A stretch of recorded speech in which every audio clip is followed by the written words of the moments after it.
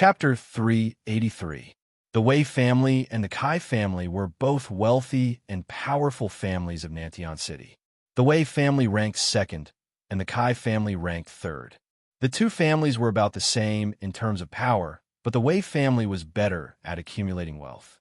Their wealth far surpassed the Kai family, which was why the Wei family was ranked second. Among the Wei clan's three elders, first Elder Wei was a mid-level earthly sovereign, second Elder Wei and third Elder Wei were both low-level earthly sovereigns, while the Kai clan had a mid-level earthly sovereign and a low-level earthly sovereign. Behind them were a few king-level experts from their respective clans. When the group arrived, their gazes first fell on the flood dragon. Their eyes were filled with fear and greed. "What do you think of my suggestion?" Nangong Lai asked as he looked at the earthly sovereigns around him. "Lai Huang, this flood dragon's strength is terrifying. Even if we join forces, we might not be able to deal with it. If it sinks into the river and comes out to take revenge in the future, I'm afraid," an elder from the previous generation of the Great River sect said.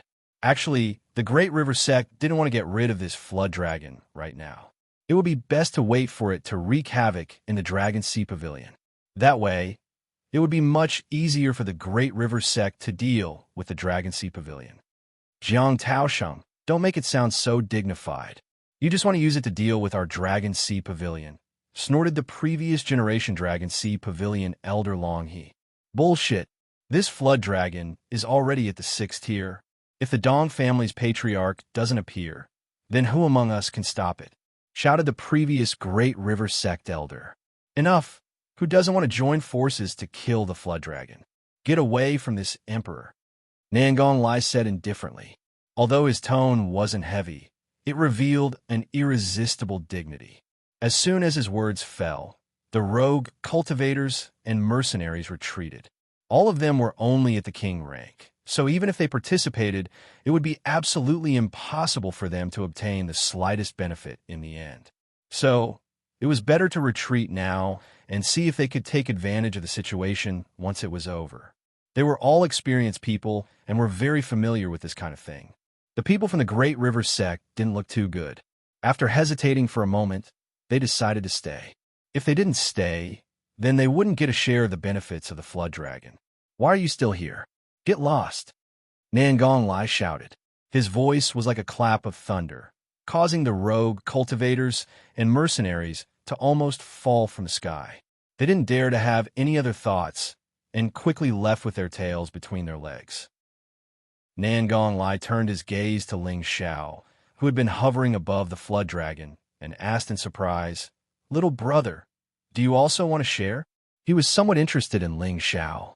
He couldn't understand why a low-level king rank expert would dare to get so close to a flood dragon. He was either an idiot or extremely confident. Of course, he didn't think that the handsome Ling Xiao was a brainless young man. Instead, he thought that Ling Xiao was more courageous than others. It was as if he had seen his younger self, and his eyes were filled with admiration. Ling Xiao was just about to reply when the Wei family's second and third brothers also noticed Ling Xiao's presence. Third Wei glared at Ling Xiao and shouted, "Good boy, you actually dare to appear again. Let's see how you escape this time." Although he wanted to go and kill Ling Xiao, he didn't dare to make a move. If the flood dragon were to attack him first, then it would be very troublesome. Ling Xiao ignored Third Wei and cupped his hands towards Nangong Lai. "Senior, you misunderstand. This little dragon is Junior's mount. It is playing here and didn't want to disturb everyone. Truly disrespectful." As soon as he finished speaking, everyone's expression froze. Then, most of them burst into laughter, bursts of ridiculing laughter. "Haha, I'm dying of laughter. This kid is too good at bragging. This is clearly a flood dragon that was suppressed at the bottom of the river. Now that it has just escaped, it has actually become your mount. Why don't you take a piss and look at yourself? That's right. If I say that it's my mount, I wonder if you'll believe me? You really don't know the immensity of heaven and earth. Young people love to show off but have no brains. If you can take a rank 6 spirit beast as your mount, then I can take a divine beast as my mount." Third Wei laughed crazily. "Ha! Ignorant and pitiful little bastard. Don't think that you're invincible just because you have a bit of tenbin. This flood dragon is a terrifying beast that came out of the river. A single move from it can kill you, yet you still dare to say that it is your mount? If you were to say that you are its human pet, then perhaps we would feel that it is more realistic. Second Way sneered, "Little bastard, quickly come over and take out something that doesn't belong to you. Perhaps we can consider leaving your corpse intact." At this time, Nangong Lai blushed on behalf of Ling Xiao and said, "It is good for young people to have courage, but it is not good to be too arrogant and play with face." He paused for a moment before saying, "You should leave. We're going to start slaying the dragon." As soon as Nangong Lai's words fell, a fiery square sky painting appeared in his hand. An intense fiery light soared into the sky, and an ancient mutated beast appeared, appearing rather fierce and dazzling. This heavenly painting sword was his high-grade spirit artifact. Back then, he had relied on it to kill the leaders of the Green Fox mercenaries. "Brother Nangong, why are you in such a hurry? Wait for this old man first." A voice came from afar. As soon as the voice finished speaking, 3 figures appeared in front of everyone. The people from the Dong family had arrived. The one who had just spoken was the Cuban grandmaster that Ling Xiao had met once before. Beside him was a tall, thin old man. This old man had his hands behind his back, and his silver hair was in a mess. His aura was restrained, and there was not the slightest bit of divine light around him. However, his old eyes revealed a domineering aura that made people not dare to look him in the eye. Beside him was a delicate young girl. Her face was as delicate as a flower, and her body was slender and elegant. Ling Xiao also recognized this young girl. She was the 7th miss of the Dong family, Dong Xianxia. She was sitting on a nether-patterned leopard that could already fly. Nangong Lai flew in front of the Cuban grandmaster and said respectfully, "Greetings, Elder Dong." The others also stepped forward and bowed in greeting. The old man in front of them was the Dong family's ancestor. He had stepped into the venerable realm more than 200 years ago, and he had probably advanced to the next level now. Ling Xiao didn't pay attention to the old man. Instead, he looked at the nether-patterned leopard under Dong Xianxia and exclaimed in a low voice, "A 6th-grade spirit beast." He really didn't expect the Dong family to have such a terrifying spirit beast. No wonder the Dong family could dominate Nantian City for so long. Feeling Ling Xiao's gaze, Dong Xianxia couldn't help but curse. This pervert is actually here. Originally, she had no grudges with Ling Xiao. However, a few days ago, before the auction, she had seen Ling Xiao and Kai Xinzi fight, and in the end, Ling Xiao had attacked Kai Xinzi's chest. Therefore, she had decided to label Ling Xiao as a pervert. Of course, Ling Xiao didn't know the reason, and he felt that he was innocent and wronged.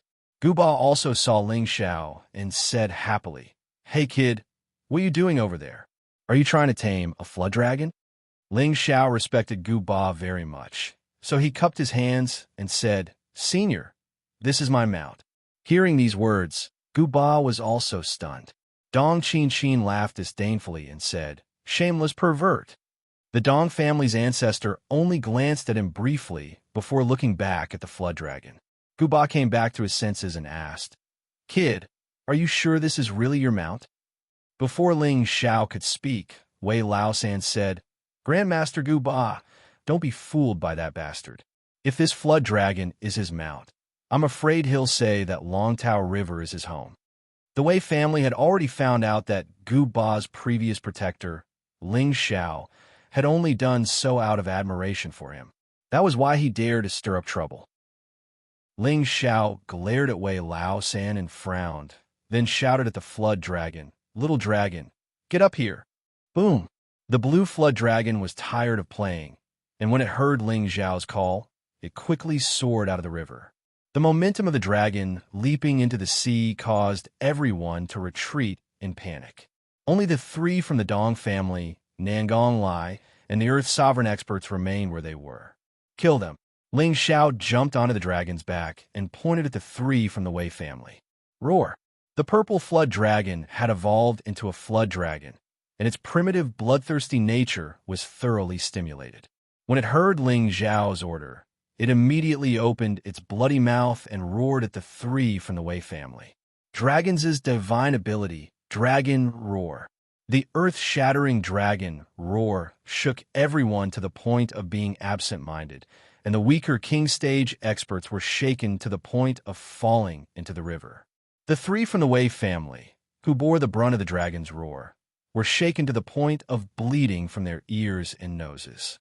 Fortunately, they were Earth's sovereign experts, or else they would have been killed by the roar. After the blue flood dragon roared, it soared into the sky and arrived in front of the three in the blink of an eye. Bastard! Wei Laosan's injuries were relatively light. When he saw the flood dragon in front of him, he cursed, and a spirit sword appeared in his hand, ready to kill the dragon. Bang! The blue flood dragon didn't wait for him to make a move. Its huge tail swept across, and the three were directly smashed into the river. The three from the Wei family had no room to resist and were at a loss. Dong! Elder Dong, save us! Wei Laosan begged the Dong family's ancestor as he fell. The blue flood dragon was about to dive into the river, and its huge bloody mouth was already wide open. In just a moment, the three sovereign stage experts of the Wei family were about to be killed. Everyone's expression changed. Enough!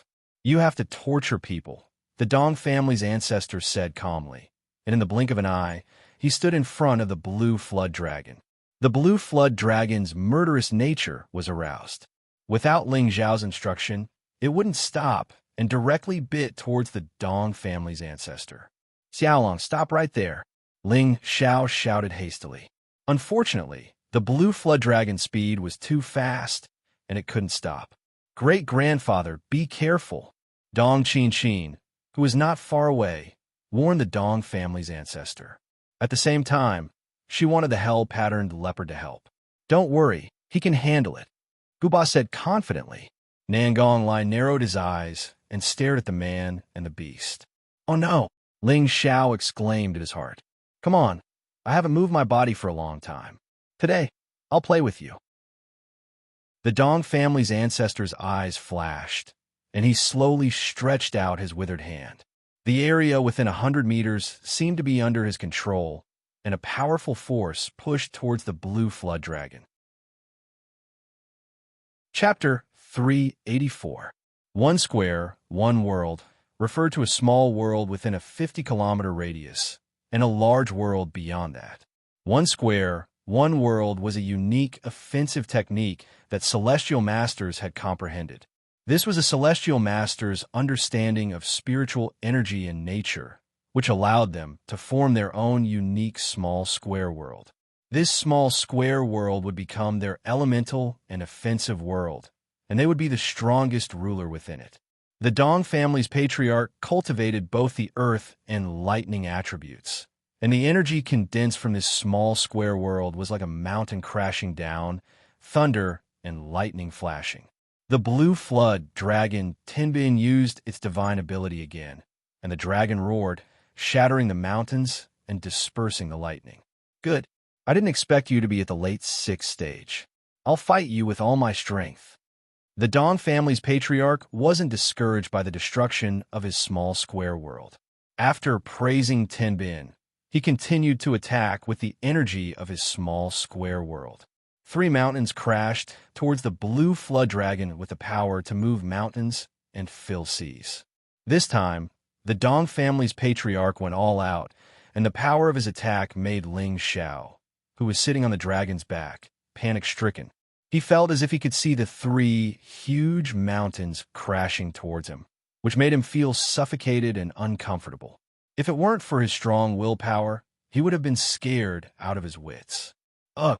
Before the mountains reached him, Ling Zhao couldn't help but spit out a mouthful of blood.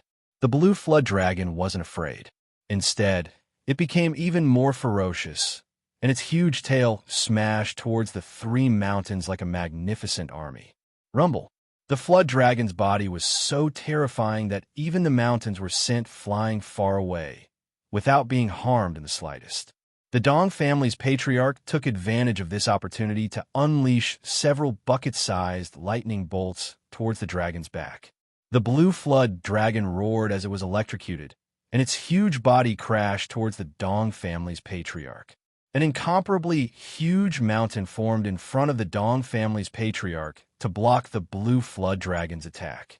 Unfortunately, although the mountain was huge, it still couldn't stop the blue flood dragon's ferocity. The mountain broke, and the Dong family's patriarch was sent flying hundreds of meters away. "Great-grandfather!"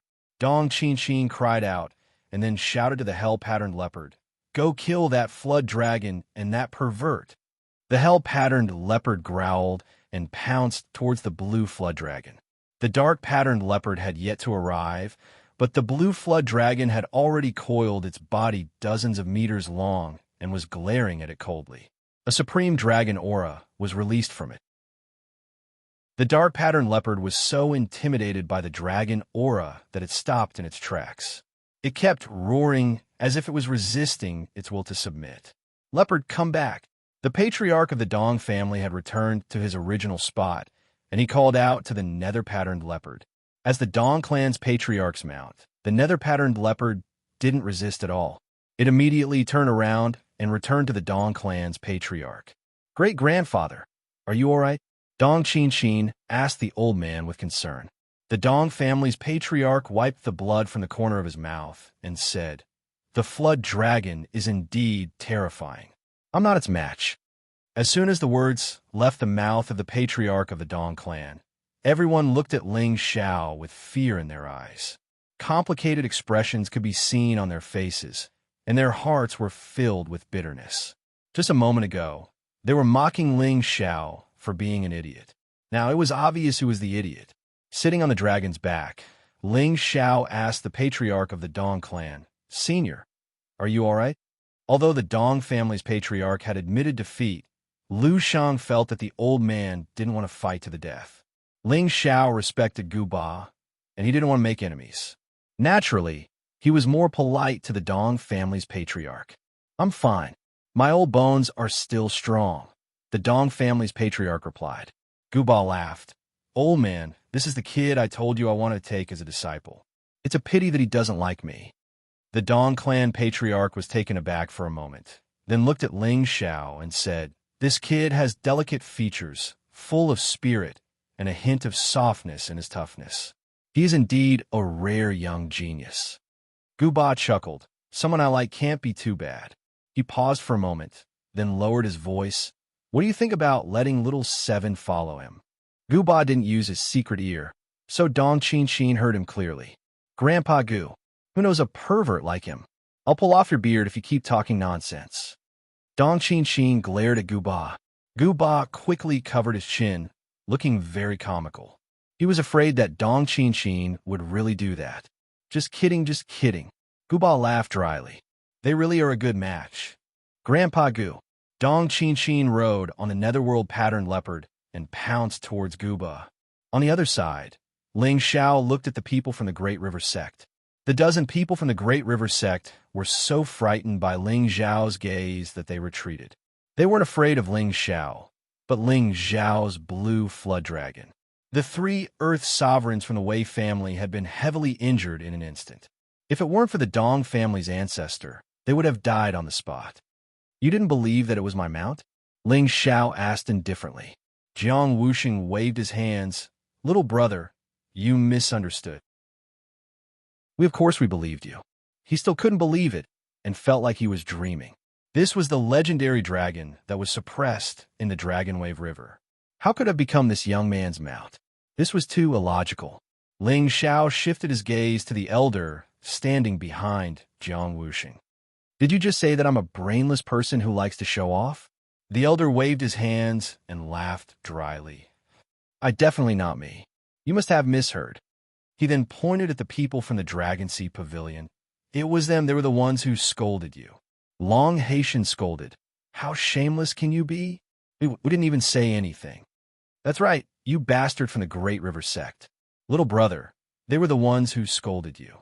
Son of AB asterisk T6, do you think little brother heard wrongly? You're insulting little brother's IQ. Little brother, don't listen to them. They just want to use you to deal with our Dragon Sea Pavilion." The people from the Dragon Sea Pavilion cried out, and the people from the Great River sect also cursed at each other with red faces. The people from the two sects were like shrews on the street. They didn't have the demeanor of an expert at all as they attacked each other with malicious words. "Nonsense!" Ling Xiao roared, then turned to the blue flood dragon and said, "Swat those annoying flies away from me. They're annoying." Ling Xiao was pointing at the people from the Great River sect. It was their people who had scolded him the most viciously and nastily just now. However, Ling Xiao didn't want to deal with them because of this. After all, no one would believe that the blue flood dragon was his mount. He didn't want to help the Dragon Sea Pavilion, but when he heard about the Great River sect, he remembered that Luo Meiying had almost been humiliated by the people from the Great River sect in a myriad beast cave. The fire in his heart was ignited again. Even though he felt more guilty towards Luo Meiying, he couldn't stop Luo Meiying from being deeply in love with him. He still vaguely remembered what Luo Meiying had said before she died. "I'll block it." This sentence would constantly resound in his heart, and it was like a sharp blade that incessantly sliced at his heart, causing him to feel extremely uncomfortable. When the people from the Great River sect saw Ling Xiao looking at them, all of them were terrified. Not long ago, they would be scared to this extent by a small low-level king stage cultivator. "Sect leader, run.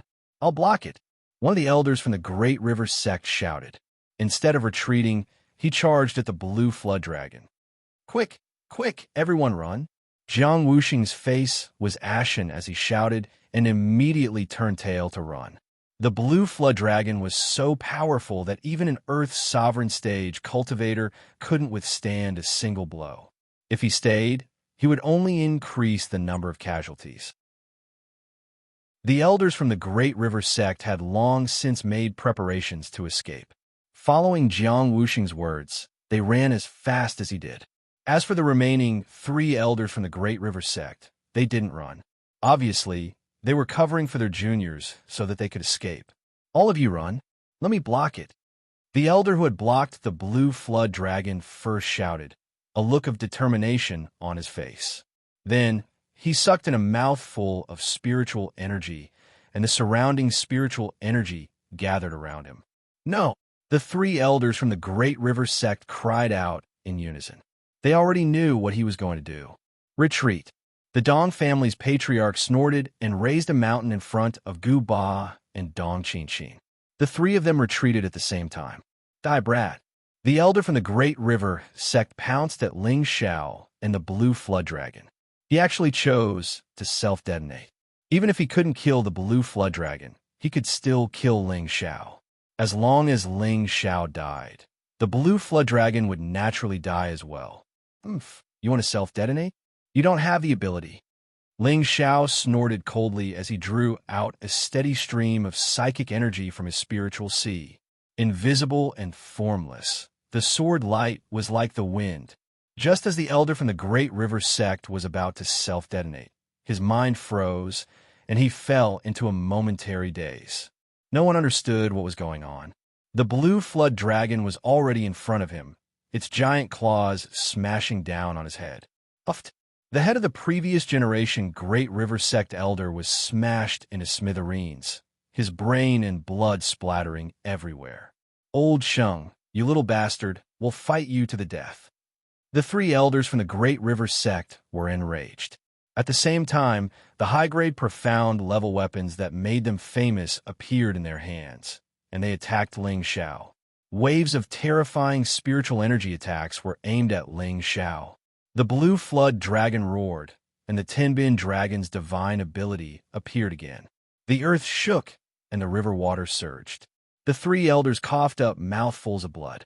Ling Xiao, on the other hand, was protected by the blue flood dragon's protective divine light, which blocked the spiritual energy attacks of the 3 emperors.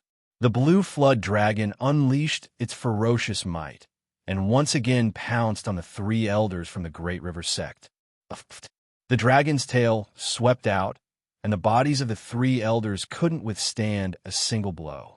They were reduced to pools of blood. Roar! The blue flood dragon spat out a mouthful of blue divine light toward Jiang Wuxing, who was the fastest to escape. Jiang Wuxing, who was 1,000 meters away, didn't even have the chance to scream. He disappeared into the clouds and the sky. The three elders from the Dong clan, Nangong Lai, Long Hage, and the two elders from the Kai clan were all shocked. Chapter 385. No one had expected Ling Xiao to be so ruthless, directly killing the four emperors and the sect master of the Great River Sect. This had shaken the Great River Sect's foundation.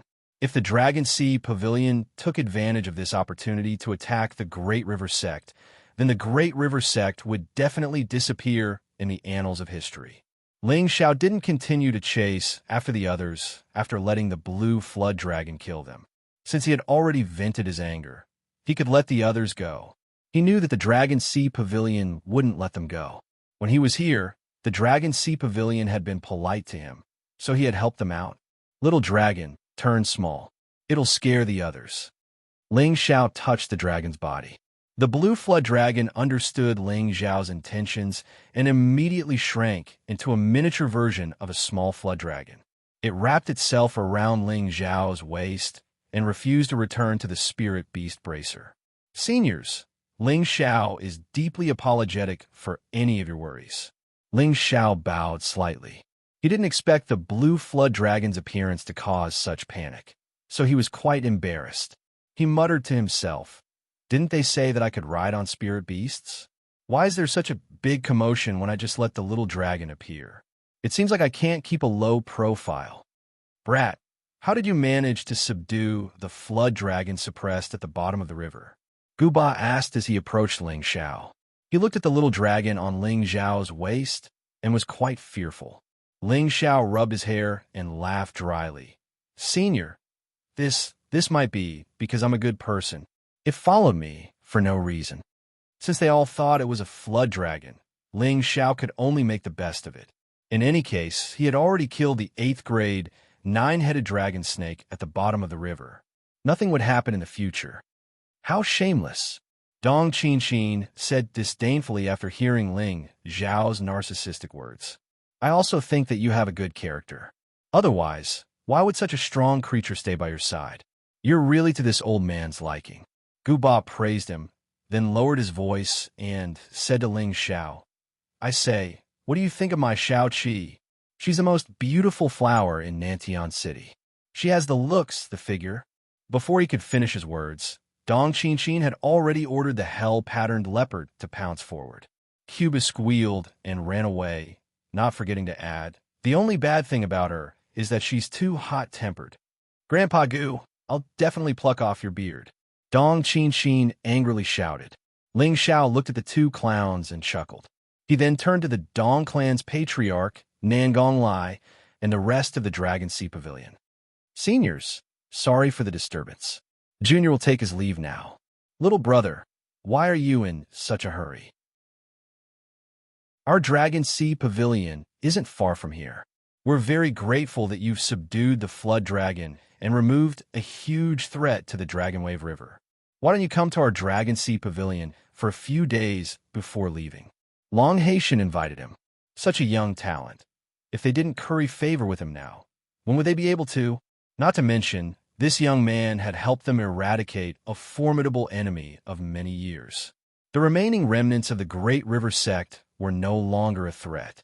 Long Haitian was extremely grateful towards Ling Xiao and sincerely extended an invitation. I might have to disappoint Senior. Junior has important matters to attend to in the southern wastelands Gu City. It's not convenient for me to stay for long," Ling Xiao declined. The southern wastelands Gu City was the birthplace of the Gu clan, and it was also the ruins of their ancestral land. Before Long Haitian could reply, Nangong Lai said indifferently, "Why do you want to go to Gu City? That place has been abandoned for 10,000 years, and it is said that 10,000 years ago, something ominous happened there. Now, there are terrifying things happening there, and no one knows how many years it has been."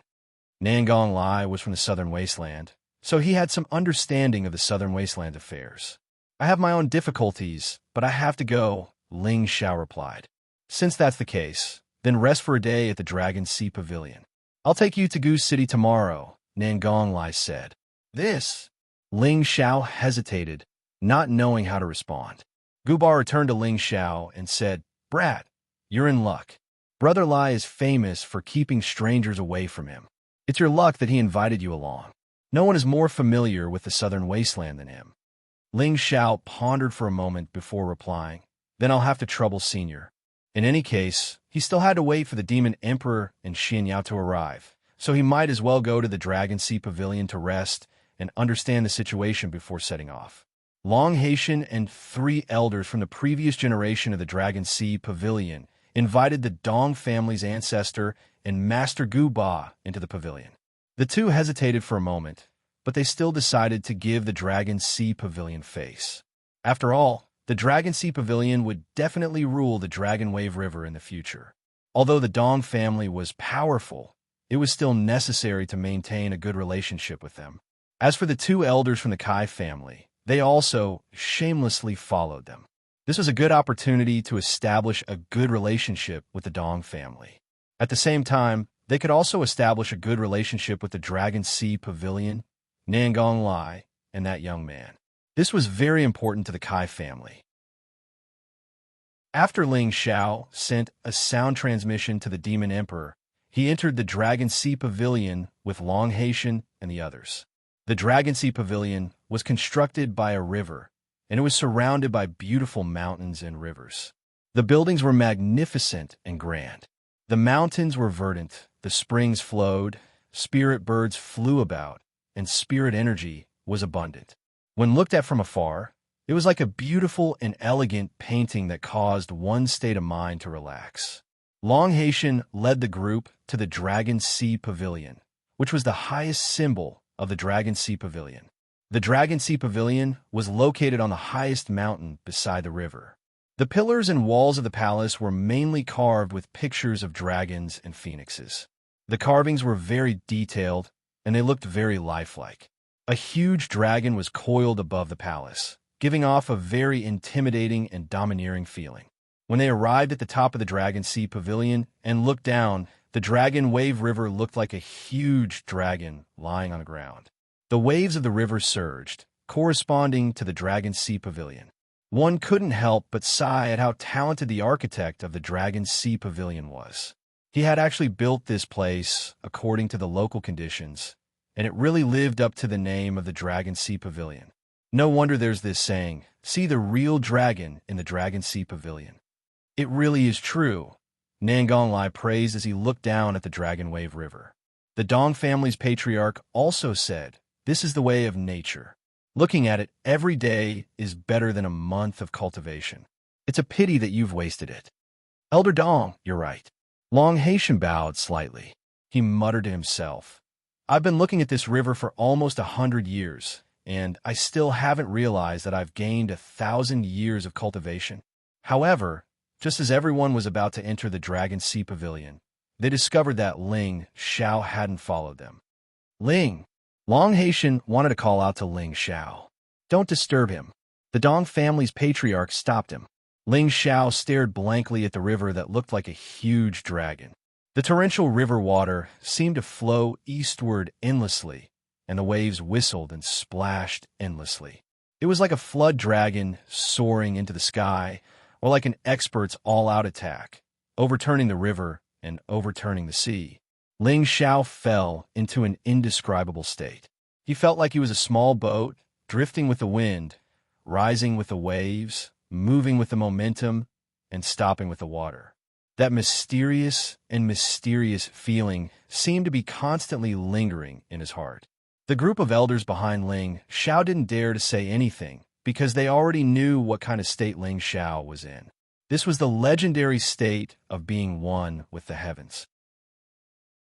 Martial artists pursued the pinnacle of martial arts, and only by reaching the state of being one with the heavens could they reach the pinnacle. The fact that Ling Xiao was able to comprehend it under such circumstances made them all envious. At the same time, they sighed inwardly. This Tenbin kid is indeed extraordinary. Gradually, Ling Xiao's figure became illusory. Others could clearly see him in front of them, but they felt as if he had disappeared from this side of the world, separated into another world. After an unknown amount of time, A spirit bird quickly flew in front of Ling Xiao. Ling Xiao's body trembled slightly, and his eyes returned to normal. Damn bird! Gu Ba, who was behind Ling Xiao, cursed.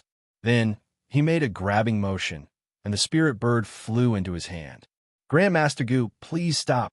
Long Haitian shouted. Ling Xiao also said, Senior Gu, let it go. How can it be counted? This damned bird destroyed your state of being one with the world. How many opportunities do you need to enter this mysterious state once or twice?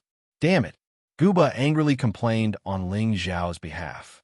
He was about to crush the struggling spirit bird to death.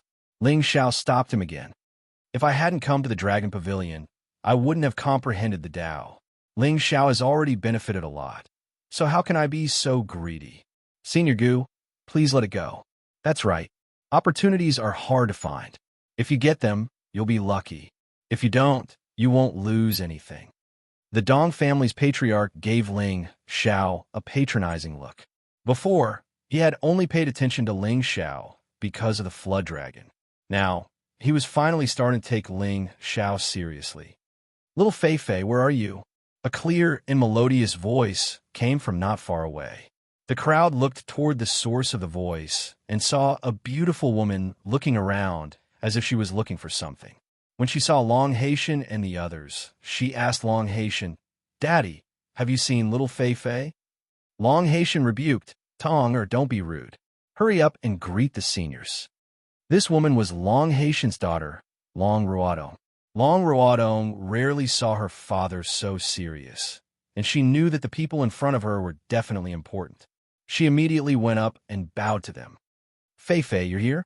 Senior, can you return Fei Fei to me? Asked Long Ruodong. The spirit bird in Guba's hand was Long Ruodong's pet. She had raised it for many years and had developed a deep affection for it. That was also why Long Haitian had stopped her. Child, don't let this bird fly around in the future. Do you know how many people's opportunities were destroyed by it? Guba casually returned the spirit bird to Long Ruodong. Long Ruodong was a bit confused. At that moment, her gaze fell on Ling Xiao. Her expression became calm at first, but then it turned into an expression of extreme joy. She stared at Ling Xiao as if she had seen a lover she hadn't seen for many years. Ling Xiao was embarrassed by Long Ruodong's gaze. Ling Xiao revealed a shy expression. This young lady, don't look at me like that, I'll be shy. How can Tong Tong be so rude? Long Haitian coughed in embarrassment. He muttered inwardly, What's wrong with my daughter?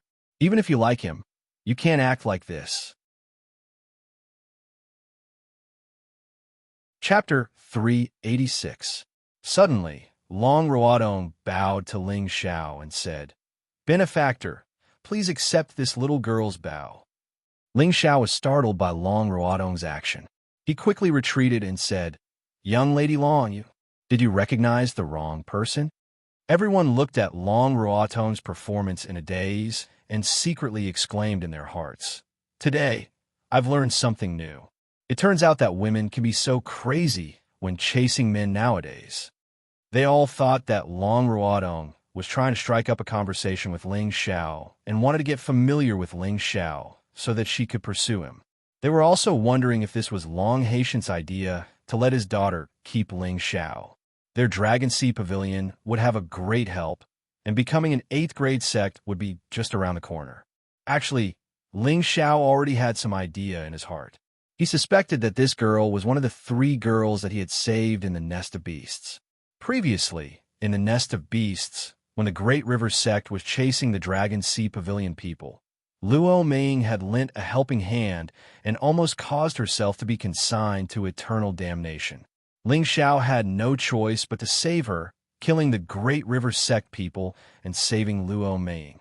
At the same time, it could be considered as helping the 3 female disciples of the Dragon Sea Pavilion out of danger.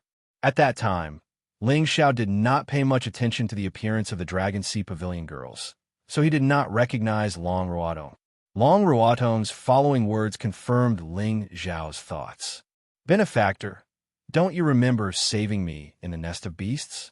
If not for you killing the Great River sect's elder, we sisters and eldest senior brother would not have been able to return to the sect.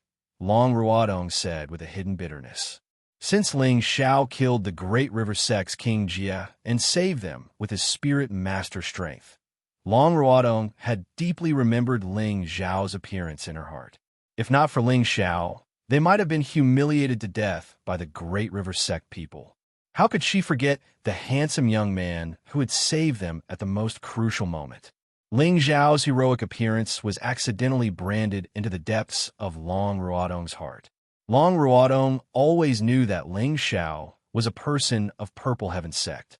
She also did not expect that she could enter the eyes of others. She only regarded him as a lover in her dreams. Unexpectedly, at this moment, he appeared in front of her. How could she not be excited? How could she not be happy? Long Ruodong was only in her 20s. She was at the age when a young girl's first awakening of love. Ling Xiao's appearance and strength were both excellent, and he met the requirements in her heart. Most importantly, he had saved her before. I seem to have some recollection of that. Ling Xiao scratched his head and laughed. He then said, "It was just a coincidence. Miss, you don't have to take it to heart. To be honest, if it wasn't for saving Luo Meiying, he wouldn't have cared about the lives of others." Therefore, in his heart, he still felt guilty towards Long Ruodong, calling him benefactor. Ling Xiao's modesty made Long Ruodong's impression of Ling Xiao even better. Not forgetting to repay kindness, this was truly the behavior of a great hero. Tonga, what exactly is going on? Long Haitian asked from the side. Long Ruodong looked at Ling Xiao affectionately and then said to Long Haitian, "Father, do you remember when I told you that during the sect oath assembly, I and a few of my senior brothers and sisters were attacked by the Great River sect in the nest of beasts? We were almost humiliated to death. It was this benefactor who appeared in time and saved us. So little brother Ling is actually my daughter's benefactor. I, Long Haitian, am extremely grateful. If you need my Dragon Sea Pavilion's help in the future, please don't hesitate to ask. I, Long Haitian, will definitely not refuse." Long Haitian suddenly realized that he had indeed heard his daughter talk about her encounter in the nest of beasts. He immediately cupped his hands towards Ling Xiao and promised. He only had one daughter, and he was extremely protective of her. These words were definitely from the bottom of his heart, and at the same time, he had the intention of roping in Ling Xiao. After Long Ruodong recognized Ling Xiao, his identity also became known to everyone. It turned out that such an outstanding young man was actually someone from the 8th rank sect, the Purple Sky sect. He was a 20-year-old King Realm cultivator, had a high-tier 6th rank spirit beast as his mount, and had astonishing comprehension ability. They had originally thought that Ling Xiao had a lot of experience, but they hadn't expected him to be someone from the Purple Sky sect. This made them endlessly envious of the Purple Sky sect for recruiting such an outstanding young disciple. The group went to rest in the Dragon Pavilion, and Long Haitian had people bring over 1,000-year-old wine and 1,000-year-old spirit fruits for everyone to enjoy. He treated Ling Xiao and the others with the highest treatment possible. Everyone present was a powerful expert, and there was even the Dong family's ancestor present. They had no choice but to treat them with respect. After Long Ruodong recognized Ling Xiao, she stuck to his side and enthusiastically chatted with Ling Xiao, causing Ling Xiao to feel nervous and shy. Long Ruodong could be considered a first-rate beauty, and she wasn't the least bit inferior to the Lu sisters. The delicate fragrance she emitted made his heart flutter. Dong Qin, who was sitting across from Ling Xiao, glared at him from time to time. Her beautiful eyes were filled with displeasure, and she inwardly cursed, "Smug pervert." At this time, Guba was bored, so he asked Ling Xiao, "Kid, what did you comprehend just now?" As soon as Guba said this, everyone's attention was on Ling Xiao. They also wanted to know how Ling Xiao had easily entered the unity of heaven and man's state, and what he had comprehended. This was something that they wanted to know as well. Ling Xiao pondered for a moment before replying, "Act according to the power of the general trend, follow the Tao of nature, attack according to the Tao of nature, and use the Tao of nature to counter the myriad of changes. Everything can be broken, Act according to the power of the general trend. Follow the way of nature. Take advantage of the situation to attack. Guide nature. Deal with myriad changes by remaining unchanged, and break all laws. Everyone frowned when they heard this, and they seemed to be deep in thought. The first to understand was the Dong family's patriarch, and he praised, "Good, good," using the Tao of nature to counter the myriad of changes. Everything can be broken. It sounds simple, but it's extremely difficult to achieve. Using the power of the general trend to counter the myriad of changes, you could become stronger and win. This is the essence of the battle momentum, battle will, and battle opportunities. After listening to the Dong family's patriarch's explanation, everyone instantly felt enlightened. The river's momentum fluctuated from time to time. When it was still, it was calm, but when it moved, it was like a bolt of lightning. This was the Tao of nature. Act according to the power of the general trend. Follow the Tao of nature, and use the Tao of nature to attack according to the Tao of nature, and use the Tao of nature to counter the myriad of changes. For a moment, everyone felt as if they had grasped something, but they couldn't find any traces. At this time, someone from the Dragon Sea Pavilion came to report that a young man and an old man were requesting an audience with Ling Xiao's friends. Ling Xiao knew that Xianxia and the Demon Emperor must have arrived. Long Haitian asked someone to bring them in. After Xianxia and the Demon Emperor entered, Xianxia bowed to everyone, while the Demon Emperor walked in front of Ling Xiao and bowed. "Master, this old servant was unable to rescue you and caused you to be frightened." As soon as these words came out, everyone looked at Ling Xiao with even more astonishment. The Demon Emperor's cultivation was already at the mid-level of the Earth Emperor realm, but he actually called Ling Xiao Master. This was simply too inconceivable. It had to be known that the previous generation of elders of the Purple Sky sect were only at the Earth Emperor realm.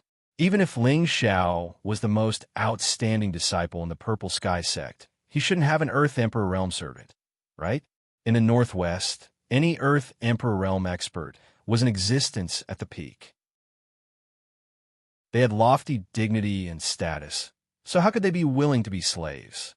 For a moment, everyone was guessing whether Ling Xiao's identity was as simple as an ordinary disciple of the Purple Sky sect. In the evening, Long Haitian held a banquet in the Dragon Pavilion, and the pavilion was filled with a festive atmosphere that hadn't been seen in a long time. After the banquet, the Dong family's patriarch, Gu Ba, and Dong Qiqin were the first to leave. Before leaving, Gu Ba secretly said to Ling Xiao, "My family Xiao Qi is really not bad. She has both breasts and buttocks. She's made for a son, much better than that girl from the Long family. You might as well consider her." As soon as he finished speaking, Dong Qiqin ruthlessly kicked his buttocks. Dong Qiqin gritted her teeth and said, "I'll go home and pluck off all your beard." She then glared at Ling Xiao and said, "Hypocritical pervert, don't let me see you again." With that, she floated out of the Dragon Sea Pavilion. Ling Xiao muttered, "This girl must have taken the wrong medicine. This young master is an elegant young master, and she keeps calling me a pervert. Be careful, or I'll really show you." After the three from the Dong family left, the two elders from the Kai family also left. Nangong Lai and Ling Xiao's group of three were arranged to rest on a mountain peak with excellent scenery. When they arrived at the resting area, Xianxia asked about Ling Xiao's experiences over the past few days. Ling Xiao didn't hide anything and told Xianxia everything. He had always felt that Xianxia was a trustworthy friend, so he believed that telling him these things wouldn't affect him in any way. The most important thing about a friend was having a heart-to-heart. Ling Xiao also wanted to find out what Xianxia wanted from him. Perhaps he really was the priestess's cousin? After hearing Ling Xiao's words, Xianxia's face lit up with joy. Brother Ling's luck is really good. If it was anyone else, I'm afraid that they would have died. Of course, this young master has always been blessed with good fortune. No one could do anything to me. Ling Xiao boastfully replied. Did anything happen between you and old Zhao these past few days? He continued, Nothing happened between you and old Zhao. The old Zhao that Ling Xiao spoke of was the Demon Emperor. He had previously introduced the Demon Emperor using the name Zhao Shiren, or else it would have been inappropriate to directly use the word Demon Emperor. Xianxia said indifferently, "Of course I'm fine. I'm just worried that something bad would happen to you. It's good that you're fine. Go back and rest. Tomorrow, Senior Nangong will accompany us to Gu City," Ling Xiao replied. He believed Xianyao's words without a doubt, but he didn't know that when he had first fallen into the river, Xianyao had almost been killed by the Demon Emperor. It was said that after Ling Xiao had been sucked into the river by the nine-headed dragon snake, the Demon Emperor knew that Xianyao was the sole disciple of the Xuanji sect. The Demon Emperor had enmity with the Xuanji sect, so he wanted to kill Xianyao to vent his hatred. At that time, the Demon Emperor had thought that he had Xianyao in his grasp, but he hadn't expected that Xianyao would be the sole disciple of the Xuanji sect. Just as the Demon Emperor made his move, a simple and unadorned 8 trigrams mirror appeared in Xianyao's hand. This 8 trigrams mirror was the Xuanji sect's sect guarding treasure. It was called the Demon Sealing 8 trigrams mirror, and it was a rare high-grade spirit artifact. It just so happened to restrain the Demon Emperor's dark attribute and strong bloodlust. At the same time, it was a terrifying artifact that could seal or attack other people's souls. As long as the Demon Emperor dared to make a move, Xianyao would definitely be able to erase the Demon Emperor's soul and make him disappear completely. In the end, the Demon Emperor had no choice but to compromise and reach an unknown agreement with Xianyao. Chapter 387. Early in the morning, hundreds of birds chirped and hundreds of flowers bloomed. Ling Xiao woke up from his meditation. His entire body exuded an elegant and natural aura. Yesterday, he had comprehended Long Taojiang in the Dragon Pavilion, allowing him to gain a deeper understanding of the martial path. It would be of great help to him in the future when he stepped into the Emperor, Empyrean, and even Emperor realm. Ling Xiao condensed a golden dragon qi that surrounded his body. It was as if there were small golden dragons swimming around him. The third layer of his dantian was becoming more and more solid, and the fourth layer of the 3 parts returning to origin technique was gradually reaching completion.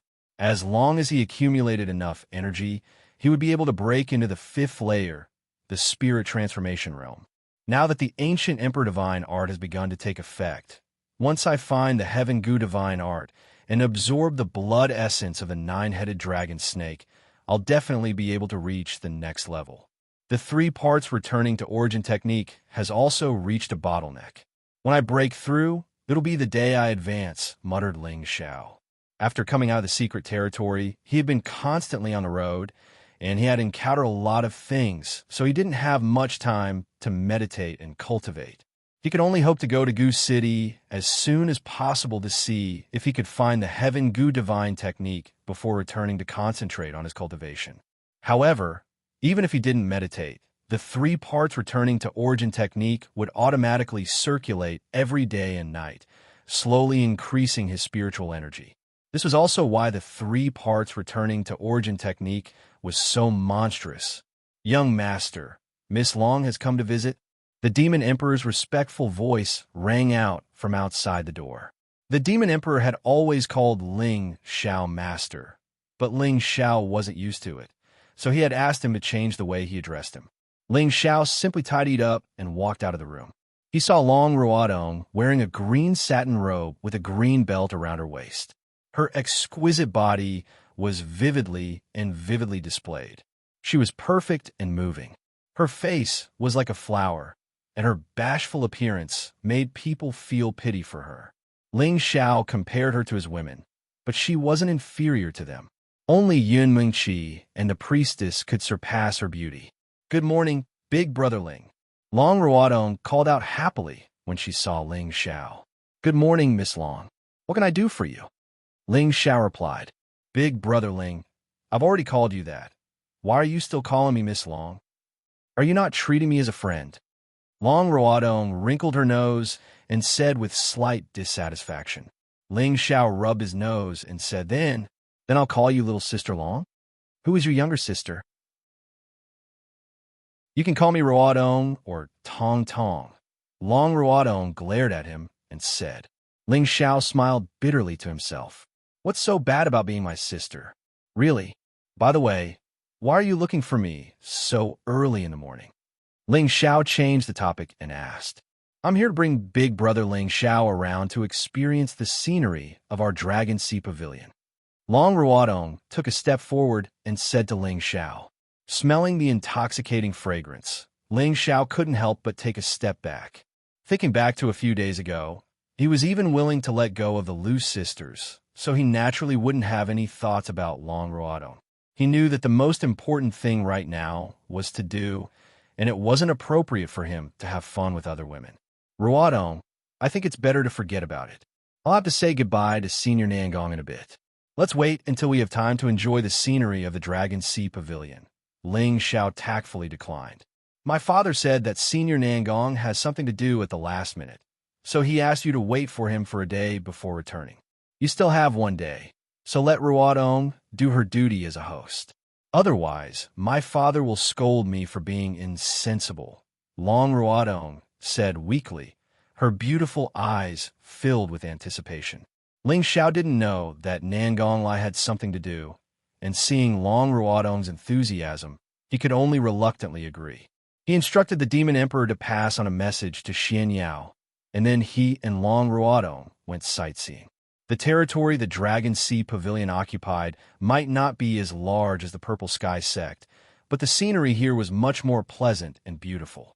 There were many pavilions built around the mountains, giving off a somewhat dignified atmosphere. There were many spirit birds flying in the sky, adding a lot of spiritual energy to this place.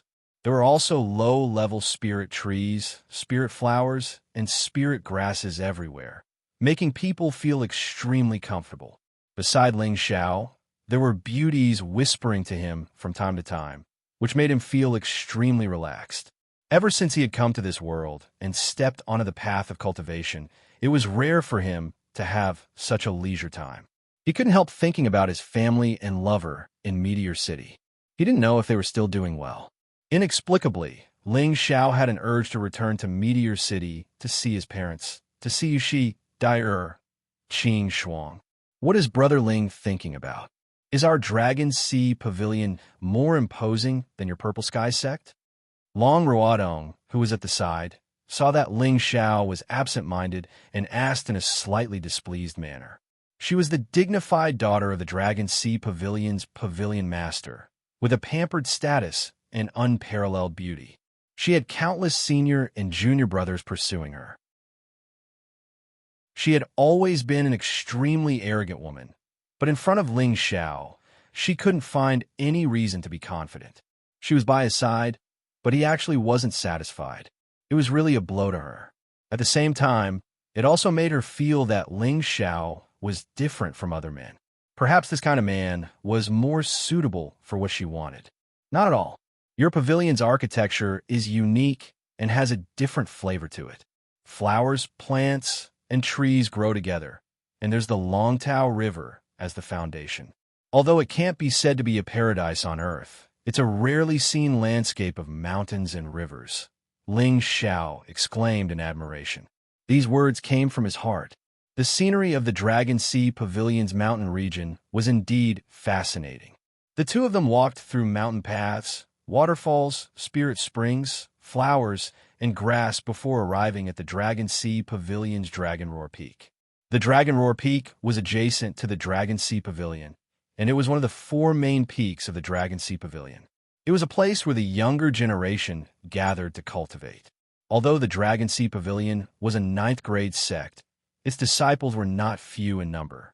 There were more than 3,000 outer sect disciples, hundreds of inner sect disciples, and a few true disciples. Ling Xiao and Long Ruodong's journey had already caused a commotion. Long Ruodong was the daughter of the Dragon Sea Pavilion's pavilion master. Her appearance and strength had been renowned in the sect for a long time, and she was the object of admiration for all the men of the younger generation. Today, the princess in their hearts had actually brought along an elegant young master to tour the various peaks, admiring the flowers and scenery, and chatting merrily and wittily. It really made their hearts ache. looking at Long Ruodong's affectionate gaze, and then looking at the man's indifferent expression. They were both envious and jealous. Who is that kid? Why is junior sister Ruodong with him? You're asking me, but who am I supposed to ask? That kid's pathetic appearance is asking for a beating. I support you gonna beat him up, but I wonder if that kid's cultivation is at the mystic realm. TCH, if he's only at the mystic realm, would junior sister Ruodong like him? I think he's at least at the master realm. They're going to the training field. There's going to be a good show to watch. Second senior brother is teaching today, and he likes junior sister Ruodong the most. When he sees that kid, he'll definitely teach him a lesson. This is the training field, and it's where the younger generation of the Dragon Sea Pavilion gathers to cultivate. Every few days, there will be direct disciples teaching the intersect disciples here and discussing their experiences so that they can quickly comprehend everything and advance a level. Long Ruodong pointed at the spacious field in front of her as she spoke. There were hundreds of intersect disciples sitting in the center of the field, all of them attentively listening to the young man's discussion on the high platform. The young man was about 26 or 27 years old, and he wore black martial clothes. His expression was stern, and his temperament was extraordinary. His strength had already reached the middle stage spirit master realm. At the master realm, he could open the door and teach disciples. This young man had the qualifications to sit here and teach. Cultivate Xianxia, return it to the Dantian, and guide in spiritual qi to replace Xianxia. Using spiritual qi to temper one's body is to reach the spirit master realm. Day and night, absorb the spiritual qi of heaven and earth to strengthen one's body. The young man said faintly. His voice wasn't loud, but all the youths present heard it clearly. Ling Xiao quite admired the way the Dragon Sea Pavilion taught. This way, everyone could listen to it, and everyone could gain something. It was indeed a great inspiration for the later generations, allowing them to break through earlier. Just as Ling Xiao and Long Ruodong were about to leave, the young man on the high platform cast a sharp gaze over. Since junior sister Ruodong is here, why not stay and share some of your experiences with the other juniors? The young man's voice rang out. Although Long Ruodong was only a low-stage spirit master, she was only 19 years old. She was a rare genius in the Dragon Sea Pavilion, so it wasn't strange for the young man to say this. As soon as the young man finished speaking, all the intersect disciples who were listening to the lecture turned around to look at Long Ruodong. Long Ruodong slightly furrowed her brows and said, "Senior brother Zhong, today is the day of your lecture, so how can I take your place? Furthermore, I have important matters to attend to, so it's not convenient for me to discuss my experiences with the other juniors." The young man teaching the lecture was the Dragon Sea Pavilion's direct disciple, Zhong Fengming. He was ranked second among the direct disciples, so it was clear that his battle strength wasn't ordinary. He had also participated in the sect Oath Assembly, but he was chased by the Great River sect and was separated from Long Ruodong and the others. Since the other people's target was Long Ruodong and the others, he and the others were lucky enough to avoid a calamity. "Junior sister, what matters do you have? Could it be to accompany this young master on a sightseeing tour?" Zhong Fengming said with some jealousy. Within the Dragon Sea Pavilion, who didn't know of his feelings for Long Ruodong? Even if the other seniors and juniors liked Long Ruodong, they didn't dare to fight with him because of his strength. Unfortunately, Long Ruodong always avoided talking about his feelings, which made his heart very conflicted.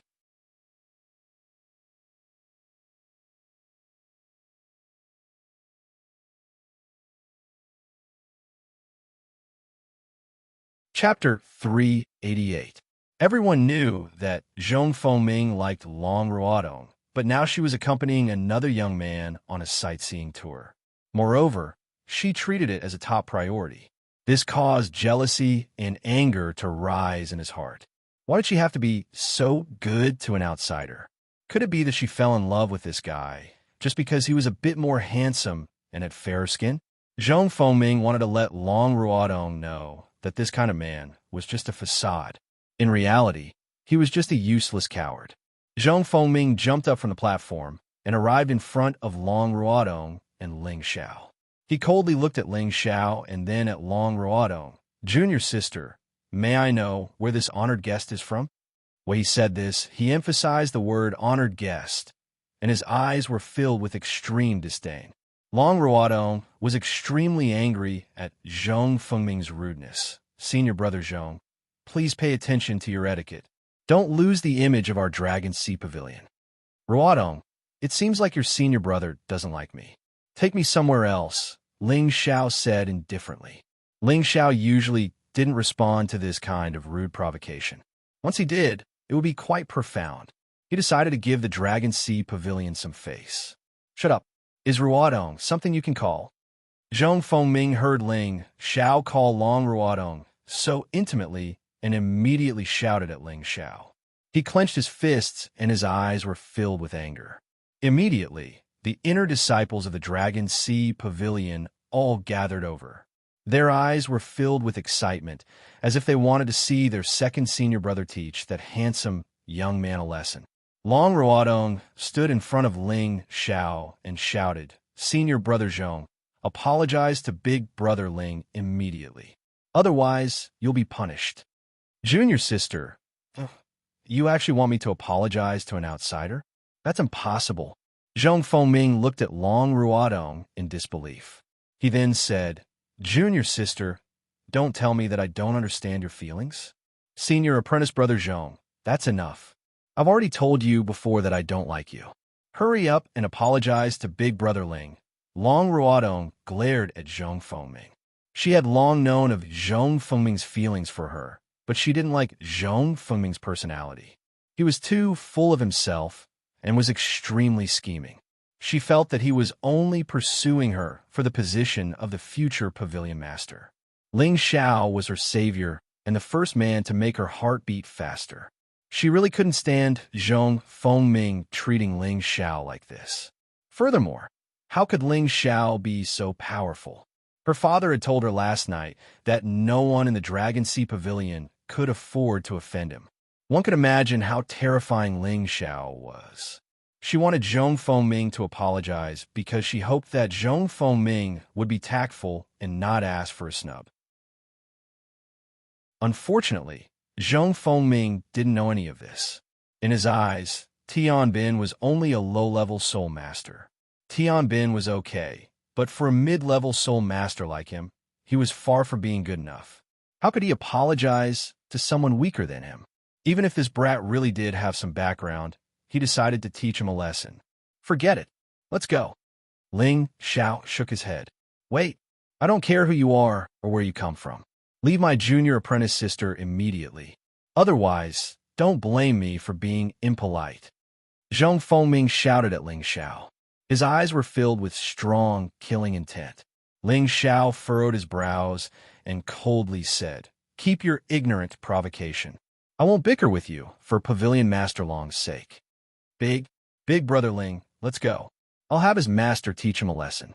Long Ruodong could already feel that Ling Xiao was angry and pulled Ling Xiao away. She was really afraid that Ling Xiao and Zhong Fengming would have a conflict. Scram, don't think that just because you're a guest of the Dragon Sea Pavilion, I won't dare to touch you. If you have the guts, get on the stage and let's fight to the death. Zhong Fengming clenched his fists and roared. Enough, senior apprentice brother Zhong. Long Ruodong shouted.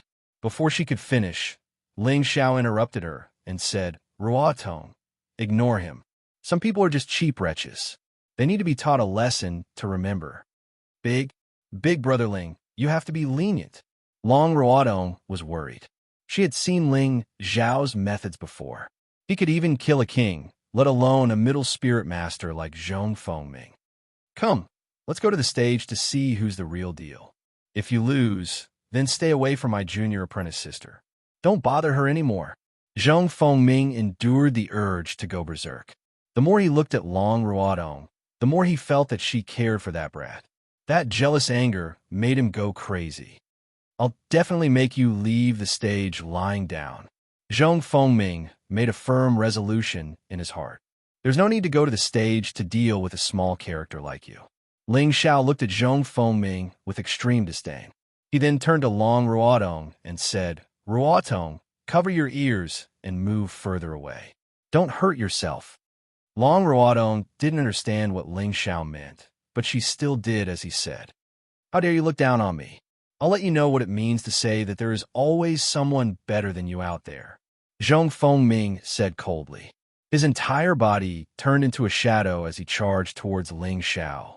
Zhong Fengming was a wind attribute martial artist, and his speed was the fastest within the same realm. He took the initiative because he couldn't stand Ling Xiao anymore. That brat actually called him a small character. He was the Dragon Sea Pavilion's second senior apprentice brother, and his strength was at the peak of the younger generation. He had always been sought after and worshipped by the younger generation. So how could he endure being insulted like this? The nearby inner court disciples all revealed excited expressions when they saw Zhong Fengming make his move. They were only inner court disciples, and being able to see a true disciple in action was also a chance for them to learn. That brat dares to challenge second senior apprentice brother? He really doesn't know what's good for him. Exactly. Second senior apprentice brother can even fight against a high-ranked spirit master. The elders in the pavilion all think highly of him. I really don't know why senior apprentice Sister Long is so protective of an outsider. Could it be that she really likes this kind of man? I think that man is quite charming. He's much more handsome than second senior apprentice brother, but he's just good to look at but useless. Not only was Zhong Fengming fast, but his attacks were also extremely ruthless. He was actually poking at Ling Xiao's lifeblood, which showed just how ruthless he was towards Ling Xiao. Get the hell out of here! Ling Xiao roared, his voice shaking the heavens and the earth. Previously, when Ling Xiao refined the flood dragon's essence blood, he had comprehended the tenbin of dragon's divine ability, Dragon Roar. Now, his roar contained the might of a dragon's roar. It was like a giant dragon's roar, and its tongue was like thunder, causing the surroundings to tremble. The nearby inner court disciples were all shaken to the point that they didn't know what to say. Their ears were ringing nonstop, and their heads weren't listening to them. Blood flowed out of the corners of their mouths, and their legs went limp as they all fell to the ground. Zhong Fengming, who bore the brunt of the attack, was even more miserable. His chest felt as if it had been struck by a heavy blow, and his entire body was sent flying far away. He spat out a mouthful of blood and finally fell to the ground. It was unknown whether he was dead or alive. Long Ruodong covered her ears after Ling Xiao's reminder and distanced herself from Ling Xiao. However, Ling Xiao's dragon roar still caused her ears to ring, and she felt dizzy. Who dares to be so impudent here? A dozen figures quickly flew out from a pavilion not far from the training grounds. They were all 25 to 30 years old, and they were all Dragon Sea Pavilion's true disciples. Their cultivations ranged from low-level to mid-level spirit masters, and one of them was even a high-level spirit master. When the successor disciples saw the group of intersect disciples falling to the ground, all of them had expressions of pain, as if they had suffered some kind of heavy injury. And when they saw Zhong Fengming lying on the ground like a dead dog unconscious, their faces all turned ashen and angry. They surrounded Ling Xiao, and one of the high-level spirit masters shouted at Ling Xiao, "Who are you?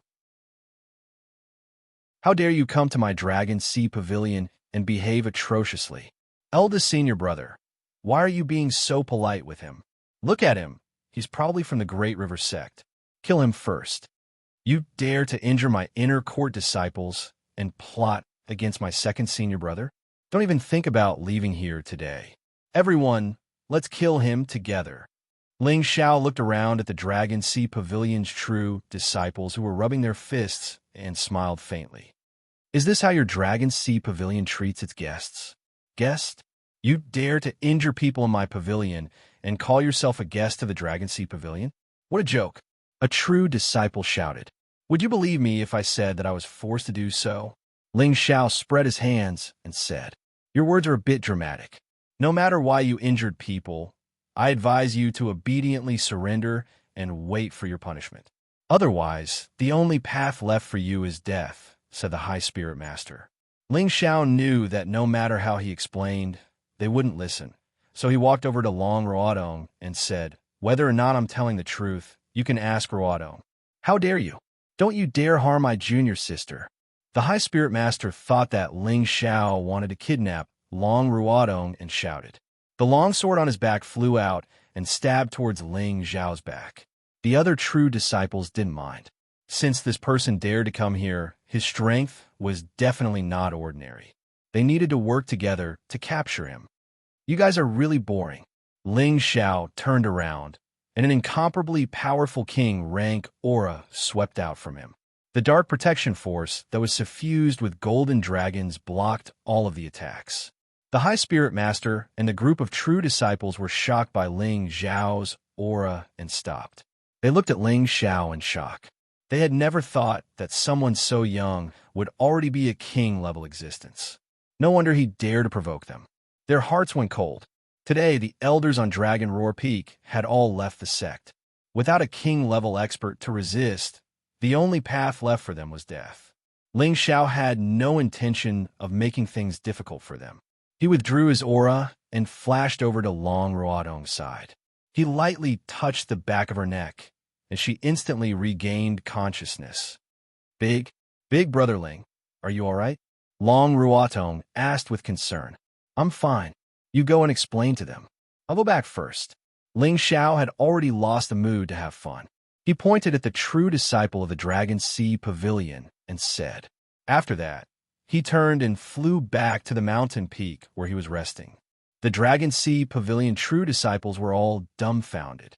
Could it be that he had really been forced to act? Chapter 389. Ling Xiao had shocked all the true disciples of the Dragon Sea Pavilion on the Dragon Roar Peak.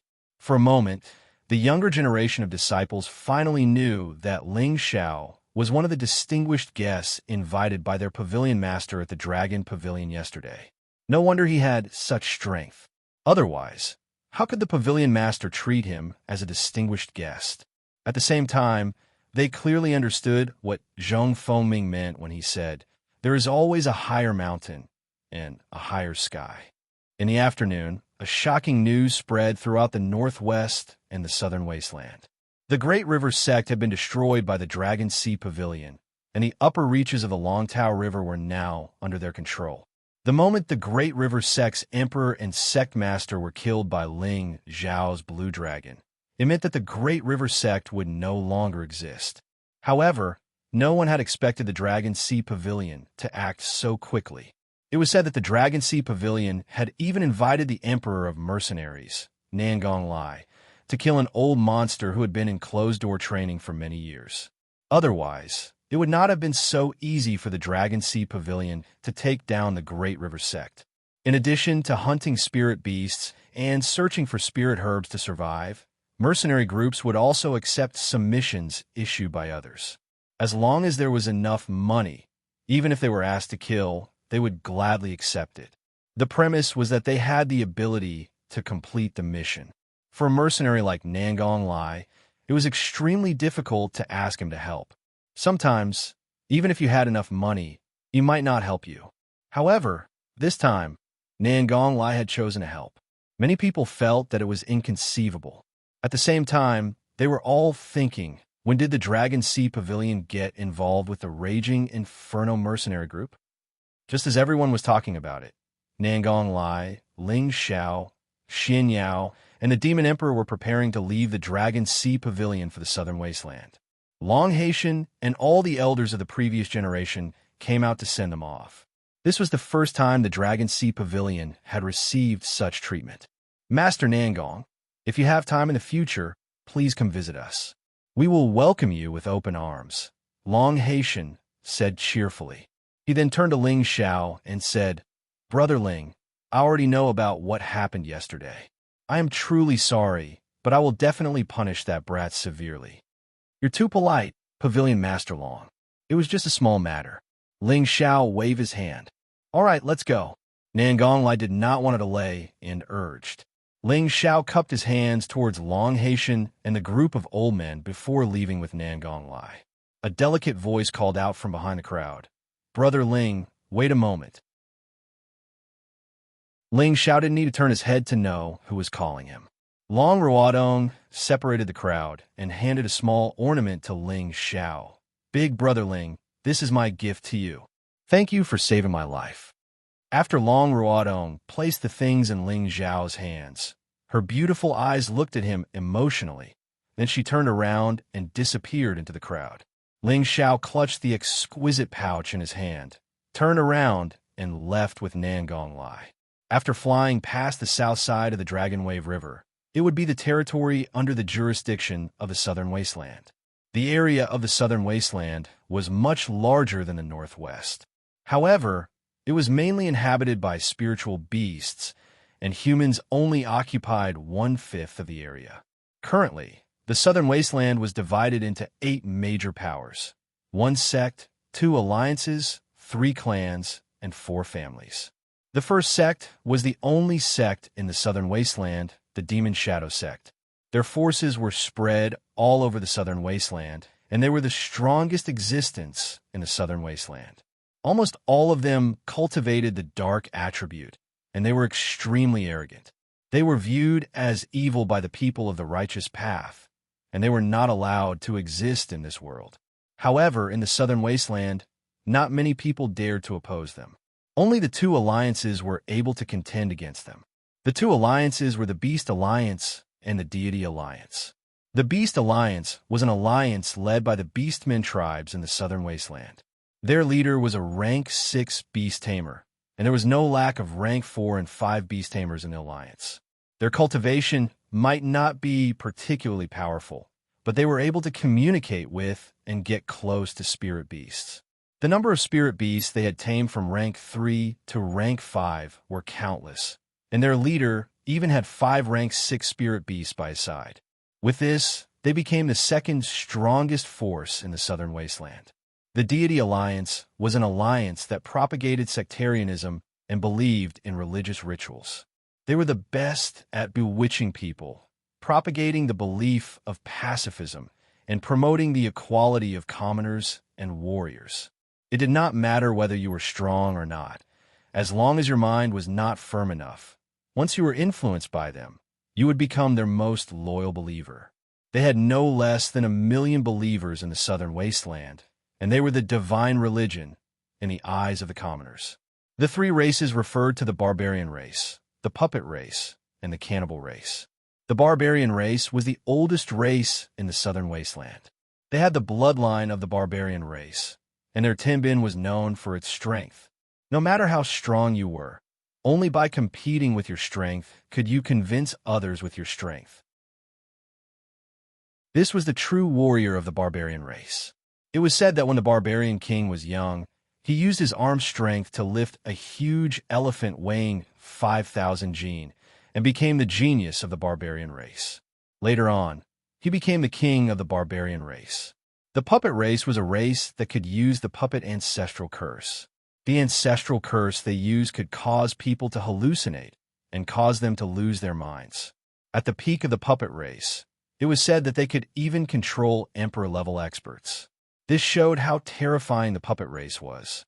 However, the puppet race had disappeared for many years, and it was unknown whether they still existed. Some said that the puppet race had been exterminated, and some said that the puppet race was hiding in some mountain range, and some said that the puppet race had moved to the central region. The cannibal race had an ancient, cruel bloodline. They liked to eat their own kind, and their methods were terrifying and cruel. The place where they lived was called the Forbidden Zone for humans. Once someone fell into it, they would be dismembered, and even emperor-level experts would not be able to escape. The cannibal race was just like the puppet race, and they were extremely rare. Few people knew where they lived. These 4 families were the 4 great ancient families of the Southern Wasteland. The first family was the Tang family, an aristocratic family of blacksmiths. The Tang family was famous for their blacksmithing skills. The Tang family had produced a total of 3 spiritual blacksmiths, and they had led the Tang family to prosperity, standing tall in the Southern Wasteland. Most of the profound weapons in the Southern Wasteland came from the Tang family. There was a popular saying in the Southern Wasteland: anything from the Tang family must be of high quality. It could be seen how famous the weapons forged by the Tang family were. Although the Tang family had no spiritual blacksmiths, the Tang family's old master was a high-level, profound blacksmith, and he was only one step away from becoming the fourth spiritual blacksmith in the Tang family. With this, the Tang family could occupy the first position among the four great families. The second family of the southern wasteland was the Xian family. The Xian family was similar to the Tang family, but the Xian family was an alchemist family. They had been glorious for a time, but unfortunately, their descendants' tenbin of alchemy was limited, and none of them had reached the fifth rank. Although the Xian family had four fourth-rank alchemists, it was still difficult for them to compete with the Tang family, and they could only settle for second place. The third and fourth family were the Nangong family and the Ouyang family. These two families did not have the advantages of the first two families, but they relied on the mineral veins discovered by their ancestors to mine and sell the mineral materials as their main means of making money, which allowed them to occupy the third and fourth positions. Furthermore, the ancestors of the Nangong family and the Ouyang family were good friends, and the two families had always helped each other through marriage. This was the only way for the two families to survive. Otherwise, they would have been swallowed by the other forces long ago.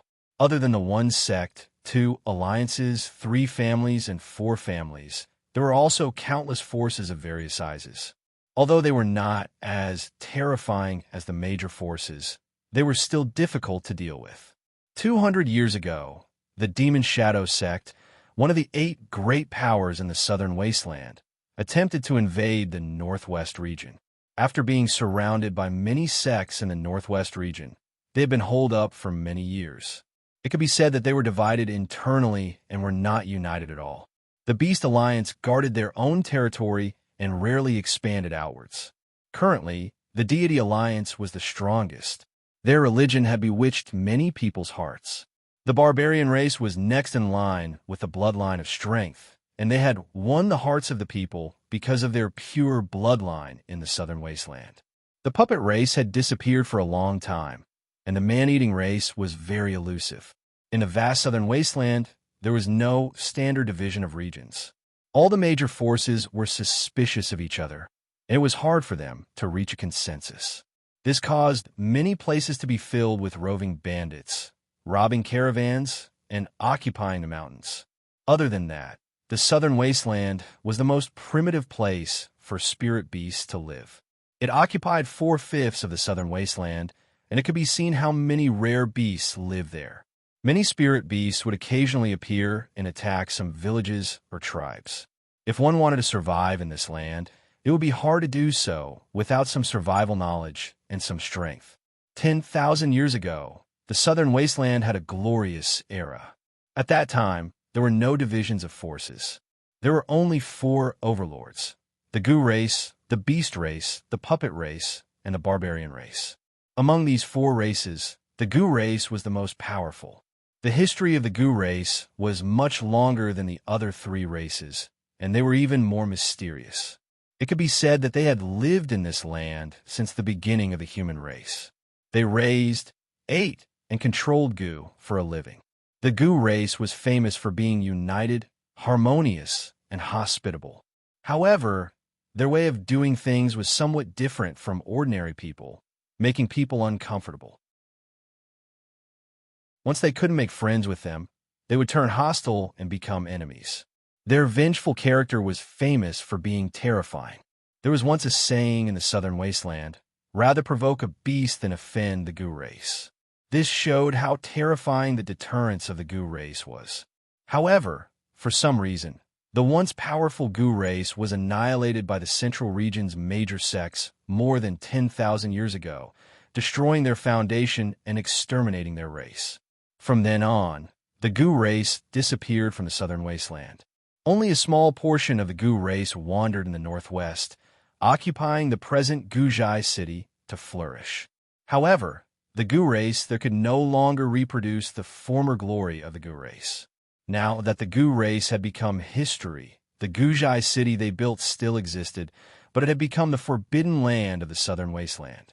Many people wanted to enter Guzhai city and occupy it, but in the end, they all died inexplicably. Some said that it was because the Gu race's Gu worm king still lived there, and those who were not of the Gu race were all killed.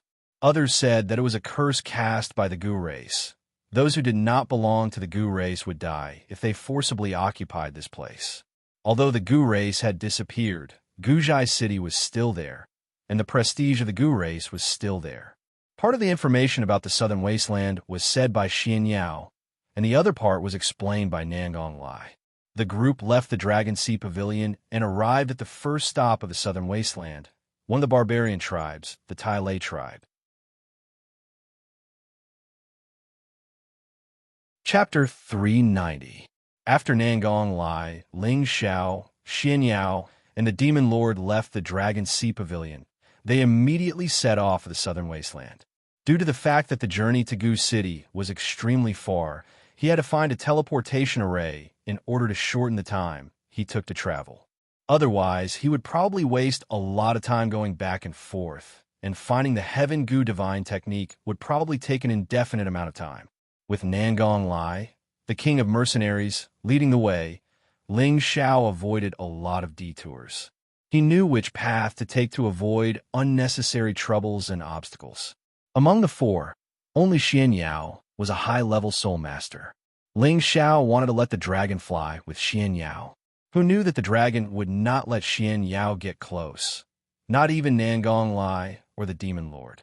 Its personality was not like the purple dragon roar. It had become a real dragon, and no one would get close to it. Ling Xiao could do nothing about it. Luckily, Nangong Lai had a rank 5 flaming bird, which carried Xianxia and the Demon Lord. Just like that, the group set off from the Dragon Sea Pavilion and traveled for 10 days and 10 nights. They left the northwest area and entered the southern wasteland. During these 10 days and 10 nights, the few of them spent their time in the air. Fortunately, each of them had prepared enough dried meat and wine, so they didn't have to waste time looking for food. At the same time, they would concentrate on meditating and cultivating during their free time. However, the dragon and the flaming bird could not afford to travel at such a high speed. They had to stop to rest and recover their energy. Under Nangong Lai's lead, the group arrived at the Tiela tribe of the barbarians to rest. The king of the Tiela tribe was an old friend of Nangong Lai, so Nangong Lai decided to visit him. According to Nangong Lai's introduction, the king of the Tiela tribe was one of the 9 kings of the barbarian tribe. Under his rule, there were more than 10 million barbarians. 90% of them practiced martial arts. Almost everyone knew martial arts.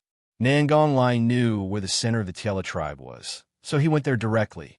Just as they approached the center of the Tiela tribe, a dozen rank 4 vulture eagles appeared in the sky and blocked their way. "Who are you? How dare you break into the territory of the Tiela tribe?" A tall and muscular man sat on the back of a vulture eagle. He held a mace in his hand and pointed it at Ling Xiao and the other 3 as he shouted. Nangong Lai did not reply. A peculiar golden token appeared in his hand. When the dozens of strong men saw the token, they immediately covered their chests and said something respectfully in the barbarian language. Then they quickly left. Ling Xiao, Xianxia, and the demon monarch were all confused, not knowing what he was talking about.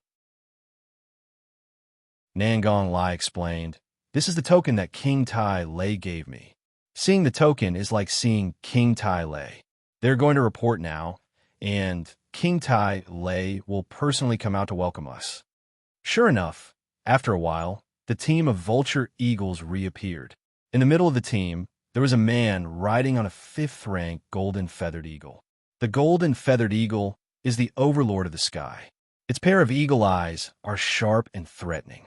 The golden light shining from its body is like a bright sun, dazzling people's eyes and making people feel timid. The flame bird was unwilling to be outdone. It let out a series of loud and clear cries, and a scarlet glow appeared around its body as a response. The blue flood dragon, which had its eyes closed, opened its bell-like eyes and let out a dragon roar that shook the heavens and the earth. All the beasts were frightened and submitted. The golden feathered eagle and the blazing bird swayed and looked panicked. If it weren't for the strong suppression from their mounts, they would have been like the vulture eagles and quickly descended to the ground. What a ferocious flood dragon. Big brother Nangong, are you here to challenge me? On the golden feathered eagle, a middle-aged man with a feather band on his head and a golden beast belt around his waist said to Nangong Lai, "This person is Tai Lei King, Tai Jinyong. He has a bear's waist and a dragon's back. He is tall and mighty. His exposed thick arms have blue veins like coiled snakes. His facial features are imposing, his voice is loud and clear, and his clothes are unique. At a glance, one can see the unique characteristics of the barbarians." Nangong Lai left the flame bird and flew to Tai Jinyong. Tai Jinyong also left the golden feathered eagle, and the two of them gave each other a bear hug in midair. "Good brother, long time no see." The two of them laughed at the same time. Ling Xiao looked at the two of them and guessed that they should be good friends and good brothers for many years. "Brother Yong, this little brother is Ling Xiao, a young talent I met near Nantian City. This rank 6 flood dragon was subdued by him in the Longtao River, and the two of them are his friends." Nangong Lai pointed at Ling Xiao and introduced.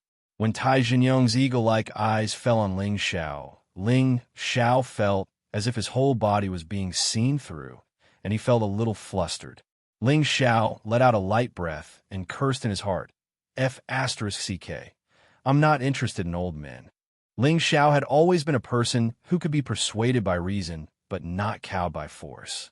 His golden dragon, Qi, rose up, and around him there were small golden dragons roaring and roaring. "Greetings, King Tai Lei." Ling Xiao sat on the flood dragon and faced Tai Jinyong's oppressive eyes, addressing him in a neither servile nor overbearing manner. "Haha, you're indeed a young man that my big brother Nangong likes. Not bad, not bad. Let's go. Let's go down to my camp to drink and eat." Tai Jinyong praised Ling Xiao, then took Nangong Lai's hand and flew down. The flame bird flew down with Xianxia, while the demon emperor flew near Ling Xiao and stayed half a step behind. Ling Xiao let the blue flood dragon curl up around his waist, as if it had become a dragon-shaped belt. It looked very lively and extraordinary. The demon emperor stayed half a step behind Ling Xiao, and the two of them flew down. The houses of the barbarian tribes were different from those of other regions. They didn't care about geography, geomancy, or architectural design.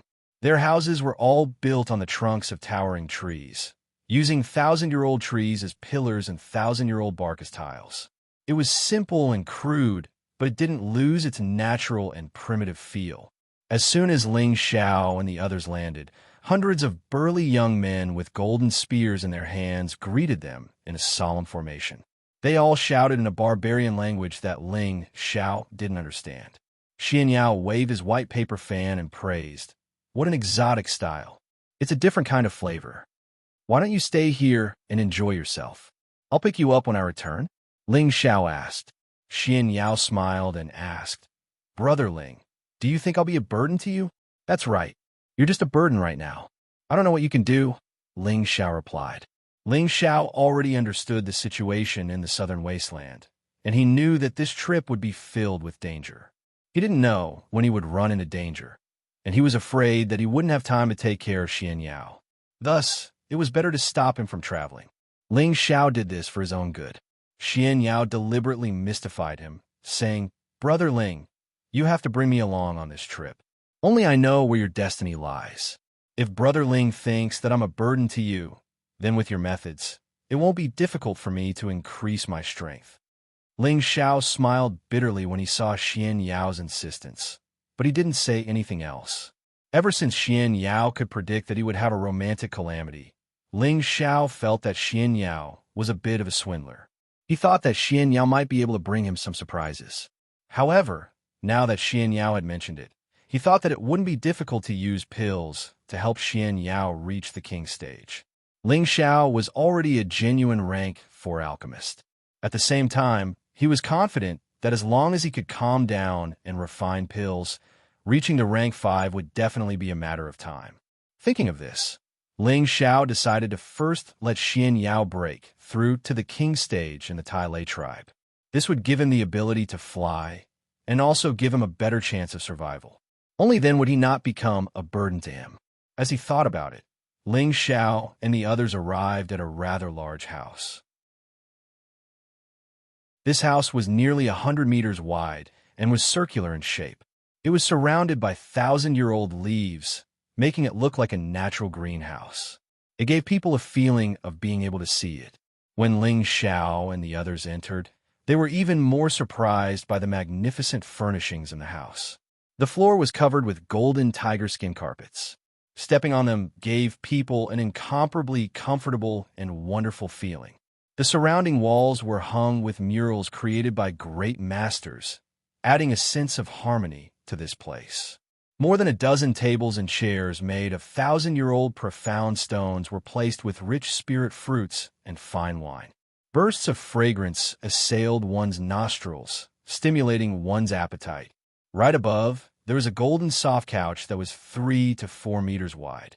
It was exceptionally noble. Tai Xingyong pulled Nangong Lai straight up to the golden soft couch and sat down. This was enough to show how deep his friendship with Nangong Lai was. Tai Xingyong then pointed to the tables and chairs on his left and right respectively and said, "The three of you, please take a seat. Since you have come here, you're my good friends. In the future, if there is wine to drink and meat to eat together, I will definitely not mistreat my good friends." King Tai Lei is too polite. Ling Xiao and the others replied politely. After that, Tai Xingyong clapped his hands, and a few young barbarian girls rushed in like a flock of fish. They were holding large plates in their hands, on which was freshly roasted beast meat.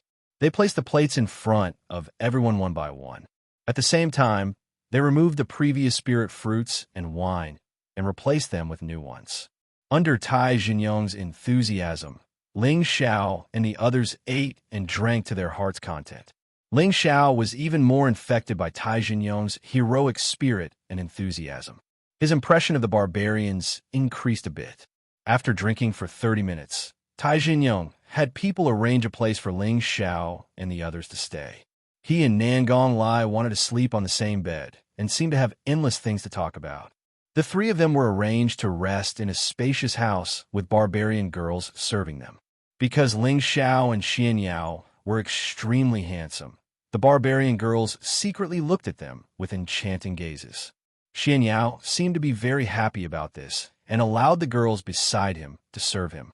Ling Xiao, on the other hand, was a bit restrained. Although he appeared to be very interested in beautiful women, he was not the type to be picky about any kind of woman. Moreover, he needed a woman who could make him feel emotions. Only then would he be interested in teasing her. After Ling Xiao sent away the girls he was serving, he even chased Xianxiao's 2 girls out.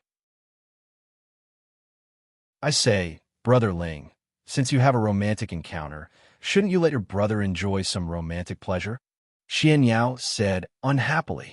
"I heard from Senior Nangong that the girls here are very chaste. If you dare do anything to them, then you'll have to stay here as a barbarian for the rest of your life." Ling Xiao threatened Xianxiao. However, he had guessed correctly. The barbarian girls were indeed very unyielding. Once they set their minds on something or a man, even 9 bulls would not be able to pull them back. This was no joke. Xianxia was shocked by Ling Xiao's words. He patted his chest and said, "Can't I even touch your butt?" "Really?" Ling Xiao snickered and said, "Give me all your good stuff. This master will turn you into a flying oil bottle."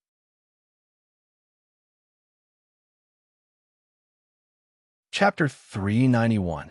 Although Xianxia had never seen Ling Xiao's alchemy skills, he did not doubt Ling Xiao's ability. Ling Xiao was the holy emperor that he recognized, the emperor that he would assist in his life. Only by following Ling Xiao would he be able to reach higher and further in the sky. Xianxia placed his collection of spirit grass and beast cores in front of Ling Xiao. Ling Xiao was extremely shocked. He did not expect Xianxiao's collection to be so rich. He could not help but wonder just how many good women did this swindler trick to get so many good things. Xianxia looked at Ling Xiao's greedy eyes and felt flustered for no reason. "I say, Brother Ling, are these materials enough?" Xianxia asked. Ling Xiao wiped away the saliva that was about to drip out and said, "What a mess! Who told us to be good brothers? If it's not enough, I'll make it up to you." As Ling Xiao spoke, he waved his hand and put away all the spirit grass and beast cores. Xianxia became anxious. He grabbed Ling Xiao's hand and said, "I say, brother, this is my collection for most of my life. How can you take it all? Even if you want to refine a high-level pill, you don't need so much, right?" Ling Xiao said in a meaningful tone, "I'm going to refine a top-notch grade 4 pill, and it'll guarantee that you'll be able to advance to the king level. You really don't have enough materials. If it was anyone else who didn't have a double, I definitely wouldn't have helped them refine the pill. I'm paying for it, so if you don't want to advance, I'll give it back to you." After Ling Xiao finished speaking, he acted as if he wanted to return Xianxiao's collection. Then you should just accept it. How could Xianxia be willing to take it back? This was related to his path to the king level, so he could only agree with his heart bleeding. Fortunately, I didn't take out all my money. Otherwise, I would have been sucked dry by this vampire. Xianxia wiped his sweat in his heart. "I think I'd better give it back to you. I really don't want to do this kind of unprofitable business anymore," Ling Xiao said reluctantly. Xianxia patted Ling Xiao's shoulder, then turned around and left the room. "Brother, how can you go back on your words? How about this? Tomorrow, I'll definitely see a medicinal pill that can allow me to advance to the king tier. Otherwise, I won't let you off." He was really afraid that if he stayed any longer, Ling Xiao would really go back on his word. "Hey, Brother Xianxia, I've suffered a great loss this time. It's not right if you don't increase the reward or something." Ling Xiao called out from behind. Xianxia clutched his chest and sprinted out of the house, wailing inwardly. "This is my collection for most of my life. It's gone just like that, and you call it a bonus? Do you still have any humanity left?" When Xianxia left the house, Ling Xiao covered his face and snickered. "Haha, I made a huge profit." Treasures of the light attribute are extremely rare. If I auction them off, they'll fetch twice the price of those of the same tier. Light, dark, wind, and thunder were all rare attributes. Spirit beasts and spirit herbs were also extremely rare. At the same tier, beast cores and spirit herbs could be sold for a much higher price than those of the other 5 elements. Ling Xiao put away his happy smile, and a large black cauldron appeared in front of him. "Demon Emperor, please guard me. No one is allowed to disturb me tonight." Ling Xiao sent a message to the Demon Emperor outside the door. Then he fed the blue flood dragon a few high-tier water attribute spirit herbs and had it lie down near the door to guard him.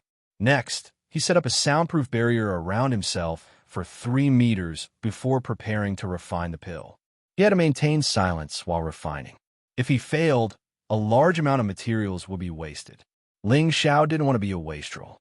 With the improvement of Ling Xiao's cultivation, he quickly entered the state of emptiness, without any distracting thoughts. A blue flame spread from his palm onto the obsidian cauldron, and the spirit herbs he needed appeared in his space ring. Under the guidance of his mental strength, the spirit herbs flew into the obsidian cauldron in an orderly manner. Wisps of steaming hot air mixed with the blue flame quickly evaporated the spirit grass and extracted its essence.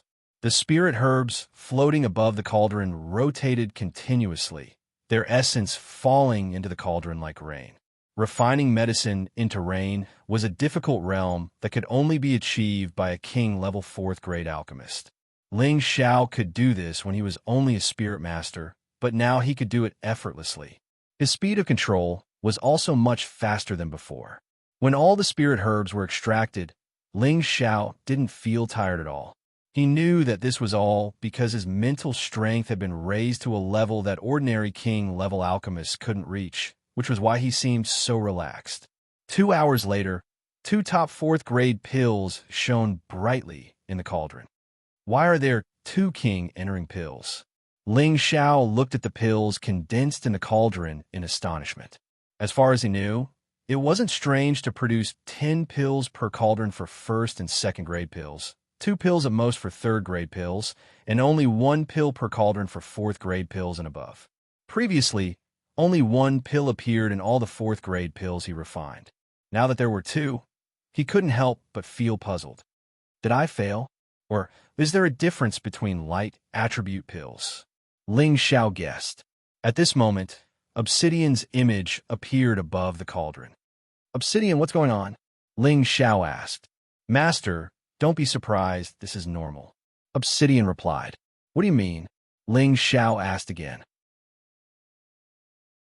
Any rank of the spirit grass contains the essence between heaven and earth.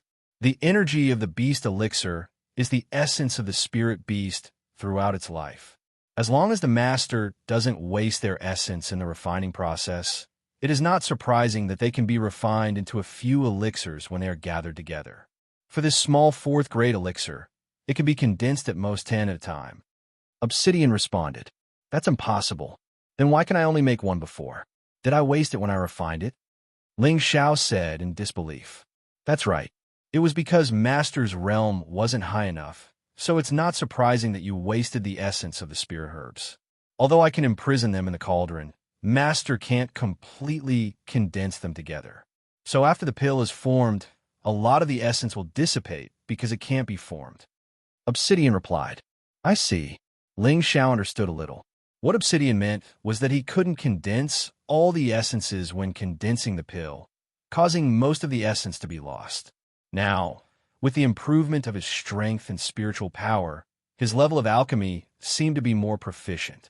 His ability to condense them together was much stronger than before. That was why there were 2 pills in one furnace. Knowing this situation, Ling Xiao was much happier.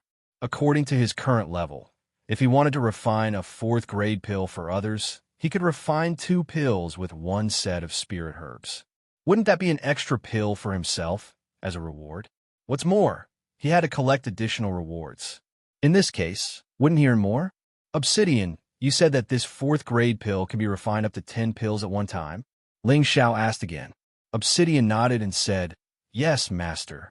For the elixirs below the 7th grade, the previous master can indeed refine at least 10 pills in each furnace.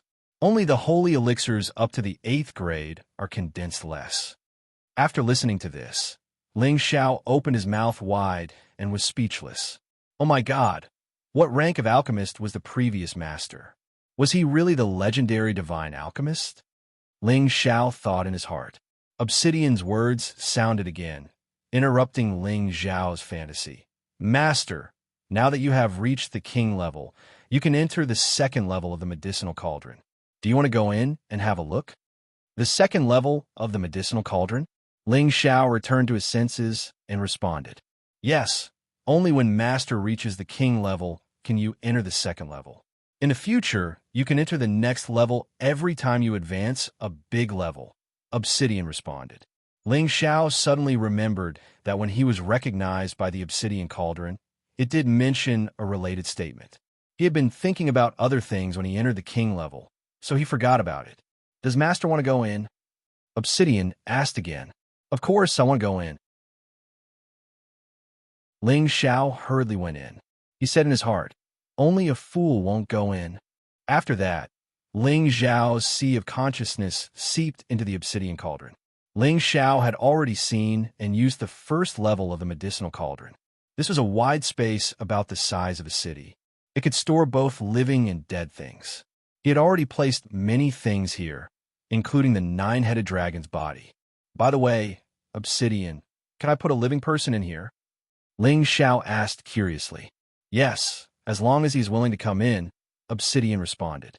Ling Xiao was so shocked by this that he almost fell down. It can really pretend to be a living person.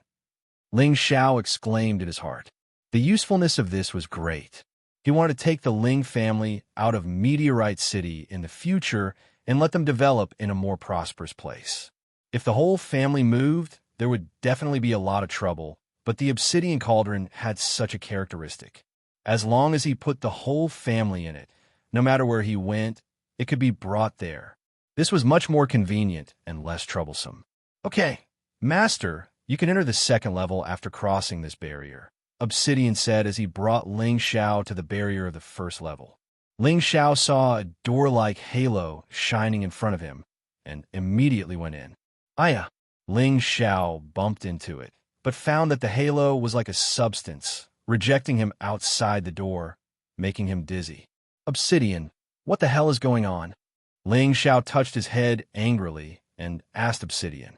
Obsidian showed an embarrassed smile and said, "Sorry, Master. I forgot to tell you that this barrier requires Master to use the power of the King's stage to break it.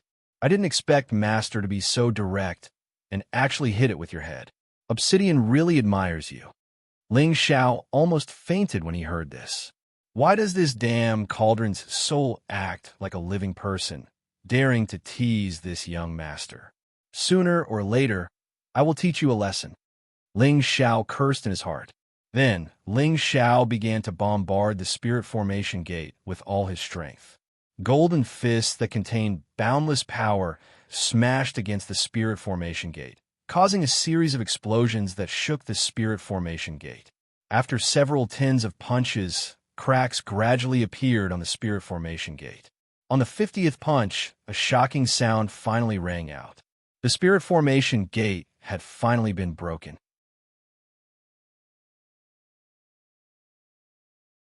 Chapter 392. Master's brute force is really amazing. You can even break the barrier like this.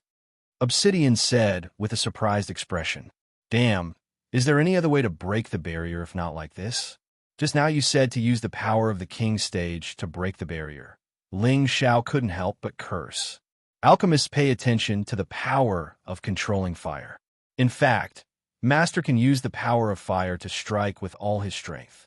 I believe it is enough to break the barrier, Obsidian said. Ling Xiao was completely speechless when he heard this. Damn, why didn't you say so earlier? Ling Xiao cursed. Obsidian showed an aggrieved expression and said, I thought Master understood.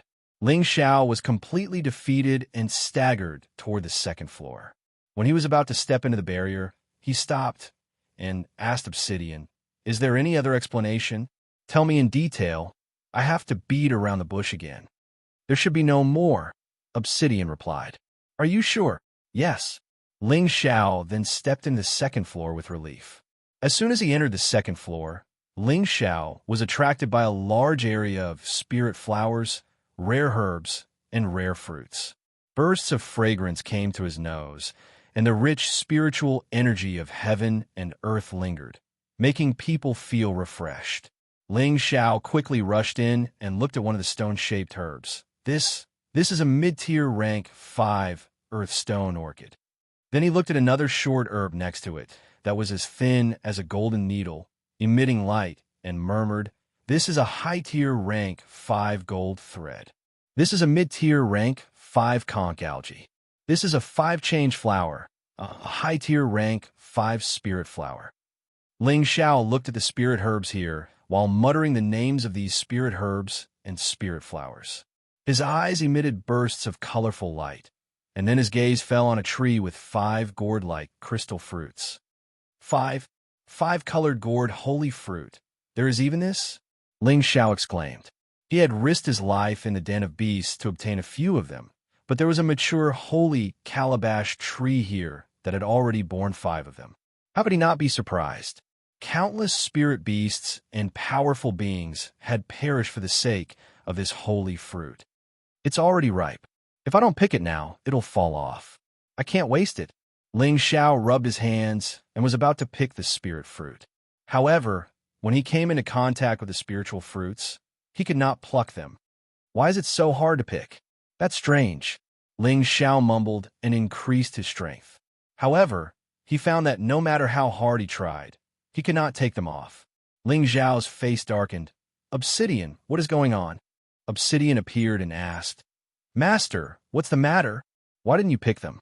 Ling Xiao pointed to the 5-colored gourd holy fruit and asked.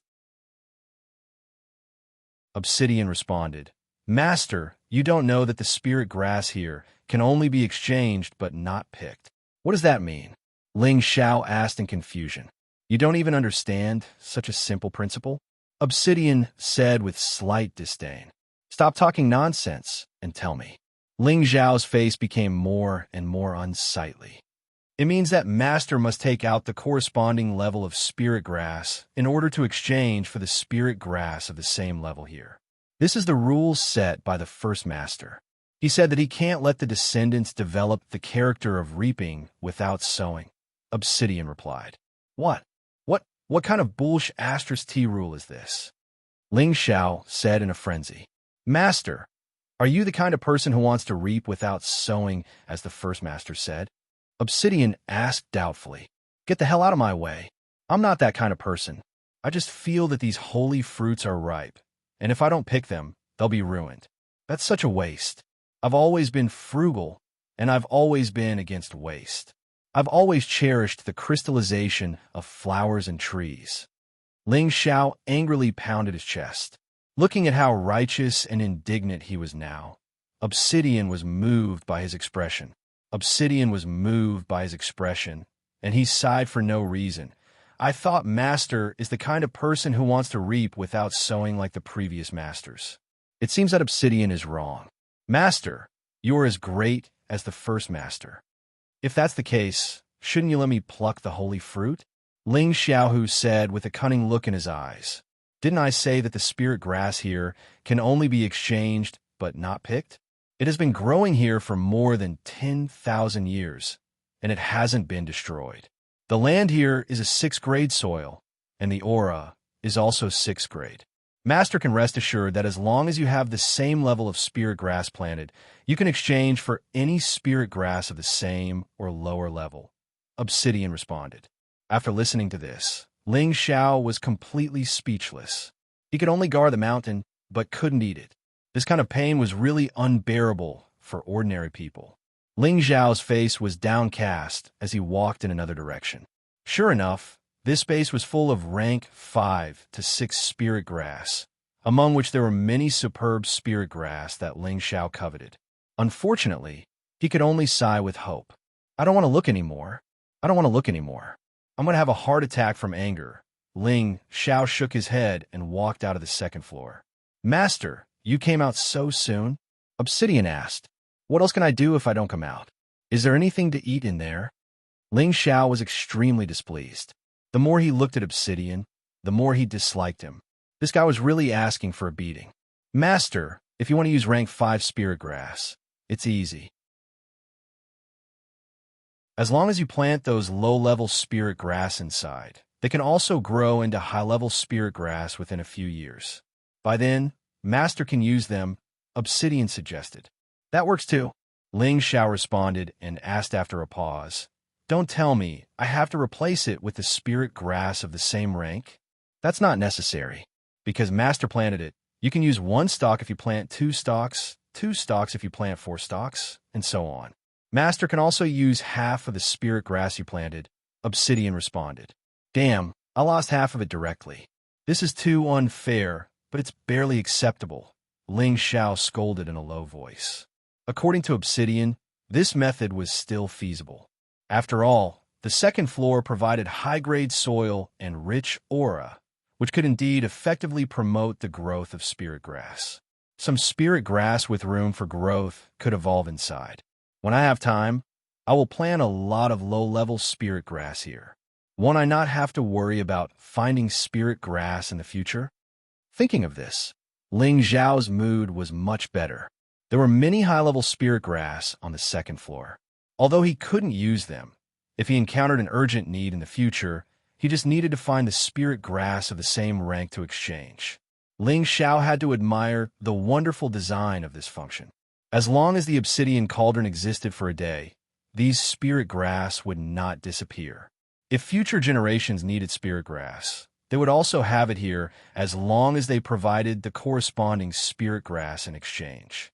By repeating this, no matter how many years had passed, the spirit grass in this cauldron would not dry up.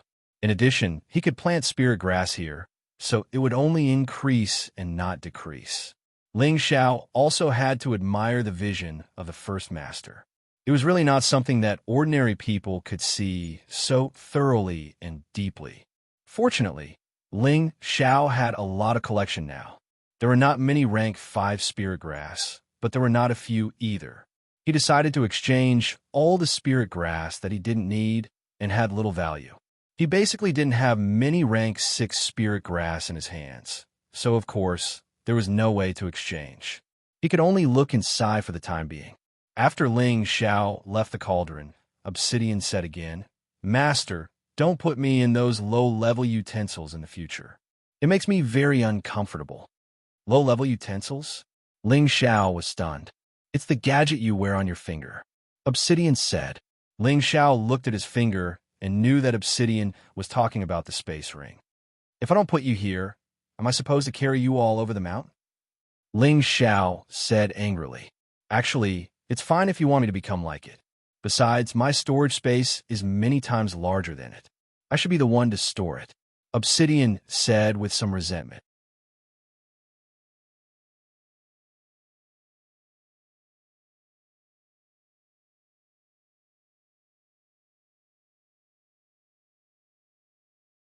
Chapter 393. The night was filled with sparse stars, and the beautiful moon shrunk. At the peak of a towering mountain range, two figures stood tall and straight like ghosts in the night. "Big Brother Nangong, why are you traveling with a few juniors? Could it be that this is your mission?" The two tall and majestic figures were Tai Zhenyong and Nangong Lai, and the one who spoke was Tai Zhenyong. Nangong Lai replied, "I won't accept such a boring escort mission. I'm just a little interested in one of the juniors." "Oh, which young man, riding on a flood dragon?" Tai Zhenyong was slightly surprised. Nangong Lai nodded and said, "That's right, to use a high-rank six-spirit beast as a mount. This is not an ordinary person. I don't believe that he subdued it under the Dragon Wave River. He doesn't have that ability. So what? In the end, he's just a young man. Do you want to take him into the raging flame and nurture him?" Tai Zhenyong was puzzled. "I want to, but he can even reject that old man Gu Ba. I don't think I have the qualifications to take him under my banner," Nangong Lai replied, then continued, "I'm just curious why he wants to go to Gu City. After all, the Gu clan has disappeared for 10,000 years, and Gu City has also become a forbidden area. I don't think he's going to Gu City just to die out of curiosity." "That young man actually wants to go to Gu City? He's really going to die," Tai Zhenyong said with an exaggerated expression. Although Gu City had been in decline for many years and had become a ruined city, it was unknown how many people wanted to occupy it and establish a king.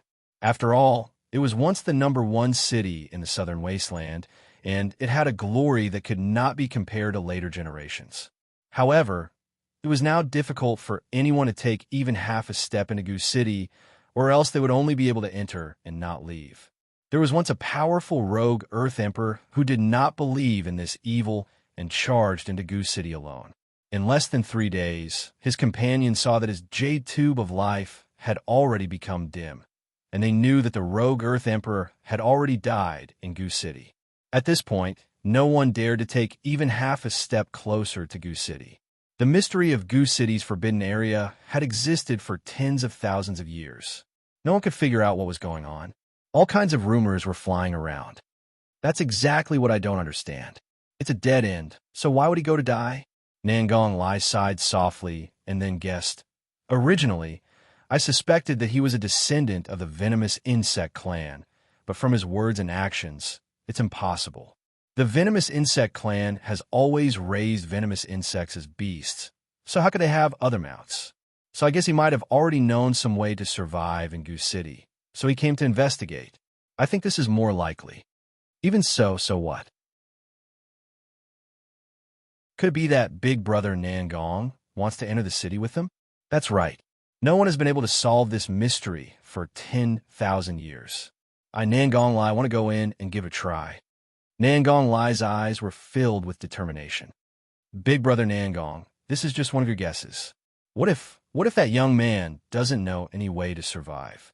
Then wouldn't you die with them?" "It's too risky. I don't agree." Tai Zhenyong objected. "Brother Yong, you can rest assured that I know when to advance and when to retreat. However, the mission I accepted 15 years ago is one that I haven't been able to complete in my life. I don't feel good about it. In the future, it will become an obstacle for me to advance to the venerable realm." Nangong Lai sighed. "You mean you accepted the mission that alarmed the southern wasteland 15 years ago and offered a sky-high reward for finding the venomous insect clan's heavenly insect magic?" Tai Zhenyong's eyes revealed a look of horror. Nangong Lai nodded and said, Yes, I accepted it. In the past 15 years, I have traveled all over the southern wasteland, but found nothing. I think it must still be in Goose City, or it has long been lost. 15 years ago, there was an amazing anonymous mission in the Southern Wasteland Mercenary Organization. Whoever could find the venomous insect magic would receive 5 million high-grade, mysterious crystals. There was no time limit. As long as they could find it, they could get the mysterious crystals at any time. This mission shocked the Southern Wasteland at that time. Such a large bounty was simply rarely seen in 1,000 years. These 5 million upper-grade mysterious crystals were worth more than several small low-grade crystal mines. In the Southern Wasteland, there was no force that could take out such a large amount. Perhaps only a few great forces combined their resources would have such a possibility. At that time, Nangong Lai, who was the #1 mercenary emperor, accepted this mission without hesitation. Unfortunately, 15 years had passed, but there were no traces of it. The only place that he felt that it might exist was the Goose City that he had yet to find, but he did not dare to casually step into it. Now that he had coincidentally met Ling Xiao, who actually wanted to enter the Goose City, Nangong Lai had the idea of going in together. Of course, he would not joke around with his own life. He had to understand if Ling Xiao had enough confidence to enter and exit. Otherwise, he would not take the risk. Just as the two of them were talking, an earth-shattering explosion shook the sky. The expressions of the two of them changed. Tai Jinyong said, "Could it be that a spirit beast has attacked?" Having said that, he took the lead and flew towards his tribe, with Nangong Lai quickly following behind him. At this time, the house that Ling Xiao and the others were resting in was blown to smithereens. Many giant trees in the surrounding area were also destroyed by the explosion. The people in the nearby houses were so frightened that they fled from their beds. The experts of the Tiela tribe immediately surrounded the area. They all stared at the destroyed area with indescribable expressions, and their expressions were extremely solemn. They all knew that this was the resting place of the Tiela tribe's distinguished guests. If something were to happen to them in their territory, they would be too ashamed to show their faces. Xianxia popped out of nowhere and looked at the house that Ling Xiao was staying in. He was tongue-tied. What the hell is this guy doing? Could it be that refining pills can kill people? Whoosh whoosh. Two silhouettes quickly descended. The Tiela tribe subordinates immediately saluted Tai Jinyong. They were speaking in the barbarian language, but no one knew what they were saying. Tai Jinyong said to Xianxia, "They said that the explosion happened for no reason." Xianxia laughed awkwardly. Maybe my brother was concocting pills inside and exploded while he was concocting. Seniors, you too should know that concocting pills is very dangerous. I've already advised him not to play this dangerous game as much as possible, so I apologize on behalf of that dead brother. Tai Jinyong and Nangong Lai were both astonished. Nangong Lai asked, "Is little brother Ling also an alchemist?" He should be an unranked alchemist. Master Gu Ba wanted to take him as a disciple, but my brother refused and insisted on exploring on his own. "Now it's all good," Xianxia replied. Nangong Lai laughed lightly. "Ha! I wonder what grade of pill little brother Ling refined for it to cause such a huge commotion." Next, waves of fragrant pill fragrance wafted out from the destroyed house. The surrounding people were all attracted by the fragrance and salivated. Xianxia wiped his mouth and said, "How fragrant! I really want to eat it." "Well, what kind of pill is this?" "It actually made me want to devour it." Tai Jinyong sniffed and said in surprise. Nangong Lai also revealed a strange expression. He guessed a 3rd or 4th grade pill would not have such a strong medicinal effect. This is the smell of a pill fragrance. Could be a 5th grade pill. Elixirs were divided into 10 grades. 1st and 2nd level elixirs could only be considered as unranked elixirs. 3rd level elixirs could be considered as grade elixirs. Their medicinal properties were already worthy of the title of miracle elixir. 4th level elixirs were a level higher. Their medicinal properties would definitely be richer, and their medicinal effects would be more prominent. The higher the grade of elixir, the more extraordinary it would be. Only fifth-grade pills and above would begin to emit pill fragrance. This pill fragrance did not only refer to the pill's medicinal smell, but also a smell that would strongly attract humans and spirit beasts. Looking at everyone's expression, Nan Gonglai guessed that this could be the pill fragrance of a fifth-grade pill. While everyone was still confused, the pill fragrance stopped. Two silhouettes walked out from the ruins. It was Ling Xiao, who had been concocting pills the entire time. The Demon Emperor was also following behind him by half a step. At this moment, Ling Xiao was in an extremely sorry state. His black hair was in a mess, and the clothes on his upper body were torn in many places, revealing a lot of muscles that were as white as a young girl's. The Demon Emperor's clothes were also somewhat damaged, but they were still in good condition. As soon as Ling Xiao appeared, he immediately scratched the back of his head and laughed dryly. "I'm really sorry for disturbing everyone's beautiful dreams." Ling Xiao is truly ashamed. When Tai Xingyong saw Ling Xiao appear, he waved his hand at his subordinates, telling them to leave.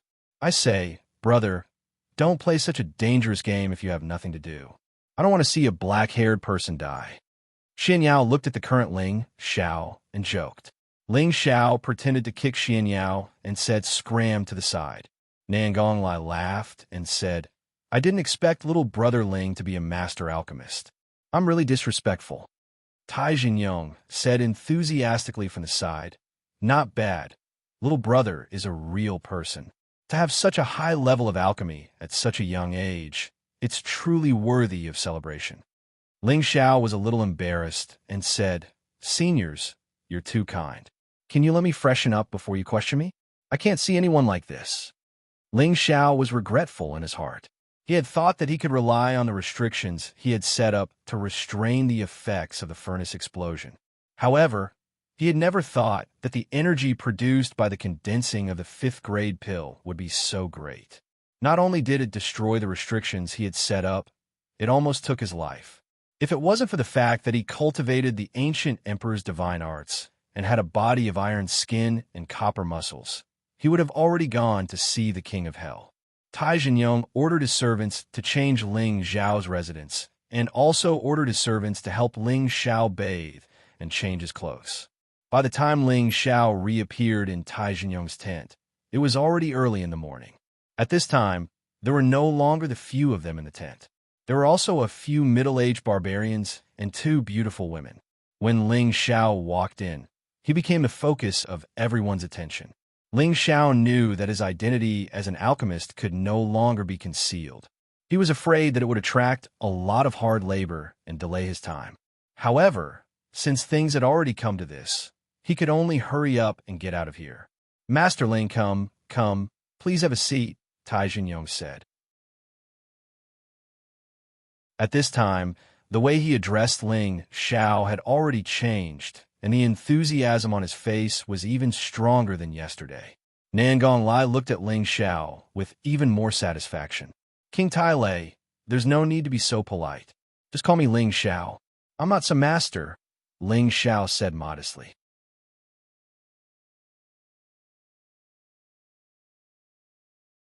Chapter 394. The Tai Lei tribe was one of the 9 great tribes of the barbarian race, and there was no lack of experts under their command. In the tent of the Tai Lei king, there were 7 or 8 middle-aged and elderly people, all of whom were at least at the high level of the king level. 2 of them were even at the emperor level.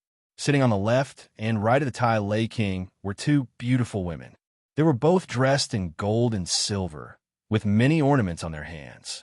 Their clothing was quite strange, and they had the flavor of a foreign tribe. These 2 women were the relatives of the Tai Lei king. The elegant middle-aged woman was his concubine, and the young woman in her early 20s was his daughter, Tai Lei. Ling Xiao really didn't understand why the Tai Lei king had gathered so many people here. Was it because of his identity as an alchemist that it was so grand? "Grandmaster Ling, there is no need to be modest, right? May I ask what grade of pill Grandmaster Ling was refining last night to cause such a commotion?" Tai Xingyong asked. I was just lucky enough to refine a 5th-grade pill. I didn't expect it to cause such a commotion." Ling Xiao is very ashamed, but the Tai Lei King can rest assured that I will compensate for your losses. Ling Xiao hesitated for a moment before replying. He had originally thought of hiding his true alchemist rank, but he knew that the most important thing when treating barbarian friends was sincerity. Otherwise, if they found out that he had deceived them, they would definitely turn against him. It really is a fifth-grade pill. Tai Jinyong and Nan Gonglai immediately stood up in excitement after hearing Ling Xiao's confirmation. The other barbarians also revealed looks of shock, and their eyes were filled with doubt. They were all thinking, when did it become so easy for an alchemist to advance a grade? Wasn't it said that advancing a grade for an alchemist was more difficult than advancing a grade in cultivation? No matter how one looked at this young man in front of them, he was only 20 years old. How could he be a fifth-grade alchemist? Xianxia, who was sitting to the side, glanced at Ling Xiao with pleasant surprise before regaining his calm. Behind Ling Xiao, the old demon emperor's eyes revealed a trace of astonishment that was difficult for others to detect. Nan Gonglai asked, "What pill did Grandmaster Ling refine?" He only asked this to confirm Ling Xiao's identity. A small bottle appeared in Ling Xiao's hand. Inside the bottle was a sparkling and translucent pill. He replied, "It's just an ordinary soul-replenishing pill. It's really difficult to enter the Grand Hall. I've made a fool of myself." Ling Xiao opened the bottle cap, and a fragrant medicinal scent filled the entire tent. Everyone revealed a covetous expression. Even the two beauties sitting next to King Tiela couldn't help but lose their composure. Behind Ling Xiao, the demon emperor almost couldn't help but snatch the pill. This was a soul-mending pill that was extremely beneficial to him. As long as he consumed this pill, his soul would recover a step further. It was extremely crucial for his future recovery. After Ling Xiao put away the pills, everyone reluctantly withdrew their gazes. King Tiela walked down from his throne and arrived in front of Ling Xiao.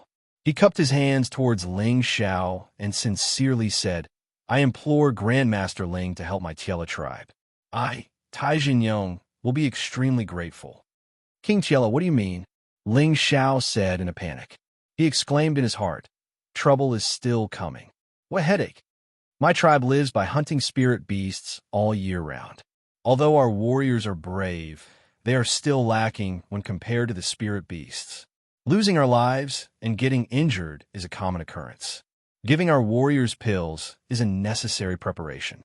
However, our tribe is famous for cultivating strength, and very few of us know how to refine pills. Thus, every year, our tribe has to purchase pills from the outer city. It's a pity that the pills we purchase each time are pitifully small, and the cost is extremely high. It's simply not enough to satisfy our tribe's needs. Especially this year, our remaining healing pills are nearly exhausted. Thus, I implore Grandmaster Ling to refine a batch of healing pills for our tribe. I, Tai Jinyong, represent the Tiela tribe to become Grandmaster Ling's most loyal friend." Tai Jinyong held his chest as he spoke with extreme sincerity. Several middle-aged and elderly people in the tent stood up and bowed towards Ling Xiao. "I implore Grandmaster Ling to help my Tiela tribe. King Tiela, there's no need for this. I, Ling Xiao, do not deserve such a bow from you. I am merely a nobody." Ling Xiao quickly helped Tai Jinyong up. Tai Jinyong's head was still lowered. "I implore Grandmaster Ling to help my people. As long as Grandmaster Ling is willing to help, I, Tai Jinyong, can agree to any of your conditions, even if you want my daughter to be your wife or concubine." The barbarians basically didn't know how to refine pills. When they were injured, they would use the most primitive methods of bandaging and using spirit herbs to heal. However, these two methods of healing were far inferior to the medicinal efficacy of medicinal pills. Therefore, what the barbarians needed the most were pills, a large number of pills. As long as they had the guarantee of healing their wounds, they would have a higher chance of survival when they fought against the spiritual beasts. This was also the reason why King Tiela was willing to lower his status to Ling Xiao. "King Tiela, there's no need for this. I still have important matters to attend to in Gu City. so I really can't split myself. Ling Xiao tactfully declined. Before King Tiela could speak, Tai Laniying walked down. The gold and silver accessories on her body gave off a tinkling sound. Her delicate face was like a flower, her almond eyes were like water, her waist was like a willow, her breasts were plump, and her butt was perky. Her appearance and figure were flawless. She said to Ling Xiao in the common language, "Master, Grandmaster Ling, do you think I'm pretty? Ling Xiao didn't even think about it. Princess, you look like a fairy. Of course you're pretty. In fact, Ling Xiao didn't even need to look at it to memorize these respectful words by heart. As long as you agree to my father's request, I'll be yours, Tai Laniying said with a resolute expression. At this moment, Xianxia hurriedly said, Princess, there's no need to beg him, just tell me. The corner of Ling Xiao's eye twitched. He glared at Xianxia, only to find that he didn't pay any attention to him. Instead, he was looking at Tai Laniying with infatuation. Ling Xiao sighed inwardly. This is bad. I'm going to be sold by this guy. Tai Laniying looked at Xianxia and asked, Do you know how to refine pills? I don't. Xianxia answered honestly. Then what's the point of me telling you? Tai Laniying said indifferently. If you tell me, I can have him refine pills for you. In this way, you don't have to wrong yourself to be with this promiscuous playboy, Xianxia said quite righteously. Hey, what are you trying to do? I'm in a hurry. Ling Xiao said to Xianxia through his secret ear. Xianxia replied, Help me out. My happiness depends on you. If I miss out on her, I'll be a bachelor for the rest of my life. When Ling Xiao heard this, he slapped his forehead. He had been defeated by Xianxia. Tai Laniying looked at Xianxia for a moment before looking back at Ling Xiao. Is he speaking the truth? Ling Xiao didn't respond to Tai Laniying and instead asked Tai Xinyo, How many pills do you need, King Tiela? What grade do you need? Tiela King was overjoyed and immediately replied, Of course, the more the better. Grade doesn't matter, we'll be satisfied with grade 1, 2, or even 3, as long as they can heal. All right, seeing how sincere you are, I, Ling Xiao, am not a friend if I continue to refuse. I'll refine pills for you for 3 days, after which I must leave. What do you think, King Tiela? Ling Xiao said decisively. The reason he had spoken to Tiela King first was because he was afraid that Xianxia would be too greedy and waste his time. Isn't 3 days a bit too short? Tiela King revealed an awkward expression. Although they didn't understand alchemy, they had a rough understanding of it. Refining pills was an extremely complicated process, and each furnace required a lot of time. He was worried about how many pills Ling Xiao would be able to refine in 3 days. King Tiela, you don't need to worry. In 3 days, I can give you no less than 5,000 healing pills below the 3rd grade. However, you must prepare your own materials, promised Ling Xiao. 5,000. Everyone cried out in shock. Refining 5,000 low-tier medicinal pills in 3 days. This was simply too unbelievable. Even if he refined non-stop, refining a few hundred pills would already be pretty good. For a moment, everyone cast doubtful gazes at Ling Xiao. If King Tiela doesn't believe me, then I'll leave right now, said Ling Xiao. The only reason he dared to make such a promise was because he was prepared to work for 3 days and 3 nights straight. Of course, this wasn't the only reason he could refine so many pills. Last night, he was able to refine 2 4th-grade pills in 1 furnace. Obsidian had told him that it was because his realm had increased and his control over energy had become better. This reduced the loss of medicinal essence, allowing him to refine even more pills. Normally, refining 1st and 2nd-grade pills would only produce 10 pills per furnace. With his current ability, he should be able to refine even more. Perhaps it wouldn't be strange for him to refine 10 or even 20 pills per furnace. Therefore, he felt that refining 5,000 low-grade pills in 3 days and 3 nights shouldn't be impossible. Grandmaster Ling is too serious. I'll immediately gather my subordinates to provide the materials, replied Tiela King. He then added, What other requests does Grandmaster Ling have? Please state them all. If my Tiela tribe can do it, We will definitely complete it in the shortest time possible. Just prepare the materials for me. Also, help me find a secluded place where I won't be disturbed for 3 days, replied Ling Xiao. That won't be a problem. I'll have the 4 royal guards protect you, replied Tiela King. Next, Tiela King arranged for a newly excavated cave for Ling Xiao to use as an alchemy room. He also placed a dozen millennium luminous pearls in the room for illumination. He then sent people to deliver a large amount of spirit herbs and beast pills, including some high-grade spirit herbs. These spirit grasses dazzled Ling Xiao's eyes. He didn't expect Tiela King to be so forthright and trust him so much. These materials weren't just enough to refine 5,000 pills. Even if he wanted to refine 50,000 pills, it would be enough. In truth, Ling Xiao didn't know that there were many majestic mountains in the southern wasteland. The barbarians also lived in these mountains. Hunting spirit beasts and harvesting spirit herbs was a common activity for them. Therefore, it wasn't strange for the Tiela tribe to provide such a large amount of spirit herbs and beast pills. Moreover, Tiela King also knew that it was difficult to make mistakes during alchemy, so he prepared a few more just in case. This time, it could be said that Ling Xiao was on his level. These low-grade spirit herbs weren't very valuable in his eyes, but with the help of the second layer of the obsidian cauldron, he could plant the extra ones and enjoy a large amount of high-grade spirit herbs in the future.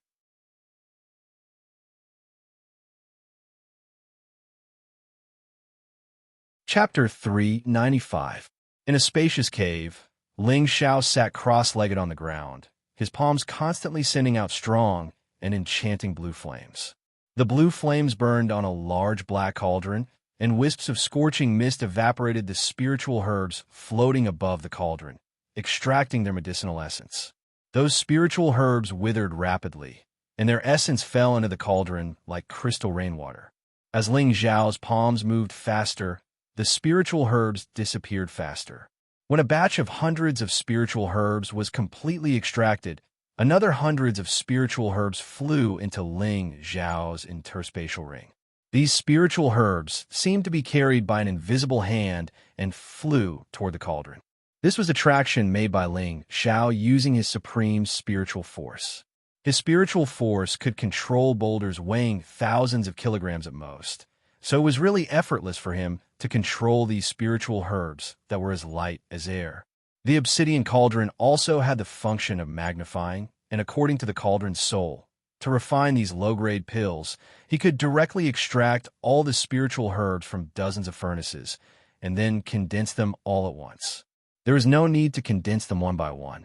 Ling Xiao believed the cauldron's soul suggestion. After all, he only wanted to refine some low-grade healing pills that were not graded, and did not need to distinguish any attributes. In that case, he could certainly do as the cauldron's soul suggested and throw in dozens of furnaces of the same medicinal herbs to condense them again. He believed that there would be no problem. The cauldron's soul must have tried it before, and Ling Xiao was now just following the path of his predecessors. For 3 days and 3 nights, Ling Xiao refined pills without sleep or rest. Fortunately, he was refining low-grade pills, and he was now at the low-grade king stage, and his spiritual force was not what it used to be, so he endured the hardship. When Ling Xiao came out of seclusion, the entrance of the cave was already full of people from the Tiela tribe. Everyone looked at Ling Xiao expectantly, and Tai Jinyong even took a few steps forward and asked nervously, "How was it, Master Ling?" Ling Xiao nodded and said, "Fortunately, I did not fail." "Really? That's great." Tai Jinyong excitedly shook Ling Xiao's hand. "Your Majesty, you should let Master Ling take a bath and rest first," the princess beside Tai Jinyong said. Tai Jinyong said happily, Yes, Master Ling, please go and rest first. In the afternoon, we will host a banquet to welcome Master Ling's great hospitality." Ling Xiao didn't say anything more. In fact, he really didn't feel that it was very hard for him to refine pills for 3 days and 3 nights. Instead, he felt that his mental strength had increased a lot. However, he still didn't like the sticky feeling all over his body, so he decided to take a shower and relax first. In the afternoon, the Tai Lu tribe celebrated. All the barbarians of the Tai Lei tribe slaughtered the beasts and roasted the meat. They sang and danced as they gathered together. The barbarians were united and friendly. This was the spirit of their race. Ling Xiao was sitting on the left side of Tai Xingyong, while Nangong Lai was sitting on the right side. It could be seen how much Tai Xingyong valued Ling Xiao. Before this, the amount that Ling Xiao had given Tai Xingyong wasn't 5,000 pills, but more than 8,000. This made Tai Xingyong and the people of the Tai Lu tribe unable to close their mouths. At the same time, their gazes towards Ling Xiao were filled with friendliness and gratitude. At the beginning, they really didn't believe that Ling Xiao could refine 5,000 pills. Even if he could refine 3,000 pills, it would be pretty good. But who would have thought that Ling Xiao would once again exceed their expectations?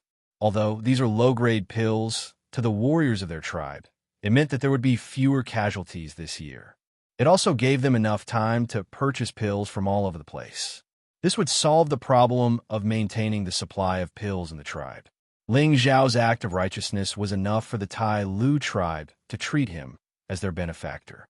Ling Xiao had been brought here by Nangong Lai. Although Nangong Lai's relationship with Tai Xingyong wasn't ordinary, Nangong Lai still felt very proud. One by one, the people of the Tai Lu tribe toasted Ling Xiao. Even Tai Xingyong raised his fist. Ling Xiao didn't refuse any of them. Although he wasn't addicted to alcohol, his alcohol tolerance wasn't bad. The wine of the barbarian tribe was quite spicy and refreshing. Come, Grandmaster Ling, on behalf of the warriors of the Tai Lu tribe, I thank you for refining pills. Tai Xingyong raised his bowl towards Ling Xiao. King Tai Lu is too polite. I was just passing by your precious land and received your warm hospitality. Ling Xiao is very grateful, Ling Xiao replied. He had always followed the principle that if others respected him, he would respect them tenfold. The two of them emptied their bowls of wine. Good. Grandmaster Ling is not only a good person, but also a straightforward drinker. Tai Meng, will also give you a toast. A middle-aged man, sitting not far from Ling Xiao, raised his cup. Lord Meng is flattering me. It's your wine that's too refreshing. I can't help but drink a few more cups. Come, let me give you a toast. Ling Xiao drank happily and returned the toast. He once again drank the wine in his bowl that had just been filled. All the people of the Tai Lu tribe were very happy to see Ling Xiao drink so much. Apart from competing in strength, the barbarians couldn't be weak when it came to alcohol. Ling Xiao didn't know how many cups he had drunk with the crowd. His handsome face was flushed red. The young girls who were dancing sexily threw flirtatious glances at Ling Xiao. Their eyes were full of desire. Xianxia didn't drink as much as Ling Xiao, but in order to woo Tai Lanying, he drank 3 jars of wine with Tai Lanying. Finally, he couldn't take it anymore and collapsed. Useless man, you only drank a little and you've already collapsed? Tai Lanying kicked Xianxia and said with dissatisfaction. Then, she carried a jar of wine to Ling Xiao and said, Grandmaster Ling, this little girl will also give you a toast. After saying that, she lifted the jar and directly poured the wine into her mouth. The wine that splashed out dripped on her towering breasts, causing Ling Xiao to stare blankly. A ball of fire quickly rose in his heart. Damn, I can't take advantage of my friend's wife. Ling Xiao cursed in his heart. He picked up a jar of wine and also drank it heroically. Seeing this, the bystanders applauded. Then, the two of them drank 5 jars of wine in a row and still didn't collapse. The bystanders were stunned. This wine was the barbarian race's special wine. It was spicy and refreshing, but it wasn't something an ordinary person could handle. Even a king-level warrior wouldn't collapse after drinking 3 jars of wine in a row. Tai Lanying was famous in the Tai Lei tribe for being able to drink 1,000 cups without getting drunk. But Ling Xiao was actually able to drink on par with her. This was what they admired about him. Come, this young master doesn't believe that I can't drink more than you, little girl. Ling Xiao was already 70% drunk. He brought out another jar of wine and said to Tai Lanying, how could Tai Lanying not be at her limit? But she was stubborn and continued to hold the jar of wine against Ling Xiao. Unfortunately, she had just picked up the jar when she passed out. She was still muttering, "Drink, it's all gone." Ling Xiao also drank a few mouthfuls and passed out. The next morning, when Ling Xiao woke up, he found himself holding a soft body in his arms. Ling Xiao instantly sobered up. He looked into his arms and found two naked girls lying on his chest. Their breathing was very smooth, and they were sleeping soundly. Their healthy and glossy skin was so soft and smooth. The two soft lumps on their chests made him feel very comfortable. Their lithe and graceful bodies were indescribably sexy. Well, what's going on? Ling Xiao let out a sigh of relief when he saw that Tai Lanning wasn't among the two women, but he couldn't remember what had happened last night. Just as Ling Xiao was trying to figure out what was going on, that majestic thing suddenly stood up. One of the girls sensed Ling Xiao's movement and opened her beautiful eyes to look at Ling Xiao, who still had his eyes closed. Her delicate hand reached out to grab that majestic thing. Hiss! Ling Xiao secretly sucked in a breath of cold air. His whole body was in the most excited state. Then he only felt that his majestic thing was wrapped in a moist stream. A series of low groans gradually rang out. Another girl was awakened and joined the battle circle. Ling Xiao could no longer pretend to be a saint. He turned into a beast. After a long time, Ling Xiao calmed down. He looked at the two beautiful girls and asked, "What the hell is going on?" After the pleasure, Ling Xiao didn't feel happy. He was worried that it would be a trick, because he knew that barbarian women were very chaste. Once he provoked them, it would be difficult to get away. The two girls saw Ling Xiao's serious face. Their expression became anxious. They quickly explained something to Ling Xiao. Unfortunately, no matter what they said, Ling Xiao couldn't understand a word. Damn, what kind of bird language is this? I'll go ask myself. Ling Xiao cursed and strode out of the room. Demon Emperor, what's going on? Ling Xiao asked the Demon Emperor who was guarding the door. The Demon Emperor was stunned. Young Master, what happened? You don't know? Ling Xiao asked with a gloomy face. The Demon Emperor looked into the room and replied, "Those are the maids that the king of Tai gave to young Master. Last night, young Master drank too much, so..." When Ling Xiao heard this, he fiercely slapped his forehead. "Damn it, what do I do?" "Young Master, there's no need to worry. They're maids that the king of Tai has given you, so they already know their fates. Moreover, they're willing to do this, so they probably won't hold you accountable. Even the king of Tai won't threaten you." "Let's hope so." Ling Xiao sighed, then thought to himself, "I must leave today." At this time, a barbarian walked over and respectfully said to Ling Xiao, "Grandmaster Ling, the king invites you." Ling Xiao nodded. He didn't immediately leave with the barbarian. Instead, he returned to the room. Ling Xiao took out 2 spirit breakthrough pills and 2 large, sparkling pearls and handed them to the 2 girls. The 2 girls were both high-level mystic cultivators. They were probably the best at cultivating Tenbin in the Tai tribe. It was unknown if the king of Tai did this intentionally or not, but Ling Xiao felt the need to compensate them. Although he felt guilty, he didn't know what was going on. Naturally, he wasn't stupid enough to take responsibility for them. These 2 are spirit breakthrough pills. They can help you become spirit masters. The other 2 pearls can help you maintain your youthful appearance. Consider it my compensation. I still have important things to do. Ling Xiao didn't care if the 2 girls understood or not. He stuffed the pills and pearls into their hands and strode out of the room.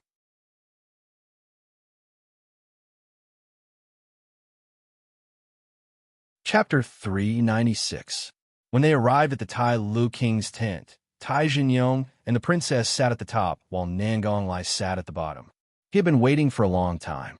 Tai Xingyong greeted him with a face full of smiles, then went straight to the point. "Master Ling, you are a noble of my clan, and you have helped my clan so much. This king has prepared a small gift. I hope Master Ling will accept it." After Tai Xingyong finished speaking, he clapped his hands, and a few maids walked up with a few trays. Tai Xingyong removed the red towels from the trays one by one. On the first tray was a pile of neatly stacked mysterious crystals. The mysterious crystals were very big, and each piece emitted waves of pure energy. These were high-grade, mysterious crystals, and, from the looks of it, there were about 500 of them, which was equivalent to 5 million low-grade mysterious crystals. On the second tray was a spirit grass. This spirit grass exuded a strong, fire-attributed aura. Its scarlet stem was sparkling, and its flame-like leaves were extremely peculiar. This was a high-grade 5th-grade flame grass. For any fire-attributed warrior, it was a top-grade spirit grass. It was extremely precious and rare, comparable to a low-grade 6th-grade spirit grass. On the third tray was another spirit grass. This spirit grass was like a dancing golden spirit snake, as if it was alive. It gave people the impression that they were looking at a snake. Golden snake vine, a low-grade 6th-grade spirit grass, was a spirit grass that could make metal-attributed warriors go crazy because it could allow metal-attributed warriors with high tenbin to comprehend a kind of footwork called snake steps. This footwork was comprehended from the snake image after consuming the golden snake vine, and it could increase the speed of metal-attributed warriors. On the fourth tray was a fire-attributed snake spear, a high-grade 5th-grade Xian artifact that was infinitely close to being a spirit artifact.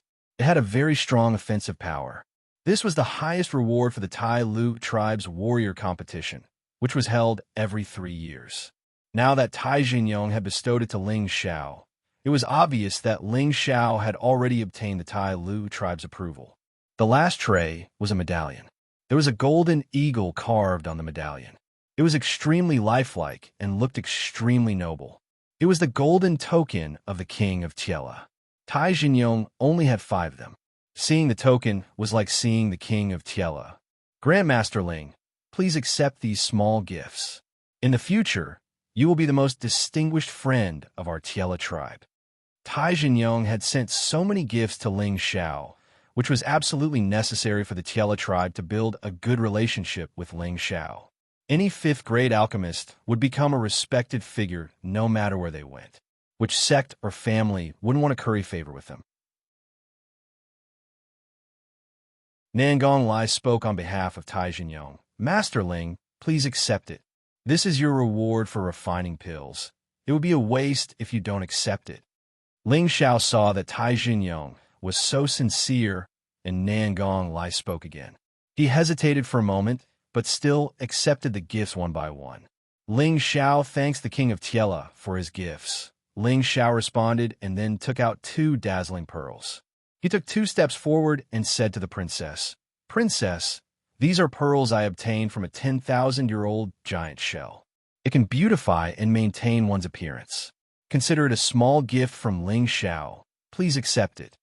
Is it really that magical? The princess was pleasantly surprised. Of course.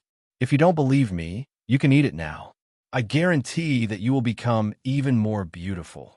Ling Xiao was not stingy with his praise. Grandmaster Ling, this gift is too precious. Tai Xingyong was very knowledgeable, so he naturally knew the value of the pearls Ling Xiao had taken out. As the saying goes, gifts must be exchanged. This little thing is not worth mentioning, Ling Xiao said straightforwardly. He still had hundreds of such pearls in the obsidian cauldron, so giving a few was nothing. Tai Xingyong no longer refused, and the princess impatiently swallowed one of the pearls. Suddenly, Wang Fei's body released a pure and flawless light. Her appearance actually glowed again, and she seemed to have become a dozen years younger. Her originally middle-aged appearance became a beautiful young married woman. It was as though she had returned to her youth. Her skin was filled with elasticity and vitality, giving people the feeling that they could never get tired of looking at her. Ling Xiao couldn't help but be stunned. Beautiful. The princess was really beautiful when she was young, Ling Xiao exclaimed in his heart. The princess cupped her face and asked Tai Xingyong, "Your Majesty, I feel a wonderful change. I wonder if I become even more beautiful?" Tai Xingyong's face was wild with joy as he cried out, "This is too magical. My beloved, you've returned to your youthful appearance. You're too beautiful." After saying that, Tai Xingyong actually ignored the people present and hugged the princess and kissed her passionately. The effects of these pearls are actually extraordinary. When this young master returns, I will definitely make all my wives even more beautiful. Ling Xiao thought fervently in his heart. Despite Tai Xingyong's repeated urging, Ling Xiao was still determined to leave. They rested for a few days in the Tiela tribe before continuing on their journey. In the blink of an eye, the four of them flew for another half a month before arriving at a huge city, Guanling City. Guanling City was one of the few large cities in the southern wasteland. People of all races came here to exchange what they needed, and their trade was not much worse than Nantian cities. Ling Xiao and the others did not tarry here. With Nangong Lai's help, they directly used the city's transportation formation and arrived at another large city in the depths of the southern wasteland, Divine Dao City. This city was called Divine Dao City because it was controlled by the deity Dao Union, and it was also where the deity Dao Union's headquarters were located. After arriving at Divine Dao City, they would not be too far from Gu City. From here, they would only need to fly for half a month to arrive. As they got closer and closer to Gu City, Ling Xiao's emotions grew increasingly excited.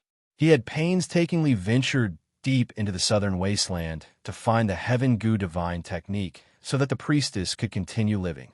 If he failed to find the Heaven Gu divine technique, then this trip would have been in vain. Furthermore, the priestess might not be able to live for long. He prayed that his luck would continue to be good and that he had to find the Heaven Gu divine technique. After Nangong Lai brought Ling Xiao to an inn, he said to Ling Xiao, "Master Ling, you guys can rest here first. I will go out and handle some matters. I will be back in 1 or 2 days at the earliest and 3 days at the latest. During these few days, you guys can walk around the city. However, do not provoke the people of the deity Dao Union. They are famous for being difficult to deal with." After Nangong Lai gave some instructions, he left in a hurry. Ling Xiao, Xianxia, and the Demon Emperor went to the inn and asked for 3 rooms to stay for the time being. Before Ling Xiao could even warm his seat, Xianxia walked over to Ling Xiao's room and said, "Let's go out for a walk. I feel like we have a lot of fortuitous encounters today. Who knows, we might be able to find some news about the Heaven Gu divine technique." Ling Xiao rolled his eyes at Xianxia and said, "This is Divine Dao City, not Gu City. The Heaven Gu divine technique has already disappeared for 10,000 years. How could it be so coincidental that we have news of it right after we arrived? You can go lie to others, but don't bother this young master. You have to believe in the profound secret sex number 1 fortune teller. Although the Heaven Gu divine technique has disappeared for many years, there's still many people who hope that it will reappear in the world. We cannot miss out on such a fortuitous encounter." Xian Yao continued to persuade him. Ling Xiao ignored Xian Yao and took out 2 bottles. One contained myriad year stone emulsion, and the other contained king pills. "Stop grumbling. Let's get to the king level first. Otherwise, this young master won't serve you anymore," Ling Xiao said as he tossed the 2 bottles to Xian Yao. Xian Yao caught them as if they were treasures. He said happily, "I say, can't you be more careful with such precious things? If you break them, can you afford to pay for them?" Ling Xiao ignored Xian Yao and flipped over onto the wooden bed. TSK, I didn't expect you to have such a rich collection. You even have a top-grade liquid like myriad year stone emulsion. This is great. This divine fortune teller can finally step into the king level." Xian Yao's eyes lit up as he looked at the myriad year stone emulsion. He then said to Ling Xiao, "Brother, do you have any more? Give me a few more bottles." "I do. Go to the well and take as many as you want," Ling Xiao said snappily. Xian Yao laughed dryly and didn't say anything more, instead taking out a black wolf fur brush and a bottle of golden liquid from his space ring. Xian Yao dipped the black wolf fur brush into the golden liquid and then began to draw something on the floor of the room. Ling Xiao looked curiously at what Xian Yao was doing. He saw Xian Yao drawing some irregular patterns on the floor. These patterns were like spirit snakes swimming about, giving off a very strange appearance. "What the hell are you doodling about?" Ling Xiao asked, puzzled. Xianxia said seriously. Shut up. This divine fortune teller is drawing an array diagram. Array? Array diagram? Haha. These messy lines can be considered an array diagram? Keep bragging, Ling Xiao mocked. Xianxia ignored Ling Xiao and continued to draw, sweat gradually appearing on his face as if he was struggling. After he put away the black brush and the golden liquid, he took out a few beast cores and placed them in different positions. Then, something strange happened. The patterns he had just drawn blossomed with a bright light, and the entire room became dreamlike. It looked extremely unreal. Ling Xiao was shocked by this scene. He really didn't expect that such a small formation could be formed with just these curved lines. Look carefully. Is this an array diagram? Is this a formation? Xianxia said proudly. At least you know something. But why did you make a small formation in my house? Do you still want to sleep? Ling Xiao asked unhappily.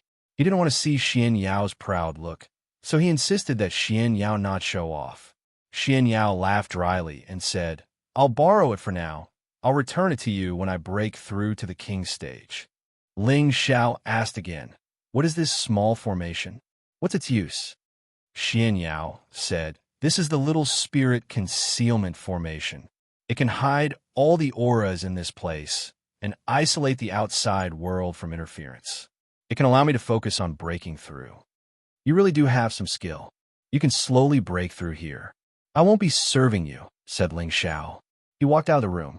He wasn't interested in waiting for Xianxia to break through.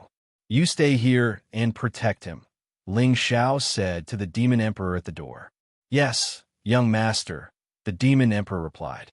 He then carefully asked, when can young master give me the soul-mending pill? It's a waste to give it to you now. Wait until you find a better body, Ling Xiao replied and walked out.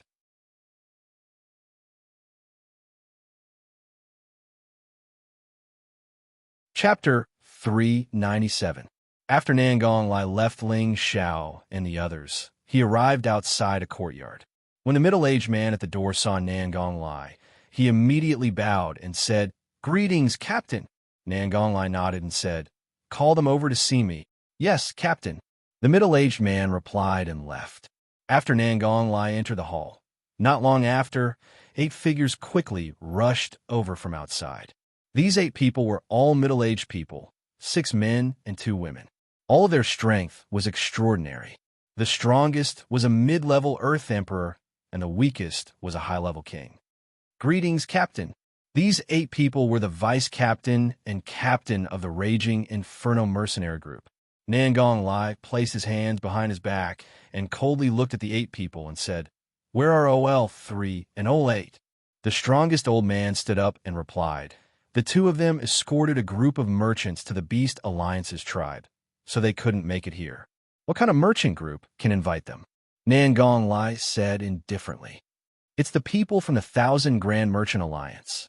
The old man replied. Yes, they do have the ability. Nangong replied and then said, How's the matter I asked you to do? It's been spread out. All the major powers have sent people over, and the deity Dao Union has also made a move. They plan to go to Gu City in 5 days to search for the Heaven Gu Divine Art and the Heaven Gu Divine Cauldron. It's said that the Ghost Hag Demon couple, the Poisonous Scorpion Emperor, and the Mad Taoist are also here. The old man reported. Nangong let out a cold smile and said, That's even better. Whether we can break the 10,000-year curse of Gu City depends on this trip. Captain, is it worth it for that mission? The old man asked. It's worth it. This is my, Nangong failure in my life. I can't let it become a stain in my life. Even if I have to dig 3 feet into the ground, I must find the Heaven Gu Divine Art. Nangong said resolutely. He then said, You don't have to participate in this trip. If I can't come out, Shaon will take over as the captain. The old man bowed in fear and said, Captain, how can this be? This is an order, Nangong said with a strong aura. Everyone else replied in unison, Yes, Captain.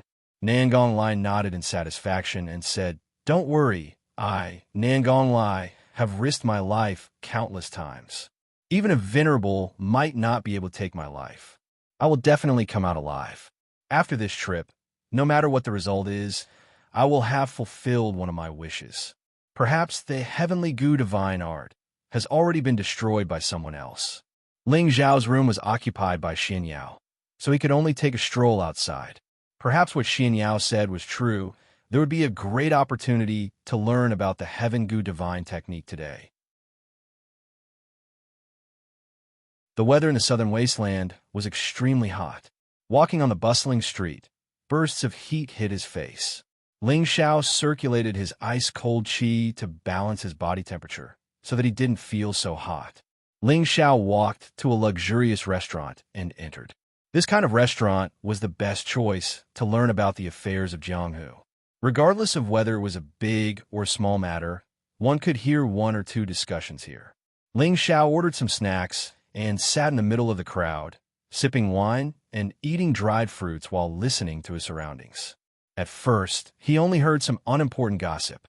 It wasn't until a group of mercenaries walked in that it became lively. Have you heard? The various forces are starting to combine their forces to enter Gu City to search for the relics of the Gu race. Impossible!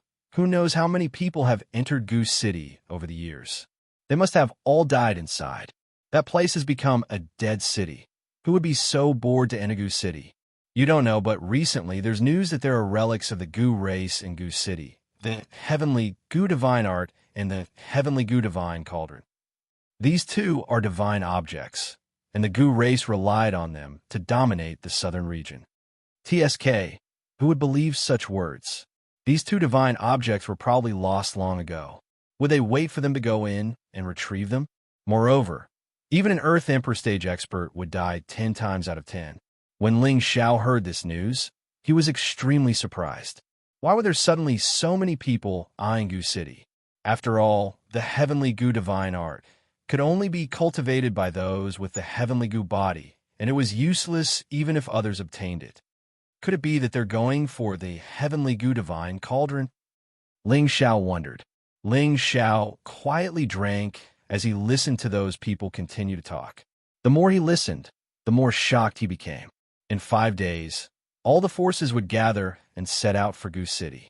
They wanted to turn the entire city upside down. Even if they couldn't find the heavenly Gu divine art and the heavenly Gu divine cauldron, they had to reopen Gu City's territory. They couldn't let those resources go to waste. Ling Xiao sighed inwardly. What a coincidence. When he arrived, all the forces had already begun to set out for Gu City. This wasn't good news for him. If someone else found the heavenly Gu divine art first, then things would be troublesome. Just as Ling Xiao was about to leave the restaurant, a ghastly wail and wolf-like howl could be heard. Waha! Waha! Along with the sound, 2 figures silently appeared in the restaurant. The expressions of everyone in the restaurant changed, as if they had seen someone that made them feel fear. The 2 people who came in were dressed in black and white, with disheveled hair. They looked like the legendary black and white impermanences of hell. Their appearances were extremely sinister and terrifying. They were 2 old men. The one wearing a black robe was an old woman. She held a scepter in her hand, and on top of the scepter was a black skull. The skull's eyes emitted a demonic green light, and it emitted a terrifying evil aura that caused people's hair to stand on end. The other was a bald, old man wearing a white robe. One of his eyes was already blind. He didn't bandage his eye, and the empty black eye made people want to vomit. Looking at his 2 pointy ears, it was not a normal human's, and there was actually long green hair growing on his ears. From afar, he looked like a demon. The 2 strange old men had hair-raising smiles on their faces. Their laughter was like the wailing of ghosts and the howling of wolves. It was both strange and terrifying. When the 2 old men sat down, everyone in the restaurant immediately scattered like birds. They all ran out of the restaurant as if they were avoiding the plague. "Whoa, are we so scary?" The old woman laughed, and the scepter in her hand pointed at a brawny man who was half a step too slow. Xiao. The skull on the scepter emitted 2 balls of green light that shot towards the brawny man. Immediately, the brawny man was bound by the 2 balls of green light. No matter how he struggled, he couldn't escape. Ghost! Ghost mother, have mercy! Have mercy! The spirit master begged while crying. Wuha, do we look so scary? Do we want to escape as soon as we see us? The old woman stared at the brawny man and asked, No, that's not it. You two seniors are graceful and graceful. How would you scare me? I just have an urgent matter to attend to. So, the brawny man waved his hands and said. He looked like he was about to cry. However, before he could finish speaking, the bald old man made a cutting motion with his hand, and the brawny man's neck was immediately cut off. Ha, so noisy? The bald old man let out a cruel laugh. Woo-ha, dead man, don't be so miserable. I feel disgusted when I see your blood. The old woman made an orchid gesture, and the green eyes of the skull in her hand flashed. The skull actually left the scepter and bit towards the already dead brawny man on the ground. The blood essence of the brawny man was instantly scared away by the skull. Then it once again flew back to the scepter, and the green light became even more intense. Woo-ha, baby, you're just a glutton. The old woman looked at the skull and laughed. In the restaurant, apart from the two old men, only Ling Xiao was still drinking by himself. However, when he saw the chain of events, he felt nauseous. Where did this demon come from? How can he be so evil? Ling Xiao lost interest in drinking and cursed in his heart. Just as Ling Xiao was about to leave, the bald old man shot him a frightening look. Ha ha, kid, aren't you afraid? The bald old man asked. The old woman also said from the side, Woo-ha, this kid is a bit interesting. Seeing how his blood essence is so vigorous, my little baby will definitely like him. Ling Xiao was about to reply when a strange smell wafted over. Suddenly, Ling Xiao felt as if there was something in his body that was destroying his internal energy. Poisonous gas. Ling Xiao's heart skipped a beat, and then he calmly circulated the ancient emperor's divine arts to expel the poisonous gas. Now that his ancient emperor's divine arts had advanced to the fourth transformation, his meridians and internal organs had long since been cleansed. Although he had not reached the realm of being immune to poison, he was not far from it. The two old men in the restaurant looked outside the door. The old woman laughed and said, Whoa, the poisonous scorpion is here. What an unpleasant stench. Ha! Does the poisonous scorpion want to stink us to death? The bald old man shouted. Hee, how have you been, immortal granny and immortal duke? This little brother greets you. A middle-aged man wearing a blue robe appeared at the door. This middle-aged man was extremely handsome, with distinct features. His attire was neat and tidy, and he had a bright smile on his face. He held a black fan in his hand and lightly waved it in front of his chest, looking extremely carefree and at ease. When Ling Xiao saw this middle-aged man, he immediately felt jealousy in his heart. He thought to himself, this old fellow is still pretending to be cool. Be careful, this young master will beat you up. Woo-ha, poisonous scorpion, how dare you come to the deity Dao Union's territory? Are you not afraid that those sanctimonious fellows will deal with you? The old woman said with narrowed eyes. The middle-aged man cupped his hands and walked in with large strides. He said, With immortal granny and immortal duke here, I believe they will not dare to act rashly. Humph, do these two ugly monsters think they can deal with those people from the deity Dao Union? Poisonous scorpion, you think too highly of them. Just as the middle-aged man finished speaking, a strong wind blew, causing the doors and windows of the restaurant to shake. In the next moment, a fat Taoist appeared in the restaurant. This Taoist had white hair on his left and black hair in the middle. In his hand was an incomparably beautiful Taoist nun. This Taoist nun was the one who had a conflict with Ling Xiao in Nantian City, Fairy Kai. Right now, she did not have the arrogant look she had before. Instead, her face was pale and her expression was mournful. Her beautiful eyes revealed a strong resentment. It seemed like her situation was not good.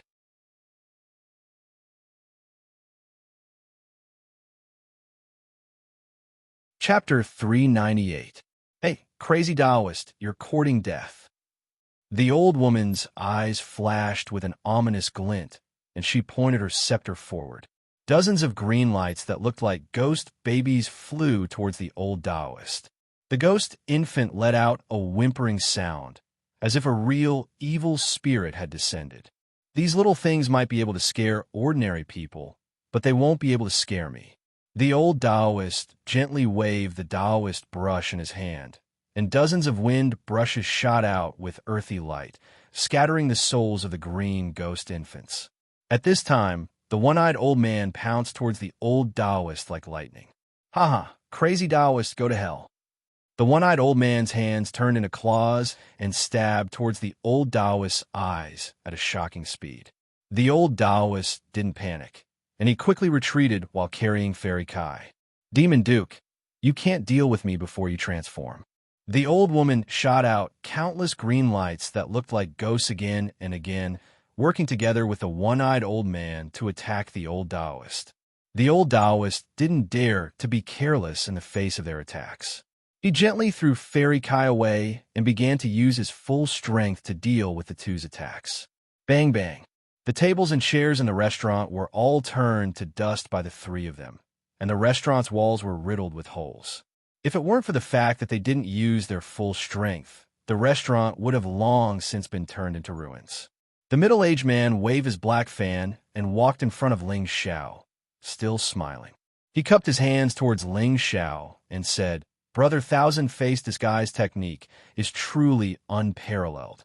To be able to turn into such a handsome appearance, I'm really envious." Ling Xiao was stunned when he heard this, thinking that the old man must have mistaken him for someone else. "How can I compare to your peerless poison technique, old poison? I almost fell into your trap just now." Ling Xiao replied calmly as he sipped his wine. "I'm just a crafty person. How can I not be elegant?" The middle-aged man said modestly. He took Ling Xiao's wine jar, and with a wave of his hand, a cup flew over to him. Then he filled his own cup without hesitation. Ling Xiao ignored him, instead glancing at Fairy Kai out of the corner of his eye. He discovered that she was also looking at Ling Xiao in astonishment, her eyes filled with anger. "Brother Thousand Faces is interested in this Taoist nun?" The middle-aged man asked with interest. "This is the type of woman I like the most. I don't know if the crazy Taoist is willing to let me have her," Ling Xiao said with a smile. "Uh-huh, I think that will be very difficult. But if Brother Thousand Face can make him give it up, then things will be different," laughed the middle-aged man. "What's so difficult about that? Once they finish fighting, I'll ask him for it." "I'm sure he won't dare say anything," said Ling Xiao.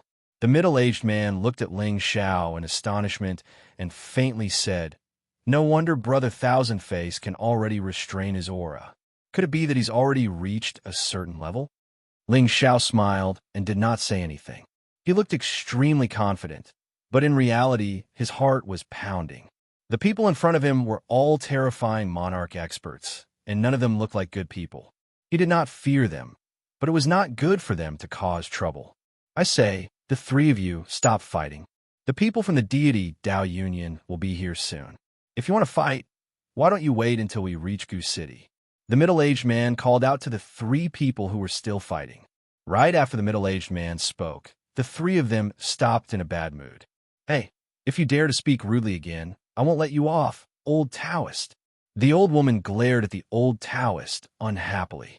The old Taoist shouted, "Humph! Even if you bring out two more ugly monsters, I won't be afraid of you. Ha, how dare you?" The one-eyed old man shouted, wanting to attack again. "Enough!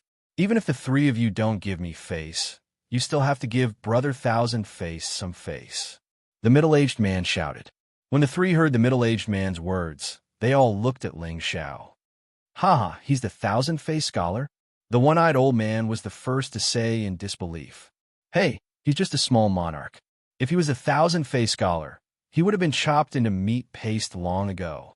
The old woman laughed sinisterly. The old Taoist also looked at Ling Xiao with disdain and said, "Brat, you dare to pretend to be the Thousand-Face scholar? You're courting death." The middle-aged man sitting across from Ling Xiao waved his black fan and did not say anything. He just sat there with a smile on his face and waited to watch the show. Ling Xiao really wanted to cripple the middle-aged man with one punch.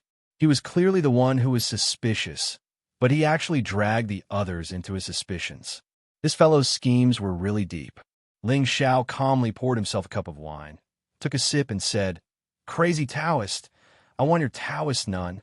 Haha, this is a rare dual cultivation companion that I've found.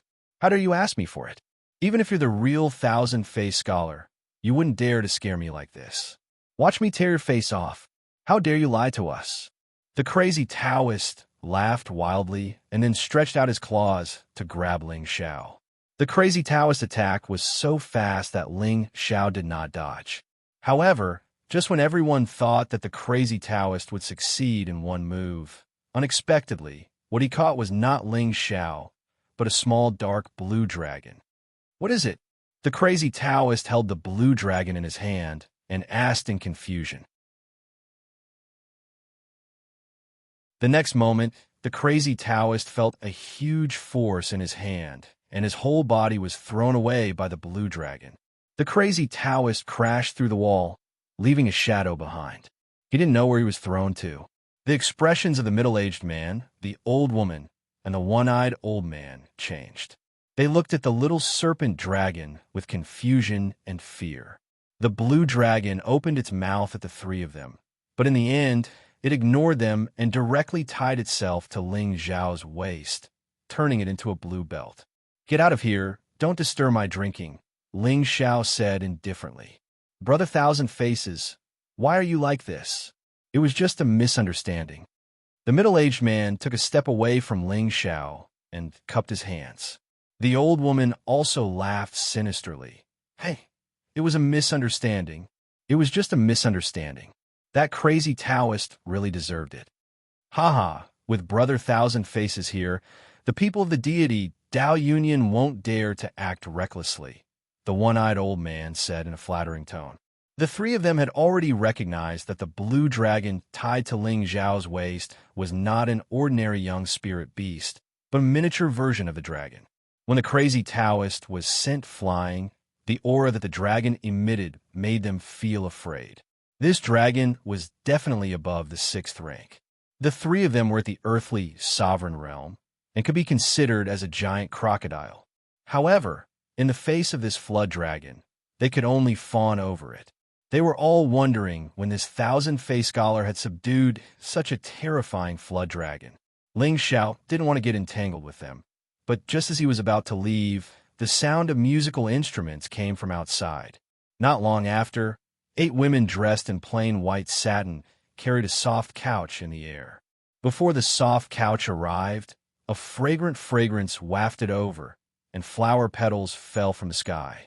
"I wonder if it's the Divine Union's mother goddess or daughter goddess?" the middle-aged man asked as he stared at the newcomers. The old woman and the one-eyed old man's expressions turned grave. Ling Xiao, on the other hand, was filled with doubt. Could the deity Dao Union's leader be a woman? Poison Emperor, Ghost Woman, and Demon Duke, why are the three of you harming others here? You must understand that everyone is equal, and we have no right to take the lives of others as we please. The soft couch landed on the ground, and an extremely melodious voice came from behind the screen. "So it's the daughter goddess. This person wasn't killed by me. You should be asking them," the middle-aged man said as he cupped his hands. It was as if he was always polite to everyone. "Hey, the commoners are like ants. Does the daughter goddess think that they are comparable to us?" The old woman replied. "Ghost Hag, you are wrong. Weren't you a baby without any martial arts when you were born? How were you different from when you were born? That's why I advised the three of you to join the Divine Union and guide the masses." A rebuttal came from within the soft couch. "Haha, cut the crap. This time, we are here to enter Goose City. I hope that your Divine Dao Union won't act rashly. Otherwise, we don't mind starting a massacre here," the one-eyed old man replied.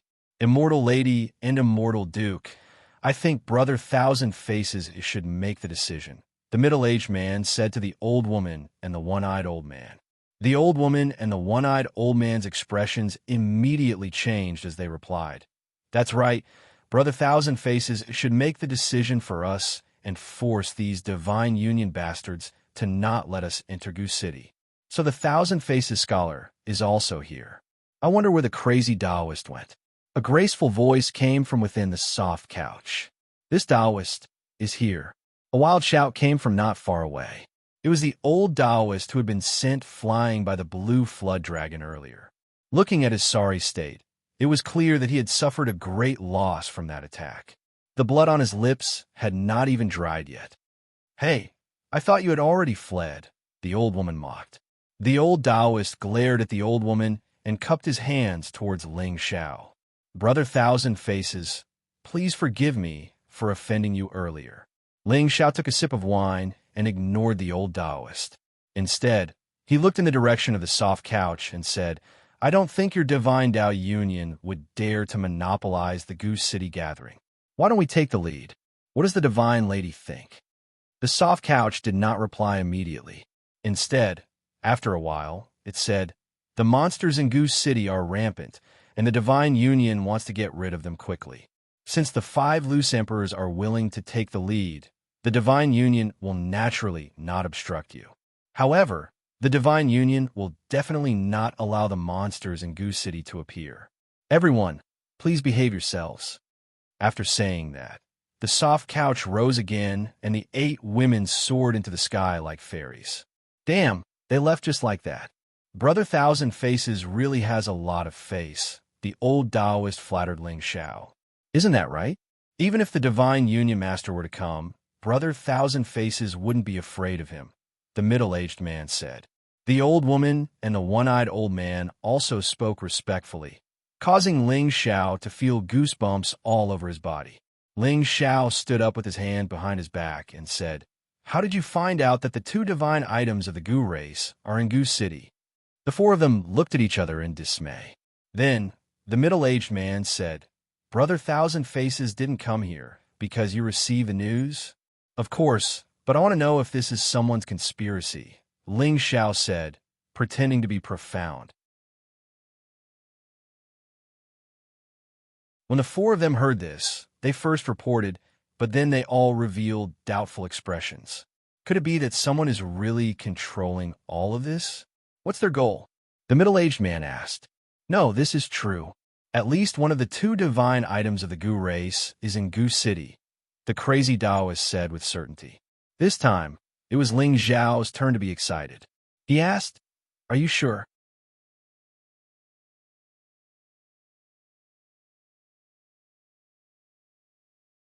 Chapter 399.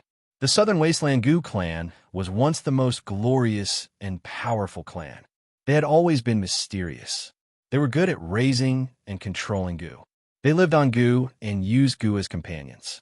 There were 2 divine objects in the clan, which made them extremely powerful. The Heaven Gu divine technique was a divine-level technique passed down by the ancestors of the Gu clan. It was one of the most precious techniques in the world. However, this technique could only be practiced by the Gu clan with the Heaven Gu body. It was useless to others. There was once a genius with a Heaven Gu body who mastered the Heaven Gu divine technique. The Gu clan was so powerful that even the big clans in the central region had to avoid them. This showed how terrifying the Heaven Gu divine technique was. The Heaven Gu divine cauldron was one of the 9 great cauldrons in the world. It was the divine object of the Gu clan. In addition to being used as a sacrifice to raise Gu, it was also very tempting to alchemists. Any outstanding alchemist would feel that it was the greatest regret in life if they did not have an extraordinary cauldron. Even if they were not alchemists, other warriors would also desire this cauldron. After all, every divine object was extremely precious. Even if they did not use it, they could use it to interact with others and gain more benefits. These 2 divine objects have been lost for many years. It was easier said than done to find them. Ling Xiao's goal in going to the Southern Wasteland was to find the Heaven Gu divine technique. The high priest had also said that it would be best if he could find the Heaven Gu divine cauldron. He did not have much hope for this trip. After all, the time difference was too long. However, now that he heard the crazy Taoist was so sure that there was a divine object still in Gu City, how could he not be excited? Crazy Taoist nodded and said, 5 years ago, I went to Goose City with an old friend and wanted to enter the city. Although we didn't go in, we found something strange. That night, the moon was very round. My old friend and I didn't dare to go in. When we were about to leave, we smelled a faint, strange smell coming from the city. At that time, we thought it was poisonous gas, but it didn't have any effect on us. However, all the poisonous creatures in the mountains around the city crawled into the city. It was really scary. It was the strange smell that attracted them in. When we saw this strange phenomenon, we kept watching for 3 days and 3 nights, but none of the poisonous creatures that went in came out. The demon elder couldn't help but interrupt. Haha, even this strange phenomenon can't prove that the 2 divine objects of the Gu clan are inside. Crazy Taoist glared at Duke Yao and said, I think it might be the divine cauldron of Gu that's being refined. Legend has it that the divine cauldron of Gu is a divine cauldron used to raise poisonous insects. Only the strange smell it emits can attract those poisonous creatures, so I'm sure there's a divine cauldron of Goose City. Based on what you've said, I think it's possible. Poison Scorpion revealed an ecstatic expression. He was a person who loved refining poisons, so this divine Gu cauldron was definitely a divine object to him. Ling Xiao was a little disappointed when he heard this. He wanted to find the Heaven Gu divine technique for the priestess to use to prolong her life. The Heaven Gu divine cauldron was secondary. Hey, that's not right. According to what you're saying, there must be other living people in Gu City. Otherwise, who would be refining the cauldron? Had guessed. That's right. That's what I don't understand. So this time, with so many people going in, I'm going all out. I'm going to have a try, the crazy Taoist said. How about we form an alliance? With Brother Thousand Faces as the leader, we'll have a higher chance of success. Poison Scorpion looked at Ling Xiao and asked, That's right. With Brother Thousand Faces leading us, even the deity Dao Union's people would have to retreat. The crazy Taoist immediately agreed. Ha! We have no objections. Hag and Duke Yao exchanged glances and said in unison. Ling Xiao took another sip of wine and said, Why should I be with you? Do you think I don't know what you're planning? Brother Thousand Faces, you can't say that. Now that many factions have gathered, they think they're righteous and want to get rid of us as soon as possible. If we don't unite, we'll be defeated by them one by one. Now that we trust Brother Thousand Faces, we're asking you to temporarily lead us to Goose City. Who knows, Brother Thousand Faces might need our help at that time, Poison Scorpion said.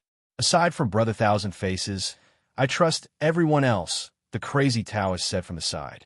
The hag and Duke Yao also nodded in agreement.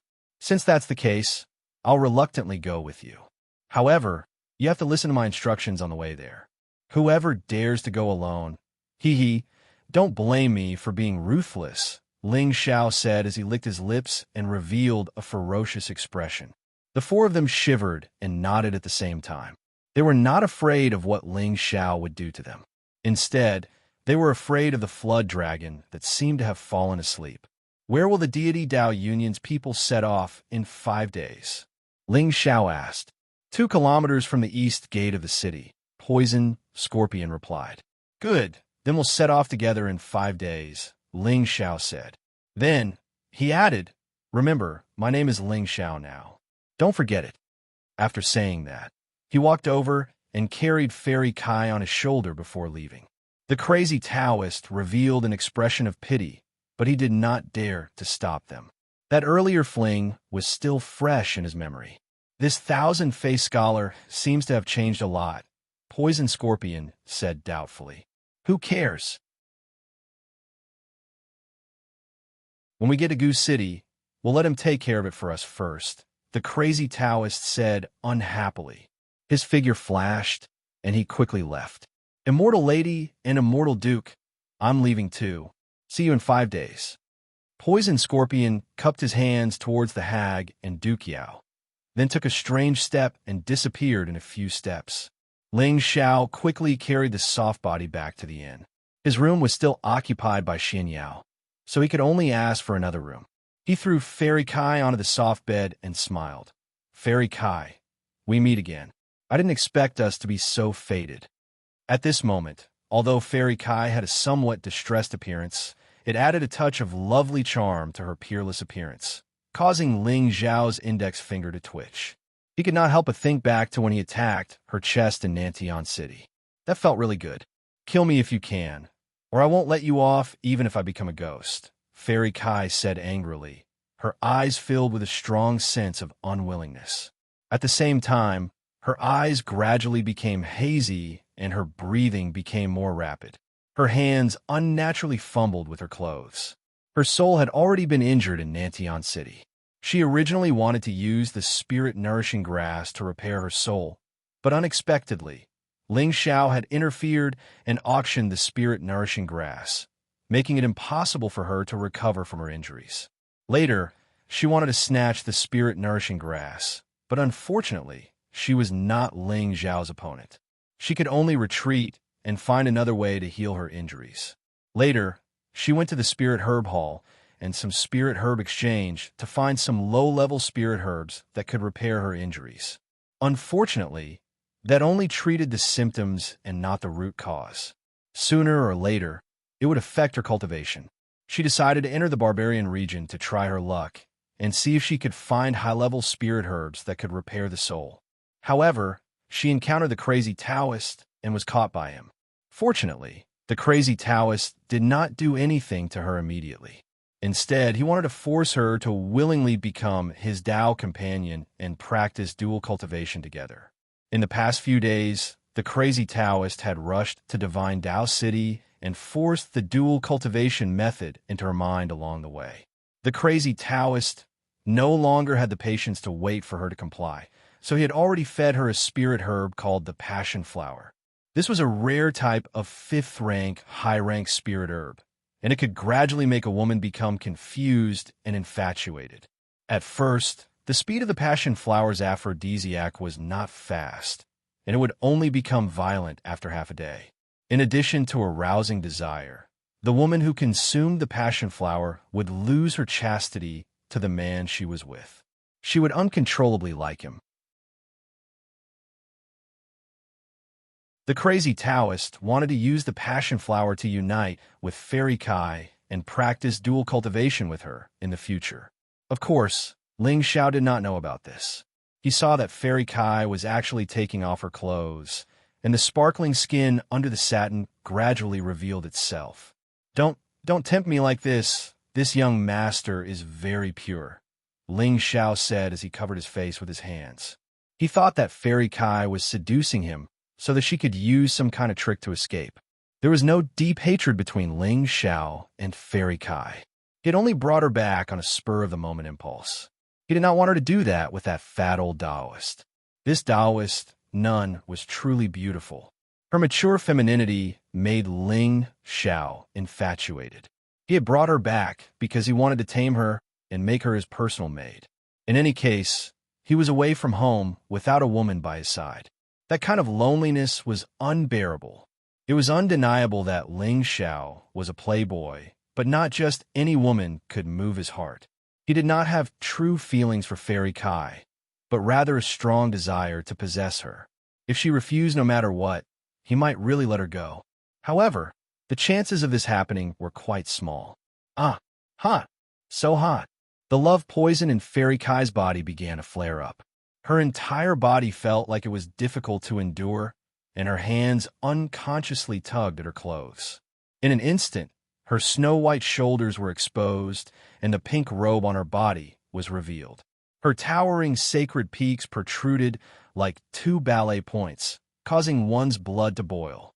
Ling Xiao slightly opened his fingers and looked at the half-naked beauty. His eyes were about to pop out of their sockets, and his Adam's apple kept rolling. A few days ago, he had carelessly lost his chastity to 2 barbarian women in the Tai Lei tribe. At the time, he felt that he had no choice.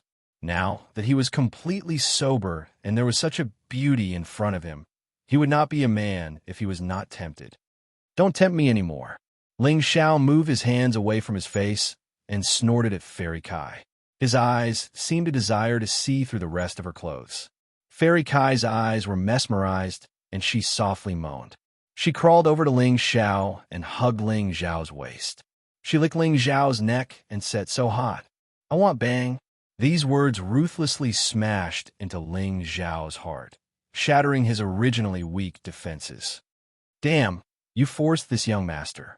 You have to take responsibility for this young master after this, or else I don't want to live. Ling Xiao couldn't bear it anymore. His body trembled and his clothes were torn to shreds. He flipped over and fiercely pushed down the beauty in his arms.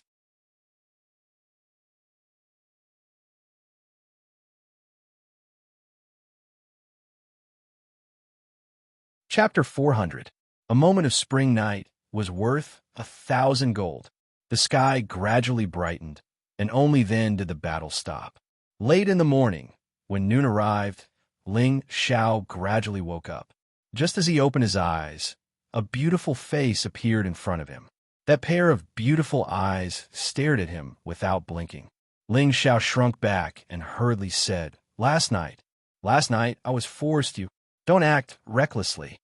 It had to be said that Ling Xiao's skin was thick to the extreme to actually say such shameless words.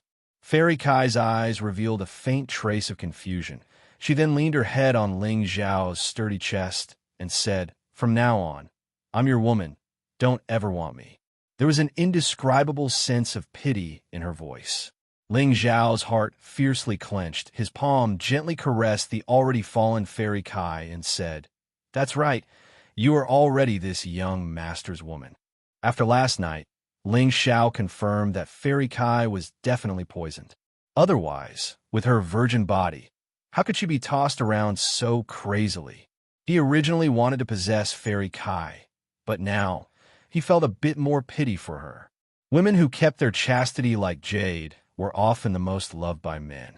Ling Xiao gave Fairy Kai a pill to recover from his injuries and hugged her for an entire day. He also listened to her talk about her pitiful life. Fairy Kai's original name was Kai Xiayu. She had been an abandoned orphan since she was young. She was adopted by a family since she was young, and when she was 5 years old, she was discovered by her master and accepted as a disciple. After learning for more than 10 years, her master brought her to the savage region to train. She mistakenly entered the territory of a high-grade spirit beast and was almost devoured by it. Fortunately, her master saved her in time. However, because of this, her master was seriously injured and passed away not long after. At this moment, she was all alone again. She thought of her adoptive parents who had taken her in. However, when she returned to her hometown, she found that her adoptive parents had already been killed by the roving bandits. Therefore, she hated those roving bandits very much. Once she encountered them, she would kill them without saying a word. Thus, she was given the nickname Blood Azura by others. Later on, as her strength grew, so did her fame. Many people were afraid of her fame, and on the surface, they called her Kai Fairy and didn't dare call her Blood Azura. All these years, she had been living alone.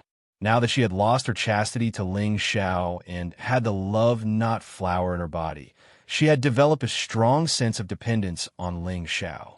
She longed for someone to care for her and love her. She did not want to be alone anymore. Ling Xiao hugged her tightly and comforted her. From now on, you have another me. Yes, you are my husband. I will follow you for the rest of my life, Kai Xue replied softly and buried her head deeper. She felt that this feeling was very good and warm. By the way, how do you feel now? That old guy didn't do anything to you, did he? Ling Xiao asked nervously. Kai Xue said, He only imprisoned my cultivation, nothing else. However, my sea of consciousness and soul were injured, and my strength was greatly damaged. I'm afraid that it will be difficult for me to advance in this lifetime. Don't be sad. Your husband is a 5th-rank alchemist. Your husband can cure your insignificant injuries, and I will also help you reach a higher level, Ling Xiao said with a sigh of relief. You're also a 5th-rank alchemist. Kai Shayue was surprised. Of course, your husband is an omnipotent and absolute genius. I have to say that you have an excellent eye for people. You are lucky to push your husband down, Ling Xiao said very cockily. Kai Shayue's beautiful eyes flashed with lotuses, and she said, Husband, you are amazing. By the way, Your husband can also keep you beautiful forever and never age. Ling Xiao thought of the 10,000-year-old pearl again and took it out of the obsidian cauldron. Wow, so beautiful. Kai Shayue praised in surprise. Even though she was already a few dozen years old, she was absolutely an extraordinary genius to a high-level king rank expert. She still maintained the appearance of a young woman in her 20s, and she didn't seem old in the slightest. This was inseparable from the fact that she'd always maintained her youthful appearance. Any woman wanted to preserve their youth for the rest of their lives. But unfortunately, time spared no one. Although she could still maintain her beautiful appearance now, what about 100 years later? Could she still be as beautiful as she was now? But the 10,000-year-old pearl that Ling Xiao had taken out was not only beautiful, but also a peerless treasure that could preserve one's youthful appearance. It was extremely tempting to any woman. Originally, Kai Shiyue still had a little bit of resistance against Ling Xiao, but from this moment on, she unreservedly belonged to him. After taking the 10,000-year-old pearl, Kai Shi instantly blossomed with a golden glow. Her skin became as tender as a newborn baby's, and her appearance was even more lively. She was so beautiful that it was suffocating. Ling Xiao held this peerless beauty in his arms, and his passion rose again. He couldn't help but charge forward again.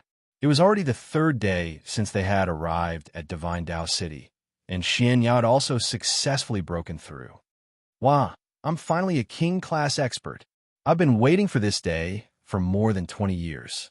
It's really King hard. Xianxia appeared in front of Ling Xiao and laughed wildly. But in the next moment, he was dumbfounded. He saw that Ling Xiao had an indescribably charming and alluring woman in his arms, and he was dumbfounded. I say, you're asking for a beating, right? How can you stare at your sister-in-law like that? How uncultured! Ling Xiao said to Xianxia as he kicked him. Heavens! This is too unreasonable. Why is she by your side? Xianxia pulled at his hair and yelled in jealousy. Didn't I say that this was my luck with women? She followed me all the way here, and I couldn't stop her even if I wanted to, so I could only reluctantly accept her. Remember, don't pull your eyes out, or I'll dig them out. Ling Xiao said very proudly. Xianxia sighed softly and said, You're really born to be in love with women. Why didn't I have such a fate? It's really bitter. I can't help it. I have a good character. Ling Xiao was determined to beat Xianxia to the end, and a spring breeze was written on his face. Forget it. Is there any news about the Heaven Gu divine technique? Xianxia went straight to the point. At this point, Ling Xiao couldn't help but admire this quack's ability. When Xianxia and Ling Xiao first arrived in Divine Dao City, he wanted to drag him out for a stroll, saying that there was a great opportunity to find clues about the Heaven Gu divine technique. Later, he went to the restaurant and found out that many forces in the southern wasteland wanted to attack Gu City together. He also learned from crazy Daoists that there might really be a Heaven Gu divine cauldron in Gu City. Although Xianxiao's words weren't completely correct, he guessed most of it. Is this guy really the #1 divine fortune teller of the Xuanji sect? Ling Xiao couldn't help but reconsider the meaning of Xianxiao's words. 2 days later, 5 miles away from the east gate of the city. We'll go there with many forces, Ling Xiao replied. Xianxia revealed a thoughtful expression, and his fingers randomly pinched a few times. He said solemnly, This trip doesn't bode well for you. Do you want to consider it carefully? Ling Xiao revealed a confident smile and said, For you and I have no other choice. Even if I have to climb a mountain of swords or plunge into a pot of oil, I won't even frown. Moreover, this young master has always been blessed with good fortune. How can Amir Gu City keep this young master? Xianxia nodded with satisfaction and said, Misfortune and fortune go hand in hand. With your undying cockroach fate, I expect you to be able to turn misfortune into fortune and find the divine technique to return. What life providence of an undying cockroach? Your analogy is too **ket up. You should say that I'm the life providence of the true dragon son of heaven. Ling Xiao corrected angrily. All right, has Senior Nangong returned yet? Xian Yao changed the topic. Not yet. He might be back today. It's all thanks to him leading the way. Otherwise, we wouldn't have been able to get here so quickly, Ling Xiao replied. Xianxia revealed a thoughtful expression and didn't say anything else. Sure enough, at noon, Nangong Lai finally appeared. If you want to go to Goose City, then set off now. Many factions are rushing over today, Nangong Lai said directly. Ling Xiao and Xianxia were flabbergasted. Weren't they supposed to gather in 2 days? Nangong Lai didn't explain. He turned around and rushed over first. Ling Xiao and Xianxia didn't dare to delay. They brought Kai Shiwei and the Demon Emperor and rushed to the east gate of the city. Indeed, not far from the city, a large number of experts had already gathered. These people were all at least King Stage and above, and the leader was at least Monarch Stage. These factions were divided into 4 major factions. The strongest were 15 black-clothed men with hoods over their heads. There were 7 Monarch Stage and 8 King Stage. Their strength was comparable to a rank 8 sect. They were surrounded by thick, dark-attributed spiritual energy. With one glance, one could tell that they were from the Demon Shadow sect. The second faction was the Deity Dao Union. There were also 15 of them, 7 men and 8 women. There were 6 Monarch Stage and 9 King Stage. One of them was a peak earthly sovereign, the Deity Dao Union's Vice Alliance leader. The third faction was the Noble Clan Alliance. The representatives of the Tang, Xian, Nangong, and Ouyang noble clans had gathered together. There were a total of 22 people. There were 6 Monarch Stage and 16 King Stage. The fourth faction was a group of loose cultivators and the Mercenary Alliance. They were actually led by Nangong Lai. There were a total of 4 Monarch Stage and 20 King Stage. They were the largest group. Originally, Nangong Lai wanted to ask Ling Xiao to join his faction. Who knew that Ling Xiao would reject him? This made Nangong Lai feel very confused. Ha! We're not late, are we? As ghostly wails and wolf howls rang out, 2 figures landed in front of the crowd. Everyone's expression changed slightly. They had all recognized who these 2 people were. Stop yelling and get over here, an unhappy voice called out. Everyone looked towards a voice. They were all thinking, who dares to speak to the ghost hag fiend like this? He must be tired of living. They all thought that the ghost hag fiend would definitely kill that person. Who could have expected that the next moment would make their jaws drop? Ha! Brother Ling, we'll be right there, the ghost hag fiend replied. But trembled as she arrived in front of the young man in his early 20s. She actually had a respectful expression on her face. They were all famous people. Who didn't know how terrifying the ghost hag fiend couple was? They were all temperamental and evil people. Their wives always followed their husbands. They had never heard of them selling out to anyone. Who was this young man in front of them? How could he make them so respectful?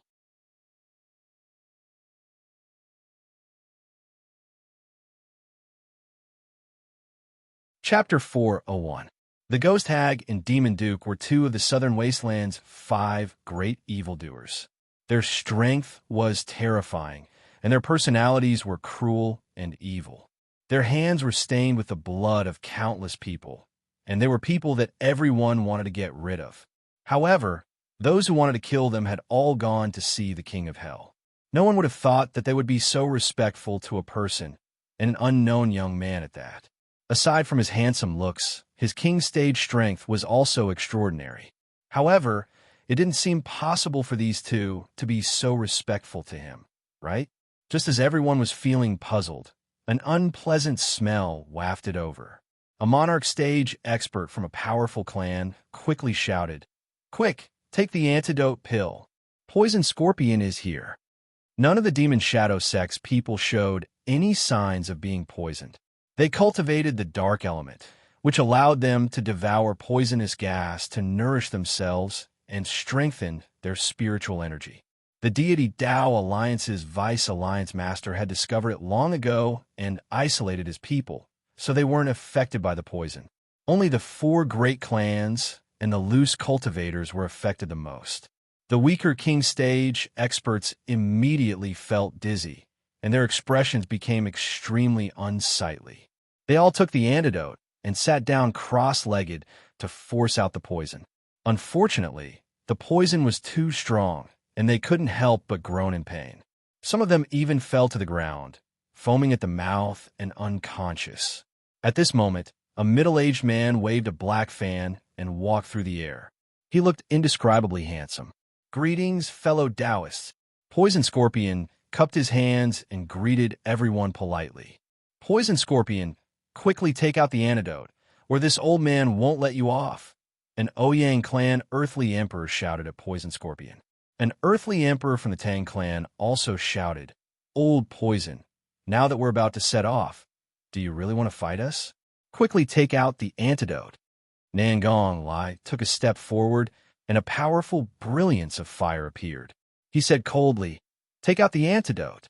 Although Nangong Lai didn't bring his inferno mercenaries, he was the leader of these loose cultivators and mercenaries. Naturally, he had to stand up for them. "Everyone, there's no need to get angry. If we can't even withstand a mere poison gas, then what's the point of rushing to Goose City and throwing our lives away?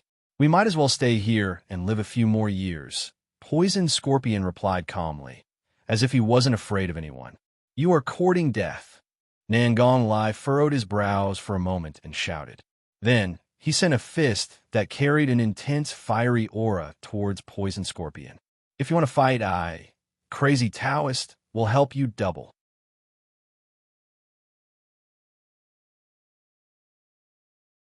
A whistling sound came from not far away, and an earthen yellow shadow of a foot stomped towards Nangong Lai.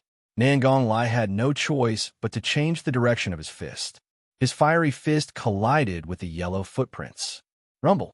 The two powerful auras collided with each other, emitting a deafening explosion. The Lai Emperor lives up to his reputation. "Take another of my palms." The voice in the air sounded again, and a huge yellow palm print pressed down on Nangong Lai like a mountain. "Humph! Do you think I'm afraid of you?" Nangong Lai snorted coldly. His whole body bounced up like an arrow released from a bowstring.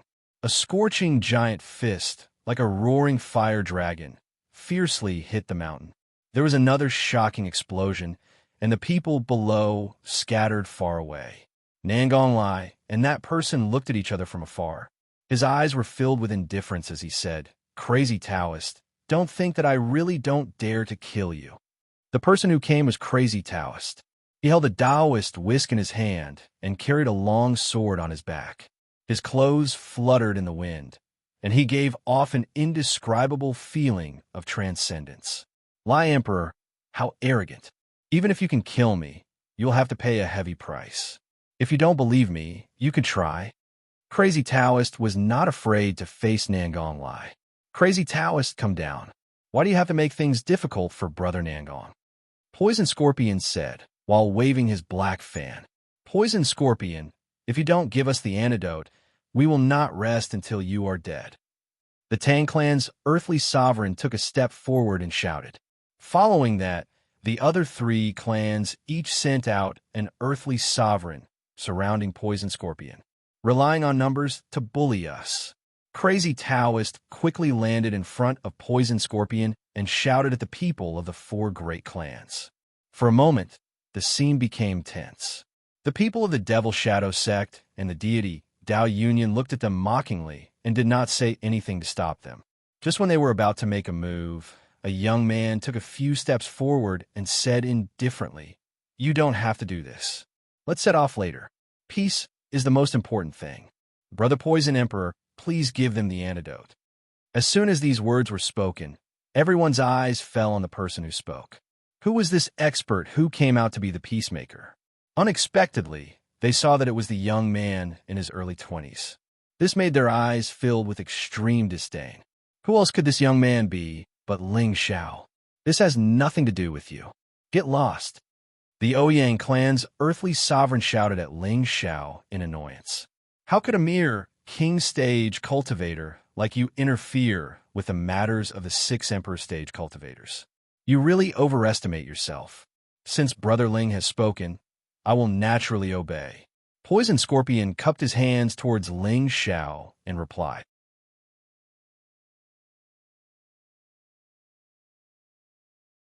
Immediately after, Poison Scorpion opened his mouth and took a deep breath. A few strands of black gas appeared on the poisoned king stage cultivators and quickly flew into his mouth.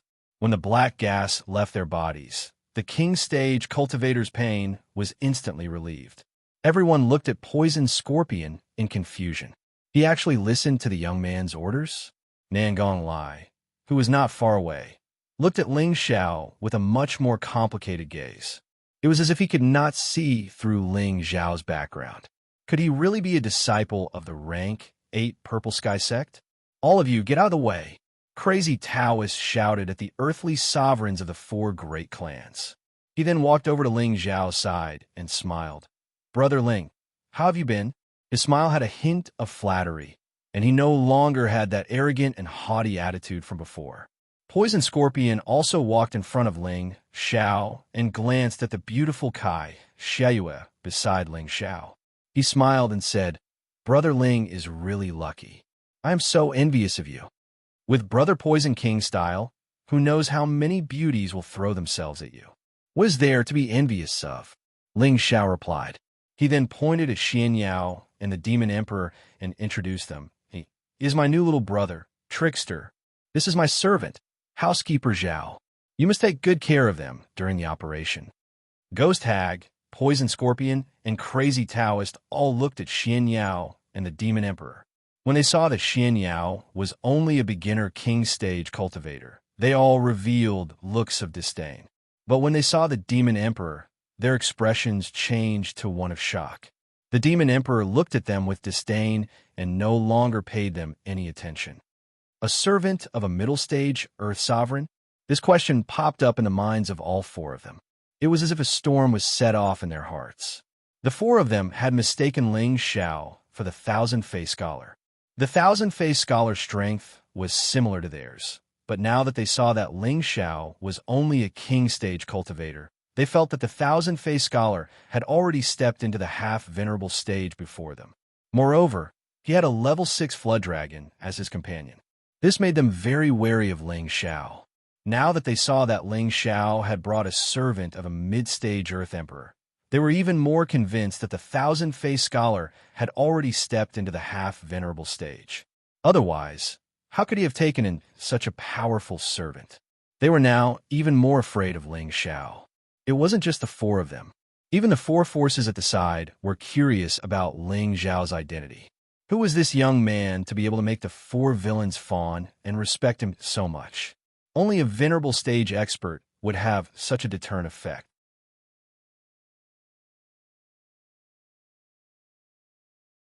Could this young man be an outstanding talent of a great sect or ancient clan in the central region? But even so, these 4 villains might not be able to lower themselves to fawn over him, right? They thought doubtfully. At this moment, the leader of the Magic Shadow sect swept his gaze over the crowd and said in a hoarse voice, Since everyone is here, let's set off. However, the Deity Dao Union's masked Vice Alliance Master said indifferently, There's no rush. There's still one more person who hasn't arrived. The leader of the Magic Shadow sect snorted disdainfully, It doesn't matter if someone unimportant comes or not. Are you talking about me? A dignified voice came from all directions. The voice was ethereal, and no one knew where it came from. The leader of the Magic Shadow sect suddenly raised his head and shouted, Hiding your head, but showing your tail. You're seeking death. As he spoke, he opened his hand, and a black cloud surged out in all directions without any wind. Ignorant Junior. Even if your clan head was here, he would not dare to be so impudent to this old man.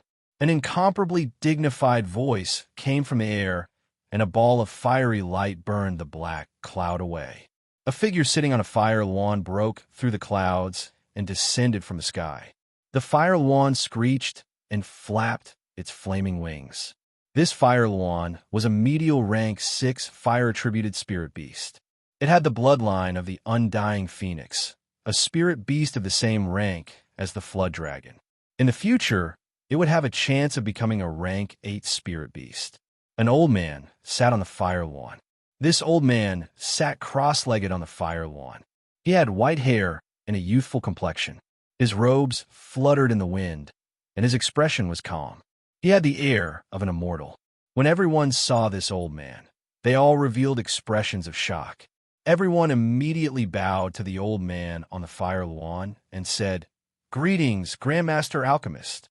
Even the people of the Magic Shadow sect and the Deity Dao Union were no exception. Only Ling Xiao, Kai Xiaoyue, Xianxia, and the Demon Emperor did not move. The Demon Emperor secretly transmitted his voice to Ling Xiao. "This is a venerable realm expert." Ling Xiao was shocked, and he thought to himself, no wonder his deterrence is so strong. Whether it was in the Northwest or the Southern Wasteland, celestial venerables were like lofty gods that people looked up to and revered. In the vast Northwest, only the 3 rank 7 sects had venerables. Before this, Ling Xiao had seen the Dong family's patriarch, a celestial venerable, for the first time in Nantian City. The might of the Dong family's patriarch was still vivid in his mind. That might that could topple mountains and overturn seas and split mountains and split the earth was simply omnipotent and shocking in all directions. He did not expect that going to Goose City would actually alarm a venerable realm expert.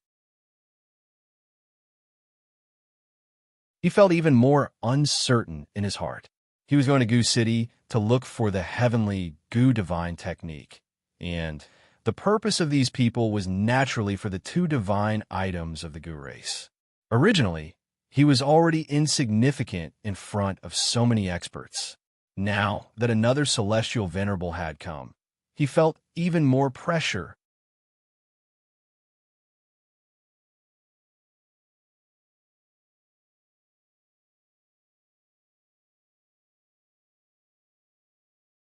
Chapter 402. 500 years ago, Dan Dao was an outstanding talent in the Southern Wasteland. He was born in a small clan in a small city. As he was born of a concubine, he did not have any status in the clan. He was not valued or nurtured by the clan. He was born stubborn and was not willing to be manipulated by fate. He left the clan and went around to learn from masters. Unfortunately, he was not talented and was thought to be not suitable for cultivation. No one took him in. He was shunned everywhere and was mocked. He had no master. In the end, he was taken in as a disciple by a loose cultivator. That loose cultivator was a famous rank 4 alchemist in the Southern Wasteland. Unfortunately, he had a good master. Dan Dao made up for his lack of talent with diligence. He tried his best to prove that he was not completely useless. His master saw that he was determined and that he was about to die. Thus, he took out treasures that he had kept for many years to reconstruct his meridians and unearthed his wisdom and potential. At that time, he was already 20 years old. It could be said that he had passed the best cultivation period. However, he was not discouraged. Every day, other than learning alchemy, he would cultivate with all his might. When his master passed away, he was only a profound realm cultivator. At that time, he was already 30 years old. If it were someone else, they would definitely lose confidence in the path of cultivation. However, he did not give up. He continued to cultivate and concoct pills every day. Later, when he was 40 years old, he went to the wasteland to search for spirit herbs. He was chased by spirit beasts and accidentally fell into a secret realm. From then on, his strength increased by leaps and bounds. When he was 50 years old, he became a king and a rank 3 alchemist. He started to show his talent in the Southern Wasteland. When he was 100 years old, he stepped into the Earth's sovereign realm and became a rank 5 alchemist. He started to become a big shot in the Southern Wasteland. Now that 500 years had passed, he had become a celestial venerable. At the same time, he became the top alchemist of the Northwestern and Southern Wasteland. A rank 6 alchemist was a respected person that people looked up to no matter where they went. Even the Demon Shadow sect's master and the Deity Dao Alliance's master had to be respectful to him. Dan Dao sat on a fire lawn. He coldly looked at the Demon Shadow sect's leader who had collided with him and said, "You want to kill me?" Right after he said that, the Demon Shadow sect's leader was sent flying dozens of meters away by a formless pressure. He vomited a mouthful of blood. "Let me teach you a lesson. "Don't be so arrogant," said Dan Dao indifferently. The leader of the Devil Shadow sect climbed to his feet and cupped his hands towards Dan Shen. "Thank you, Grandmaster Dan, for showing mercy." Dan Shen didn't even look at him.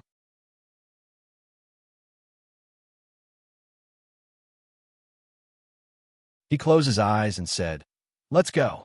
After saying that, the fire Luan flapped its wings and disappeared into the sky with a gorgeous ray of light. The people of the Demon Shadow sect and the deity Dao Union started to move. 15 huge black bats appeared in front of the 15 Devil Shadow sect members. This was a rank 4 advanced dark attribute spirit beast. It was ferocious, bloodthirsty, and extremely fast. The 15 of them jumped onto the black bat and flew towards the horizon. On the deity Dao Union side, 15 azure winged wind eagles appeared. It was also a 4th-tier wind attribute spirit beast, and it flew as fast as lightning. The deity Dao Union's people all rode on their eagles to give chase. Everyone else summoned their flying spirit beasts and set foot on the road to Goose City. The ghost hag fiend couple rode on a 2-headed flying snake. The 2-headed flying snake was a rank 5 inferior grade flying snake. It had 2 snake heads and 2 attributes. Its body was more than 20 meters long. When it soared into the sky, it looked like a flood dragon. It hissed ferociously, scaring some of the low-ranked flying spirit beasts into hiding. Poison Scorpion was riding on a Type 5 mid-stage 4-winged Scorpion King, its brown cicada wings emitting a strange sound as a black poisonous fog spread out in all directions, causing the others to be unable to dodge in time, in order to avoid being poisoned. Crazy Taoist rode on an Earth Eye Eagle, a rank 5 inferior grade spirit beast that he had subdued not long ago. The eagle's eyes could send out waves of elemental attacks, causing people to fall into a deep sleep and lose their ability to defend. Ling Xiao and Kai Sheiyue rode on her 5-colored divine bird. Xianxia and the demon emperor rode on the bald lion eagle given to them by the Tiela tribe. "Why doesn't Brother Ling ride his own mount?" Poison Scorpion asked out of curiosity. Crazy Taoist said from the side, "That's right. If Brother Ling rides, that Dan Shun and the Fire Luan will have to retreat." "Ha! That's right. That's right," the ghost hag Demon Duke echoed. "I've always been a low-key person. Leave such flashy things to the younger generation." Ling Xiao brushed away the scattered hair on his forehead and said in an extremely carefree manner, "Brother Ling is right." Poison Scorpion said with a slightly surprised expression. He had already guessed that Ling Xiao must have kept this as his last resort, which was why he didn't let others know. Poison Scorpion now felt that the 1,000-face scholar in front of him was much more shrewd than he had imagined. Ling Xiao stood on the bird's back and looked into the distant horizon. He thought to himself, "Goose City, I'm coming. Don't let me return empty-handed." Goose City was surrounded by majestic mountains and lofty ridges. The trees were lush, and there were hundreds of herbs and spirit flowers everywhere. Low-ranked spirit beasts roared and cried. When a group of high-ranked spirit beasts and powerful human martial artists flew across the sky, the spirit beasts were so frightened that they ran away in all directions. The Fire Luan in the lead, which flew like a fiery meteor, displayed supreme might. Wherever it went, the clouds dissipated and the flames flickered. The 15 black bats behind it spread their wings and covered the sky. Their fierce eyes were like lightning, and their fangs were bloodthirsty. They were like demons flying through the sky. The other 15 green-winged wind eagles stirred up a grade 8 gale, which caused the towering trees to sway and fall. The various flying spirit beasts at the end also had extraordinary auras, and they were doing their best to chase after the Fire Luan in the lead. Behind them was a 5-colored divine bird that flew in a tepid manner. It released strands of multicolored light, which was extremely attractive. On top of the divine bird, a young man and woman were snuggling together. They seemed so affectionate. I'll teach you the mnemonic to recover your soul power. Once you've recovered your strength, I'll help you break through to the Earth's sovereign realm, Ling Xiao said as he held Kai Xiaoyu in his arms. Is there really a technique to recover the soul without the help of spirit herbs? Kai Xiaoyu asked in astonishment. Of course, I, your husband, am a genius. How difficult is it for me to recover from a small injury to the soul? Ling Xiao said in an extremely arrogant manner. Then, he passed the mnemonic to Kai Xiaoyu, the healing mnemonic of the soul-controlling art. Although the soul-controlling art was only one-third complete, it had a healing mnemonic. Every time Ling Xiao's spiritual sea was emptied, he would use the soul-controlling art to recover his divine power. The soul was the entirety of the spiritual sea. Ling Xiao only needed to pass on a healing mnemonic to her, and she would naturally be able to gradually recover. Kai Xiaoyu's memory was amazing. Ling Xiao had only said the mnemonic twice, and she had already memorized it. The journey to Gu City would take half a month. Kai Xiaoyu spent the first 3 days to recover her soul power, and her strength returned to the peak of the king's stage. The reason why her recovery was slow was because she hadn't learned the soul-controlling art. Otherwise, it wouldn't have taken so long. I've finally recovered completely. It seems that my soul power has also strengthened a lot. Kai Xiaoyu's beautiful eyes bloomed with brilliance. It's good that you've recovered. Do you have the confidence to break through to the monarch stage? Ling Xiao asked. Kai Xiaoyu was surprised and asked, Can I really break through to the monarch stage? Of course, your husband is omnipotent. Ling Xiao touched Kai Xiaoyu's chest and said in an extremely wretched manner. Kai Xiaoyu fell into Ling Xiao's arms and said, My strength is still lacking some accumulation, but my comprehension of spiritual energy is still okay. Is this really okay? If your husband says it's okay, then it's okay. Let's first let your strength reach the peak of the king's stage, Ling Xiao said as he scratched Kai Xiaoyu's nose. He was now more and more fond of this obedient and charming woman. Looking at her mature body, he often couldn't help but go berserk. If they weren't hurrying along the way, he would have pounced on her and done her on the spot. Ling Xiao handed a bottle of 10,000-year stone emulsion to Kai Xiaoyu and said, Drink it obediently. It can help me reach the Earth Emperor stage? Kai Xiaoyu asked with a doubtful look. Of course not, but it should be able to help you reach the peak of the king's stage, and it will also cleanse your body again, Ling Xiao replied. Kai Xiaoyu's beautiful eyes lit up as she took the bottle of 10,000-year stone emulsion. As soon as she opened it, a pure and vast energy spread out. This is top-grade stone emulsion. Kai Xiaoyu couldn't help but exclaim. Not far from Ling Xiao, the ghost woman, poison scorpion, and the mad Taoist couldn't help but look at Kai Xiaoyu, their eyes full of burning desire. Ha ha! It's the taste of top-grade stone emulsion. What pure energy! The ghost woman and the demon man cried out in unison. Poison Scorpion and the mad Taoist swallowed their saliva, looking as if they wanted to snatch it and swallow it. Xianxia snorted in jealousy and said, Too shameful. He's actually using such a top-grade thing to pick up girls. You're really giving it to me? Kai Xiaoyu asked in disbelief. Because of the love-knot flower, she had lost her chastity to Ling Xiao. Now, her whole body and mind were inclined towards Ling Xiao, but her mind and experience were not affected in the slightest. Of course, she knew the preciousness of this top-grade stone emulsion.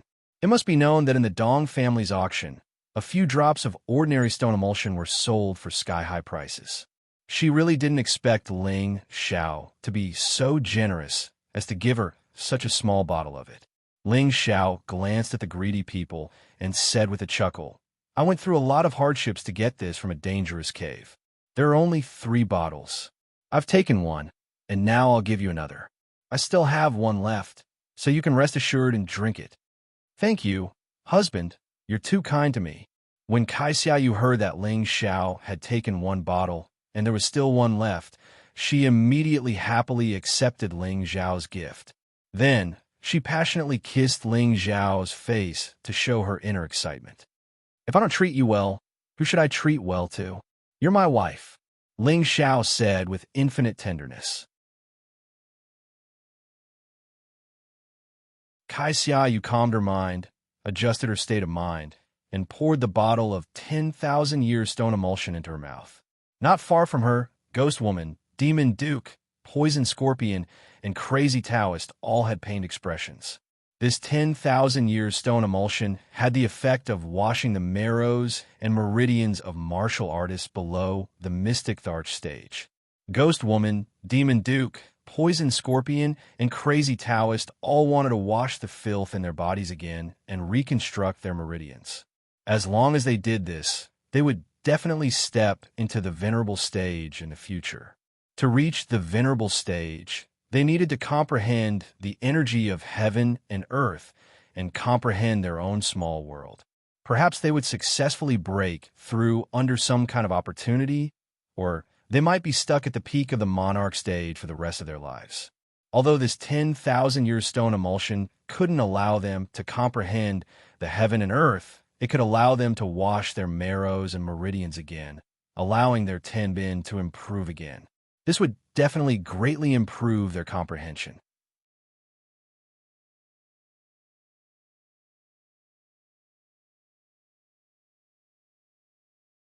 Chapter 4:03. Above the sky, a dense mass of flying spirit beasts formed a canopy that covered the sky. A multicolored divine bird blossomed with golden rays of light, as dazzling as a golden sun. A powerful force spread out, shaking the surrounding clouds and causing them to dissipate. Many people sitting on flying spirit beasts were attracted by the powerful aura and looked back. That girl is somewhat tenbin. She was actually able to make a breakthrough under such circumstances. The day of her becoming an emperor is not far away. This woman is known as Blood Azura and is famous for killing people without batting an eye. She has only been in the world for 20 years, but she has already gained some fame. I've never heard of her having a cultivation partner, but now she's attached to a low-level monarch. It's really a pity. Don't you think that young man is very strange? He actually made 4 of the 5 great villains listen to him. I really don't know where he came from. Does he really have some kind of powerful background? The Demon Lady, Poison Scorpion, and Crazy Taoist are all arrogant and unruly people. It's hard to believe that they would be willing to submit to someone else. If that thousand-faced scholar was here, would he also listen to that young man's orders? If he dares to participate in this operation, he must have something to rely on. Maybe that mid-level monarch near him is the 1,000-year scholar in disguise. If that's the case, then the 5 great villains are all gathered together. Could it be that they originally came from the same place, and that young man is the successor of that place? That's why they listen to him. Could it be a hidden force that is comparable to a powerful force like the Demon Sect or the Divine Union? The independent cultivators and the people from the aristocratic families were all speculating about Kai Shiyue and Ling Xiao in a low voice. Not far from Ling Xiao, the 4 great villains didn't pay attention to their thoughts. They saw that Kai Shiyue's strength really increased after taking the 10,000-year stone milk, and her whole person seemed to be full of vitality. They were already completely sure that what Ling Xiao had taken out was definitely a top-grade stone milk. The 4 of them were tempted. Snatch it? This really wouldn't work. Beg him? What was the use? Who would give such a precious thing to an outsider? Barter it? However, what they could offer in exchange was limited. The 10,000-year stone emulsion was a divine liquid between heaven and earth. It was a top-grade liquid that could only be found by chance. They had lived for so many years, yet they had never heard of such a divine liquid appearing anywhere. Now, the divine liquid had appeared in front of them, but they could only stare at it. They could not get a share of it. This was related to how far they could go on their martial way. It really made them feel extremely uncomfortable. They were all secretly exclaiming in their hearts, "Luckily, there's still one bottle. Cough, cough. Congratulations to Madame Ling for advancing in strength. The day of you becoming an emperor is not far away. This is truly worthy of celebration." Poison Scorpion coughed lightly and cupped his hands towards Ling Xiao and Kai Xia. "Thank you, Poison Emperor, for your praise." Kai Xiaoyu bowed to Poison Scorpion. Kai Shiyue had naturally heard of the reputation of the 5 great evildoers, but she didn't know why they were so respectful and fawning towards Ling Xiao. Could it be that Ling Xiao was really one of the 5 great evildoers, the thousand-faced scholar? What does it matter who he is? I only love him, Kai Shiyue firmly thought in her heart. At this time, the ghost hag, demon duke, and mad Taoist came back to their senses. The ghost hag and demon duke also fawned over Kai Shiyue in unison. Ha ha! Madam Ling's talent is outstanding. We really can't catch up to you. When we were your age, we were only low-level emperors. Mad Taoist squeezed out a flattering smile and said, Brother Ling and Madam Ling are both dragons and phoenixes among men. In the future, your name will definitely shake the continent, and you will become a pair of immortal Tao companions that will make others envious. Seniors, you're too kind. Kai Shiyue's delicate face blushed from the praises. The 4 of them were notorious, but their strength was at the peak of the southern wasteland. Who wouldn't like to hear their flattery? If it were an ordinary person, they would probably not be able to sleep at night after being praised. Ling Xiao yawned and said casually, Since you all have nothing to do, why don't you protect my wife and let her break through to the Emperor's stage? This, Brother Ling, although your wife is Tenbin, she has just reached the great perfection of the King's stage. She should consolidate her strength first and not be too hasty, Poison Scorpion advised. He muttered in his heart, Just a few words of praise, and she's climbing up the ladder. Does she really think that breaking through to the Emperor's stage is something that can be done just because she wants to? She's overestimating herself. Ha ha ha, Brother Ling, Poison Scorpion is right. There's no need to rush. Ghost Hag and Demon Duke said.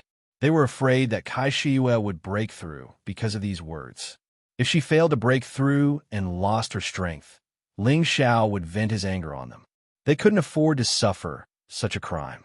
Mad Taoist also said, It's not too late to break through after we get out of Goose City.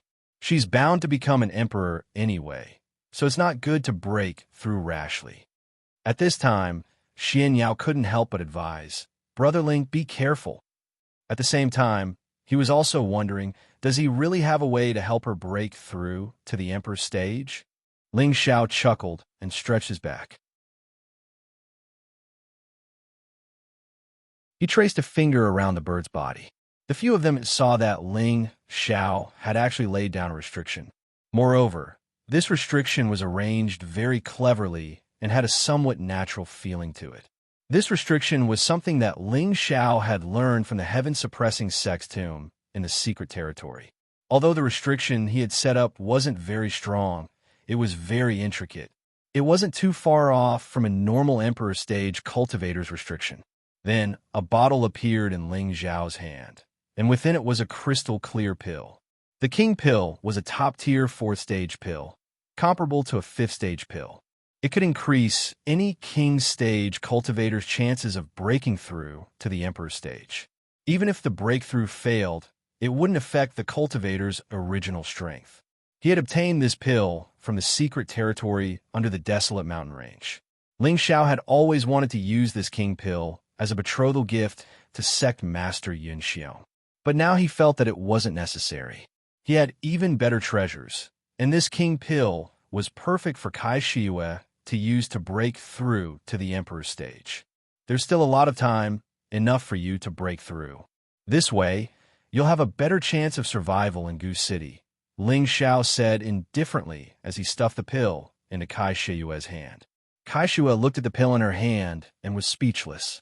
Not far from Ling Xiao, the 4 villains, Xianxia, and the Demon Emperor all revealed expressions of shock. Kai Shiyue had just reached the peak of the King stage, but there was still some time before she could break through to the Emperor's stage. They all felt that this wasn't the best time for her to break through. But now that she had taken out the King Pill, things are different. I didn't expect Brother Ling to have such a precious pill. Your wife isn't far from breaking through to the Emperor's stage. Poison Scorpion was the first to react. That's right. We are willing to protect your wife, and we guarantee that no one will disturb her breakthrough, the Ghost Woman and the Demon Duke said in unison. Whoever dares to disturb Madam Ling's breakthrough will be killed without mercy, the crazy Taoist shouted with a wave of his horsetail whisk. The people not far in front of them all cursed inwardly. These madmen! Ling Xiao chuckled, then jumped onto Xianxia's vulture eagle and let Kai Xiayue sit on the five-color divine bird to break through. Kai Xiayue cast an affectionate look at Ling Xiao, then sat down cross-legged. Breaking through to the Earth Emperor's stage couldn't be sloppy at all, and Ling Xiao was taking a risk. He wanted to completely shock these villains in front of him and make them completely believe that he, the thousand-faced scholar, was absolutely not fake. At the same time, he also had the idea of subduing them. Although these people didn't have a good reputation, if he could make one or two of them submit to him, they would definitely be of great help to him. He wasn't willing to stay in this small place like the Northwest or the Southern Wasteland. His goal was to go to the Central Domain, the holy land of martial arts, and even the Heaven Domain, where the saint-level super experts lived. This path was destined to be difficult.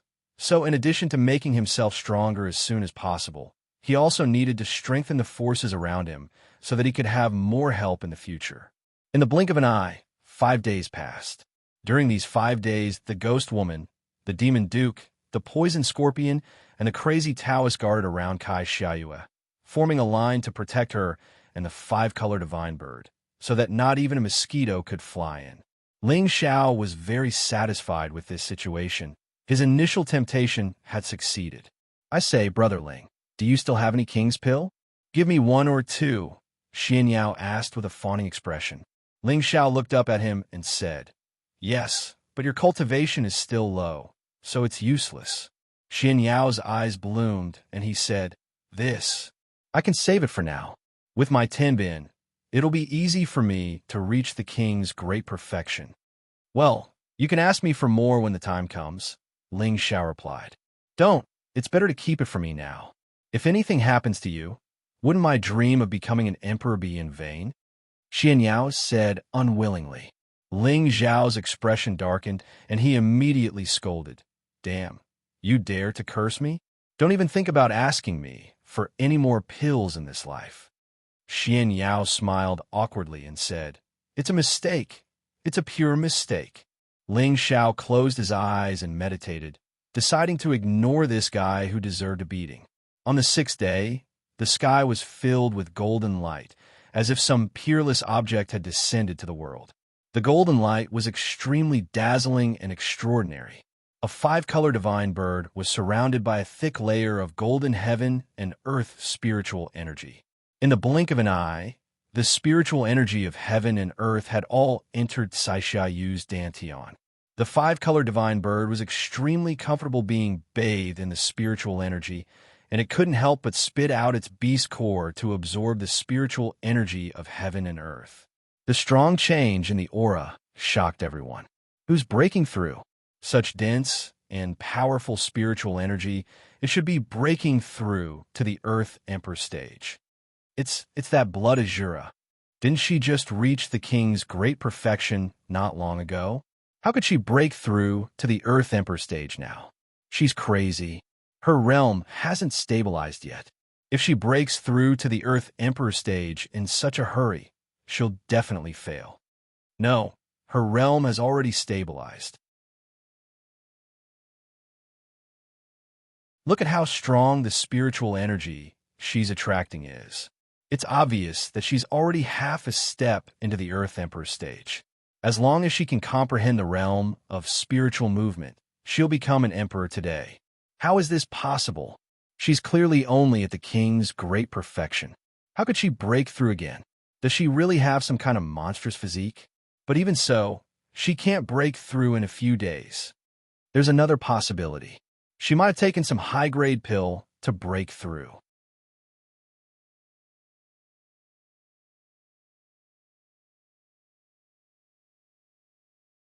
Chapter 404. Golden light filled the air, and a myriad of colors filled the air.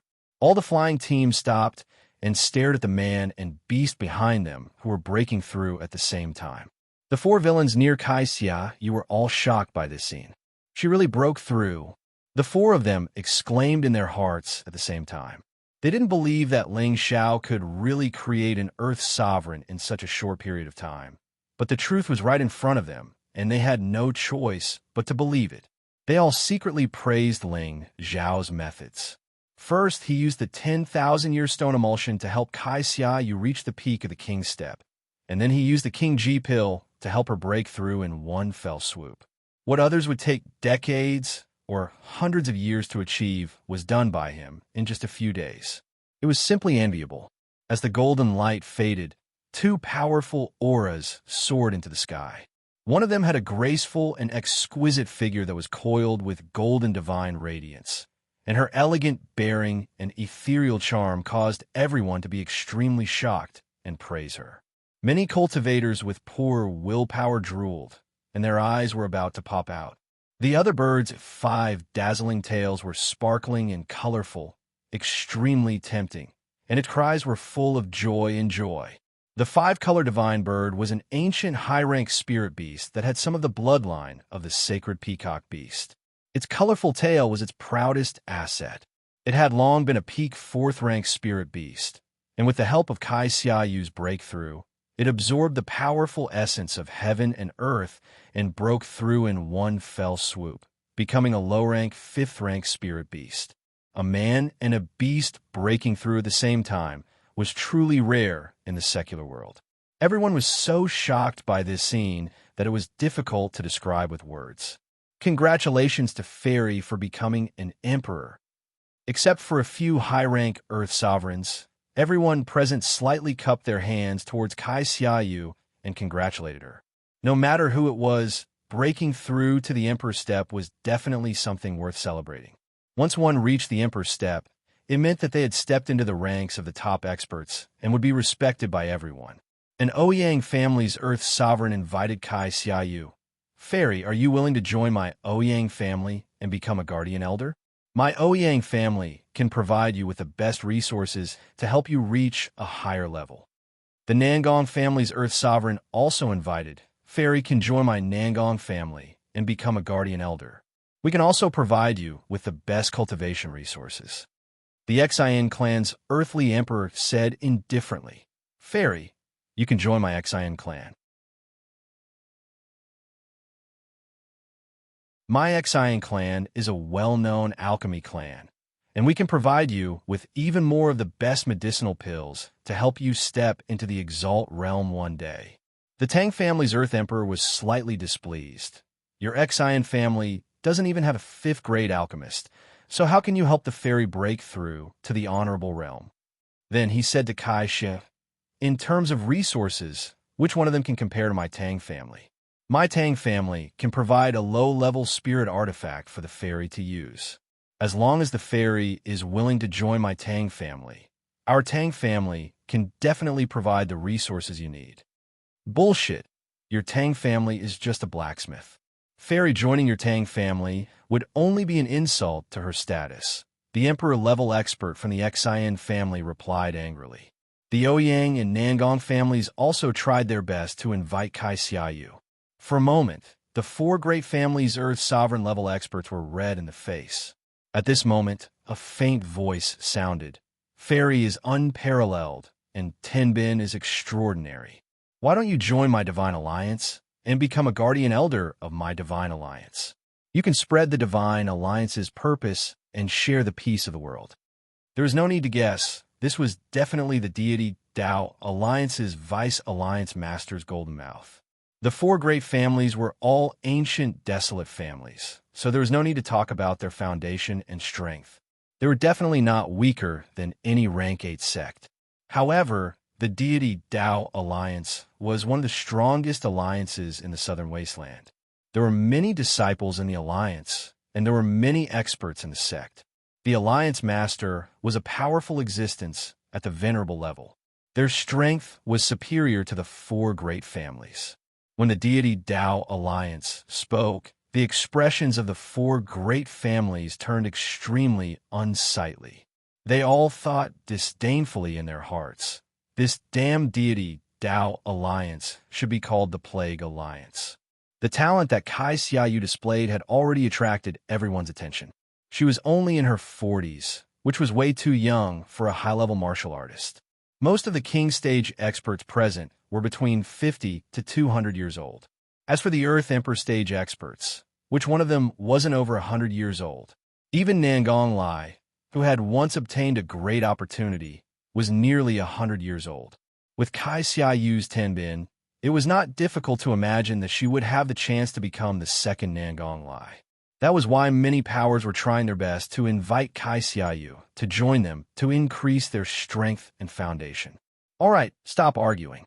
I can't sleep any longer even if I wanted to. Ling Xiao seemed to have just woken up. He stretched his body and yawned. Then he looked at Kai Xiaoyu and his eyes lit up. You are broke through. Kai Xiaoyu smiled and nodded repeatedly. And Xiao, you were lucky enough to break through. Thank you, husband. Ling Xiao flew away from the vulture eagle, and Kai Xiaoyu impatiently threw herself into his arms. Now, she did not have any of the dignified demeanor of an Earth sovereign level expert. She was just like a young girl who had just fallen in love, full of infinite joy and attachment. Everyone was dumbfounded. They had just been fighting with each other to draw Kai Xiaoyu to join their forces. But now, the hot protagonist had thrown herself into the arms of a low-level king-level young man. This made them feel as if they had been electrocuted. They all felt as if the world had been turned upside down. Why would a dignified, new Earth sovereign rely on a small king-level expert? She should go to a wider world to survive and develop and continue to cultivate. It's good that you broke through. Don't waste your husband's good intentions. Ling Xiao kissed Kai Xiaoyu's forehead and said. The surrounding people were even more frantic in their hearts. The fairy in their hearts had actually been polluted by a mortal. She really deserved to be punished by the heavens. Fairy, now that you have become a sovereign, why are you still following this kid? Don't you want to go further? The Ouyang clan's Earth sovereign advised. That's right. This kid is just a low-level king-level expert.